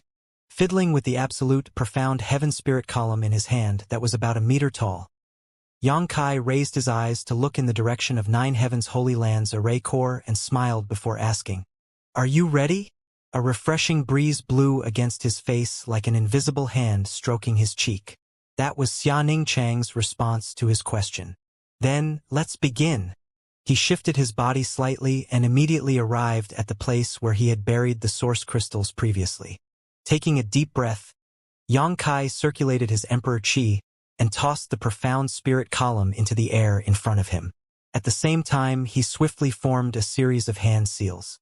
Following that, several beams of light entered the spirit column and disappeared. As the profound spirit column slowly fell downward, it seemed to become more and more energetic while also expanding in size rapidly. The profound spirit column had only been a meter tall before, but it turned into a towering pillar that was a few thousand meters high in the blink of an eye. Even if several people tried to wrap their arms around it, they wouldn't be able to encircle it fully. The complex patterns on the profound spirit column flickered and flashed before it fell straight down into the ground as if held by an invisible large hand. In response, countless people in 9 Heavens Holy Land looked up with shocked expressions. The profound spirit column was not an artifact, it was simply a spirit array base. However, it was emitting an imposing aura at the moment. If an ordinary cultivator from the star field were to come into contact with an existence like this, they would be turned to ashes in an instant. Then, the ground formed a whirlpool, revealing a path that guided the profound spirit column deeper into the ground. Xianxia quickly shouted, "Bury the array core 2 kilometers deep while leaving a kilometer exposed. Little senior sister, please pay attention to the details." The profound spirit column silently continued to bury itself deeper into the ground before stopping all of a sudden when it reached a certain level. Afterwards, the ground hardened again to bind the profound spirit column tightly in its embrace. It was now buried exactly 2 kilometers into the ground, not 1 bit more nor 1 bit less. Inspecting the profound spirit column, Xianxia confirmed that there were no errors in the placement before swiftly heading in another direction, with Li Yan following close behind him. The absolute profound heaven spirit array was formed based on the 108 profound spirit columns. The requirements for the location and the depth of placement for every profound spirit column was very particular, and the slightest error would make a huge difference. Fortunately, Li Jiao was quite familiar with the spirit array, although the one he was familiar with was the 72 absolute profound heaven spirit array, and not the 108 absolute profound heaven spirit array. The fundamentals were basically the same despite the difference in numbers. Therefore, the information he supplied was pretty much accurate. Li Jiao had worked together with Lu Yan to refine all these profound spirit columns, so the array should activate smoothly as long as everything was arranged appropriately. Over the next few days, Xianxia revisited all the places he had been to previously and buried 1 profound spirit column above each buried pile of source crystals. It took him a whole 7 days to finish burying all 108 profound spirit columns before he ran around with Lu Yan, cross-checking his handiwork. Only when he was satisfied that everything was in order did he return to 9 Heavens Holy Land. Xianxia stood in the sky inside 9 Heavens Holy Land, his black hair flying around him and his robes dancing wildly. His expression was solemn as he held a small array jade in his hand. That was the array jade to control the absolute profound heaven spirit array. It was something that he, Li Jiao, and Lu Yan jointly made together with a lot of effort. Everything was in place except for the most crucial part of it all. Closing his eyes, Xianxia concentrated for a moment. Then, He lightly touched the array jade and slowly poured some Emperor Qi into it so that it flashed with light. Next, he opened his eyes abruptly and began forming a set of hand seals. Rays of light entered the array jade and he shouted, "Initialize!" The array jade shone brightly. A low humming sound came from deep underground. At the same time, an earthquake shook the entire Nine Heavens Holy Land. The changes startled countless cultivators who were cultivating in meditation, causing them to come out of retreat to investigate the situation. Upon seeing the figure standing in the sky, though, they understood that the changes were his doing and not another enemy invasion. Thus, they felt relieved. Inside Nine Heavens Holy Land, the absolute profound heaven spirit column located at the array core suddenly underwent an unusual change. The complex patterns on the surface of the pillar flickered and shone. Simultaneously, an invisible pulse spread out. With the profound spirit column as its center, it spread out tens of thousands of kilometers, covering Tongshen realm. One by one, the profound spirit columns lit up in succession across the land. Under the influence of their energy fluctuations and invisible energy waves, they resonated with each other and the patterns on their surfaces shone brightly. If one were to look down from the starry sky, one could see the 108 lights flashing brightly across the entire star. Everywhere the waves passed, the lights became extremely dazzling. The speed of Yang Kai's hand seals increased, becoming more and more rapid while his expression remained extremely solemn. Although his cultivation was extremely high, he was currently in a state of self-suppression, so he did not dare to be careless or negligent while maintaining this grand spirit array. This matter was related to Xianxia's well-being, so he had to take it very seriously. Soon, sweat was dripping down his face. A quarter hour later, the profound spirit column in Nine Heavens Holy Land emitted an invisible wave once again, and the previous phenomenon repeated. That column was like a beating heart, pulsing rhythmically. Every time it beat, the other 107 profound spirit columns would produce a subtle resonance with each other. As the number of beasts increased, the resonance would connect from end to end and could no longer be separated from one another. Over time, all 108 profound spirit columns synchronized and covered the entire Tongshen realm as a result. The invisible wave spread out again and again. Similarly, the 108 profound spirit columns flashed in rhythm. The cycle repeated continuously. However, the frequency of the cycle slowly accelerated as time passed. One day later, the time between each wave had been halved from the initial quarter hour. Another day later, the time halved again. In another 3 days, the profound spirit column at the array core pulsed every few breaths. The remaining 107 profound spirit columns were the same. Moreover, if one were to observe it closely, they would discover that the flashing lights of the profound spirit columns no longer lit up sequentially but in sync. Yang Kai controlled the array jade with great focus, maintaining the array without even knowing how much time was passing. Finally, the frequency of the flashing lights of the profound spirit columns seemed to have reached a certain limit. Following that, an invisible aura spread like a fierce beast from ancient times that had awakened suddenly. Yang Kai looked tired, but his eyes were shining so brightly that it was scary. The moment he had been waiting for was finally here. He no longer hesitated.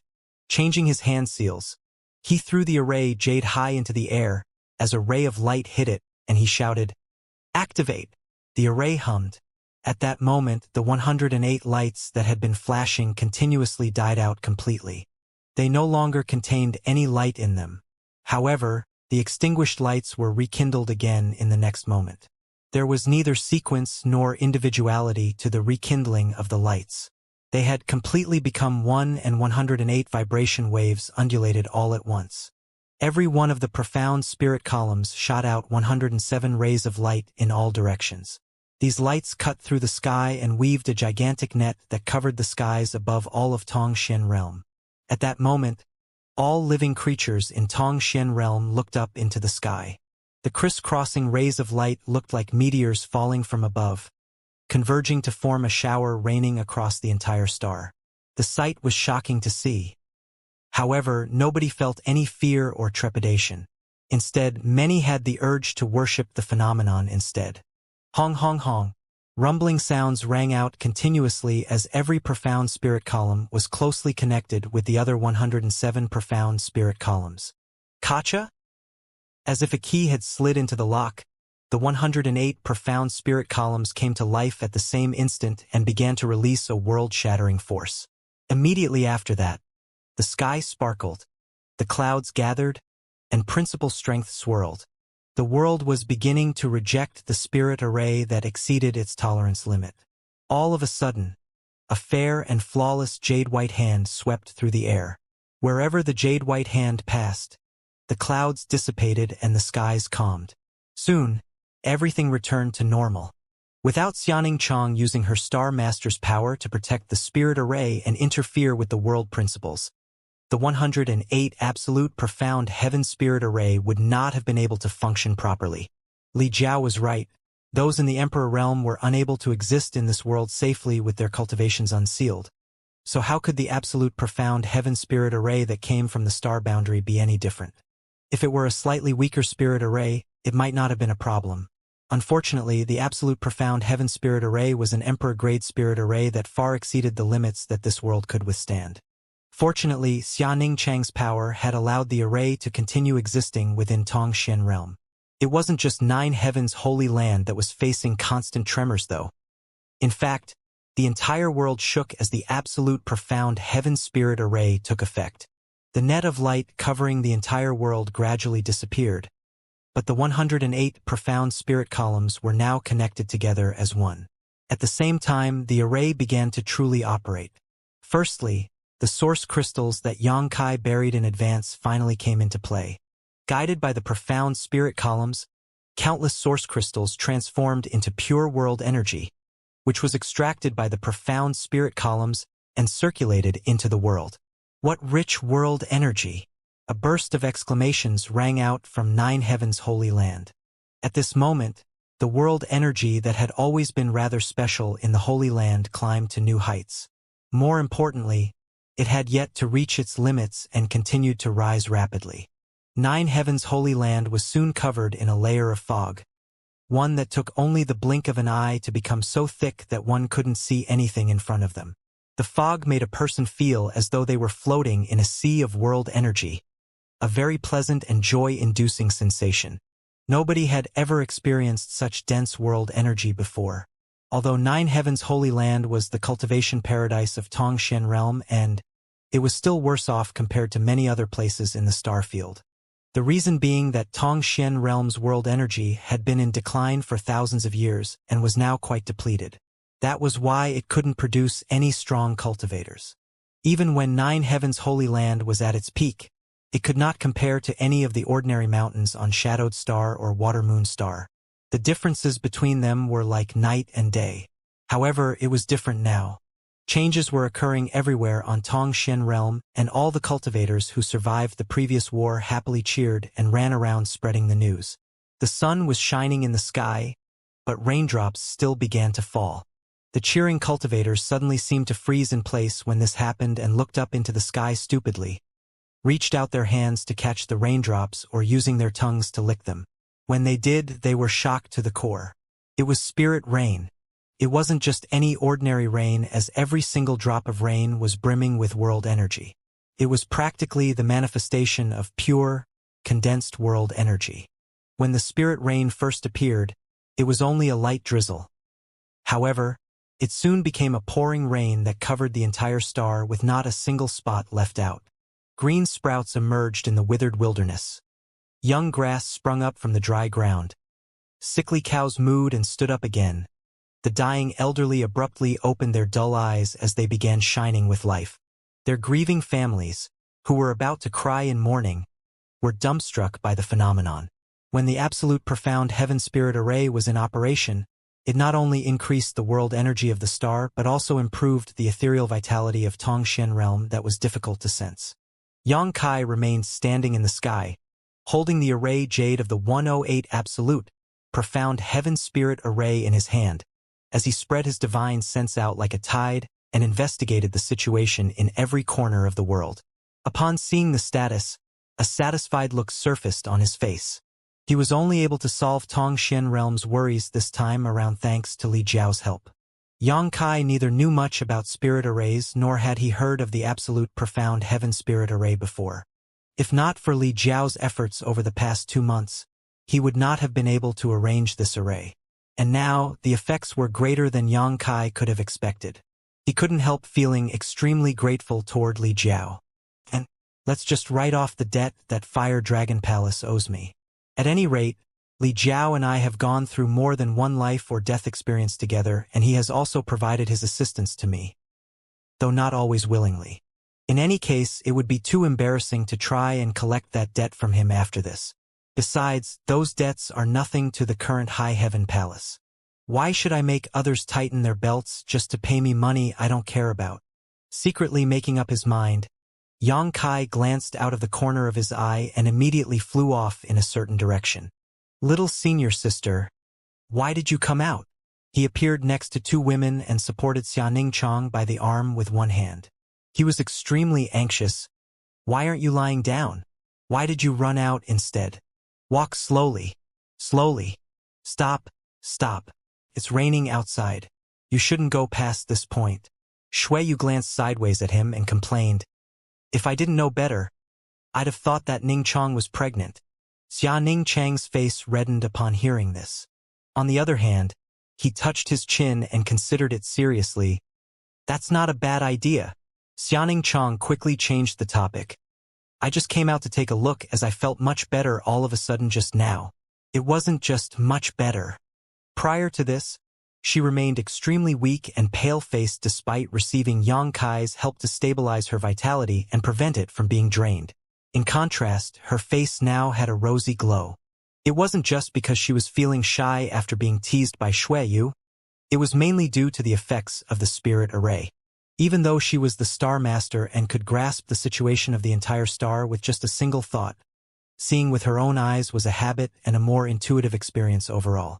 This spirit array is truly amazing. Junior brother, please thank Surly for me.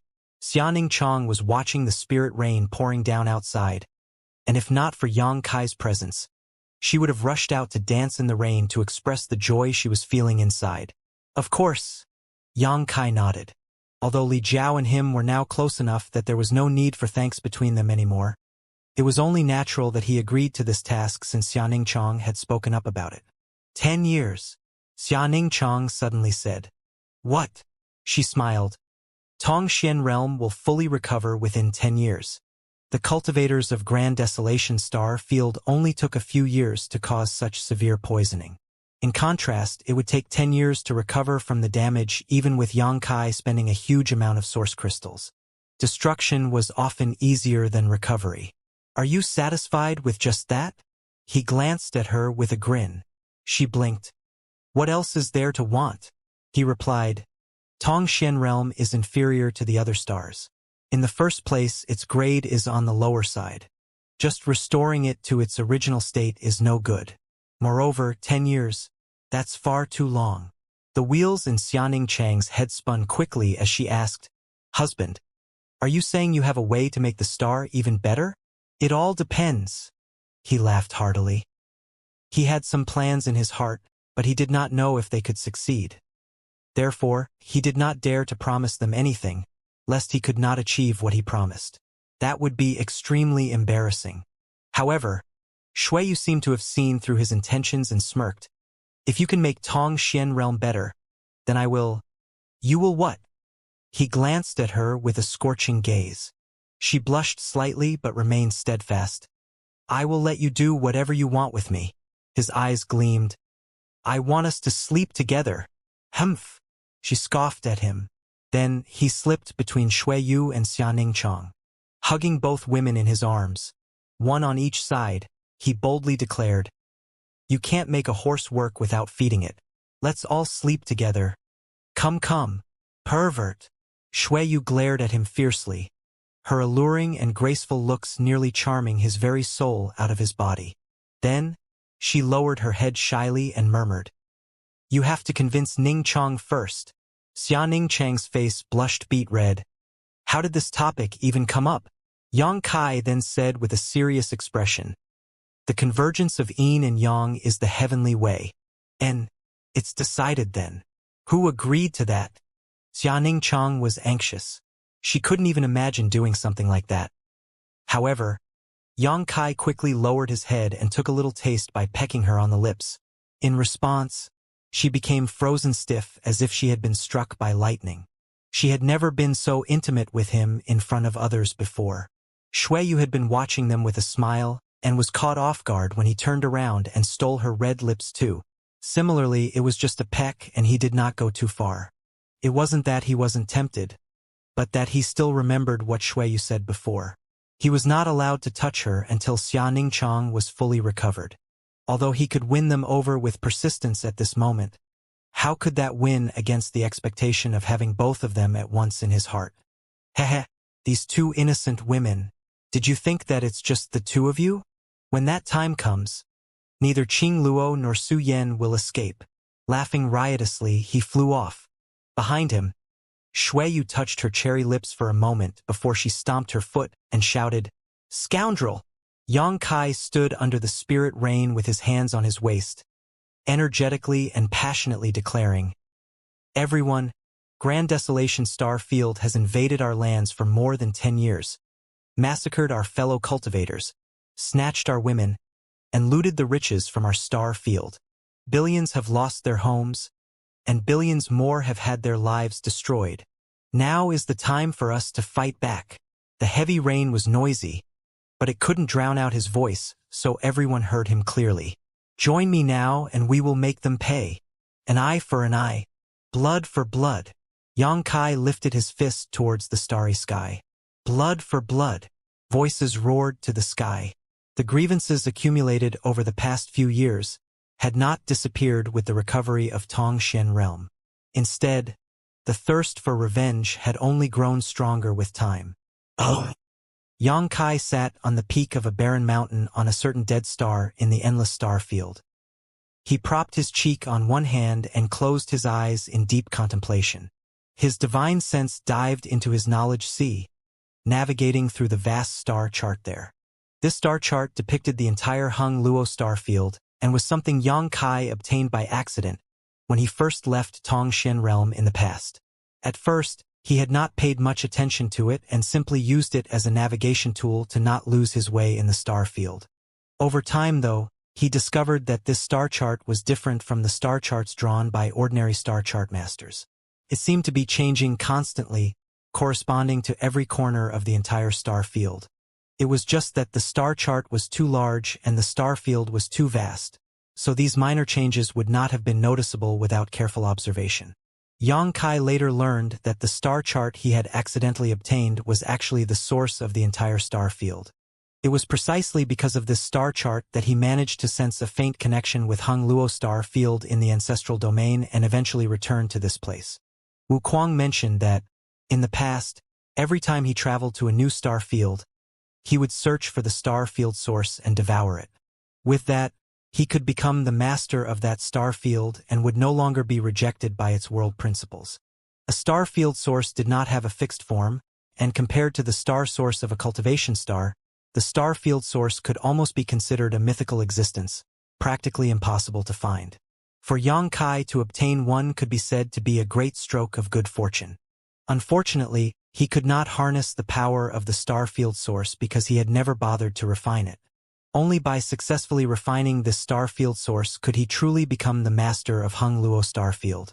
At that time, he wouldn't even need to lift a single finger to purge all the cultivators of Grand Desolation star field, as he could do so with just a single thought. It had been half a year since he left Tongshan realm, and throughout this time Yang Kai had been trying to refine the star field source. But he had yet to make any progress. Even if his cultivation was in the Emperor realm, the star field was too vast and it contained countless stars within it. To refine the star field source was equivalent to trying to control all of these stars. It was more difficult than trying to ascend to the heavens. I must be doing something wrong. Even Wu Kuang had to suppress his cultivation when he arrived in the lower star fields and could only start unscrupulously doing as he pleased after consuming the star field source. If Wu Kuang can do this, then there's no reason why I can't. Yang Kai was secretly annoyed with himself for not asking more about this matter at the time. Even if I go to the ancestral domain right now, putting aside the issue of whether I can manage to locate him, even if I did manage to, that guy might not tell me anything either. Yang Kai secretly rejoiced over the fact that he had not boasted about anything in front of Shuiyu and Xianing Chong. Otherwise, he would be too embarrassed to meet them now. At the time, he only had a vague plan in mind. That was to refine the star chart and become the master of this star field. Then, he would be able to control the power of the entire star field to provide some extra nurturing to Tongxian realm. Upgrading it to be the same level as Shadowed Star and Water Moon Star would be nothing but child's play at that time. But now, it would seem that his thoughts had been too naive. Still not working? A crisp voice rang out next to him, one that was sweet and pleasant to the ear. Upon hearing her, Yang Kai opened his eyes and pulled Lu Yen into his arms. He continued to prop his cheeks on his hand and sighed. I have an idea, but I don't know if it will work. Lu Yen raised her head to look up at him. Reaching out her hand, she touched the hard stubble on his chin and gently murmured, If you have an idea, then go ahead and try it out. There's no loss in trying, right? I was thinking so too. He nodded and stood up. How much longer before they gather here? There are about 10 more days until the agreed time. 10 days is enough. Can you keep watch? Tell me immediately if you receive any news. I'm going to give my idea a try. She nodded. Afterwards, Yang Kai kicked off the ground and rushed straight into the sky like a flying arrow, soon vanishing from sight. Plunging into the starry sky, he flew about aimlessly at a speed that was neither fast nor slow. As he flew, Yang Kai pushed his Emperor Qi gently, leaving a trail of his aura behind him. At the same time, he observed his path with the star chart in his knowledge sea and delineated an area that was neither large nor small. With the star chart as a cross-reference, he was not worried about getting his position wrong. And so, he continuously flew around this area as if drawing a circle. All the aura he had left behind was within the circle.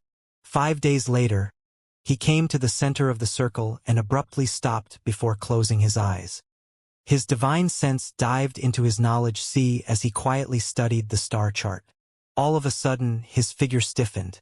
A look of pleasant surprise soon appeared on his face as he clearly felt a special area within the star chart in his knowledge sea. That area was none other than the place where he had spent the past few days marking with his aura. Interesting. Perhaps the method I've been trying for the past 6 months has been wrong all along. If this method works, then it means that refining the star field source and a star source are two completely different things. He had been trying to refine the star field source with the method he used to refine star sources before. He had worked directly on the star chart in his knowledge sea, but his efforts had been to no avail. From what he could see right now, though, it was apparent he needed to start from the basics before going deeper. Tackling this from the ground up is the way. But what method should I use to refine it? There's no other secret art to use aside from the star refining art. Upon making his decision, he no longer hesitated. He immediately activated the star refining art and immersed his mind in that special area within the star chart. All of a sudden, he felt a strange sensation. It felt as if his thoughts were spreading and expanding, flooding across the places he had passed through during the past 5 days, and firmly connecting the path made of aura he had left behind. He could now sense the movement of every object in that region without even opening his eyes. Everything was as clear as could be. The star refining art continued to circulate slowly, branding a certain area within the star chart with his aura, as if gradually changing the color of that region. There were no ripples nor fluctuations that accompanied this process. Everything seemed so peaceful and natural. Without warning, Yang Kai suddenly opened his eyes and laughed loudly. I can't believe a sudden whim pointed me in the right direction. The color of that particular area in the star chart inside his knowledge sea seemed slightly different from the other places now. Correspondingly, he could feel that special area within the starry sky too. Yang Kai did not use any kind of power. He simply changed what he was thinking about. Following that, his figure kept flickering throughout the area, leaving behind afterimages as if countless versions of him existed at the same time. This was a special piece of the starry sky, a piece that only belonged to him. He was the master of everything within this region, just like on Shadowed Star. His figure stopped abruptly, and an eager light flashed in his eyes. If I am safe after doing this, then it proves my theory is correct. If so, then all I need to refine the star chart is time, and I can become the master of Hung Luo Starfield. Taking a deep breath, Yang Kai roared. A strange sound rang out from the depths of his heart as the seal on his cultivation broke open. Immediately after that, his cultivation soared. First Order Dao Source Realm, Second Order Dao Source Realm, Third Order Dao Source Realm, Emperor Realm. Despite lifting the seal on his cultivation, though, he remained safe and sound. The world was not rejecting him nor revealing any hostile intent towards him. I did it!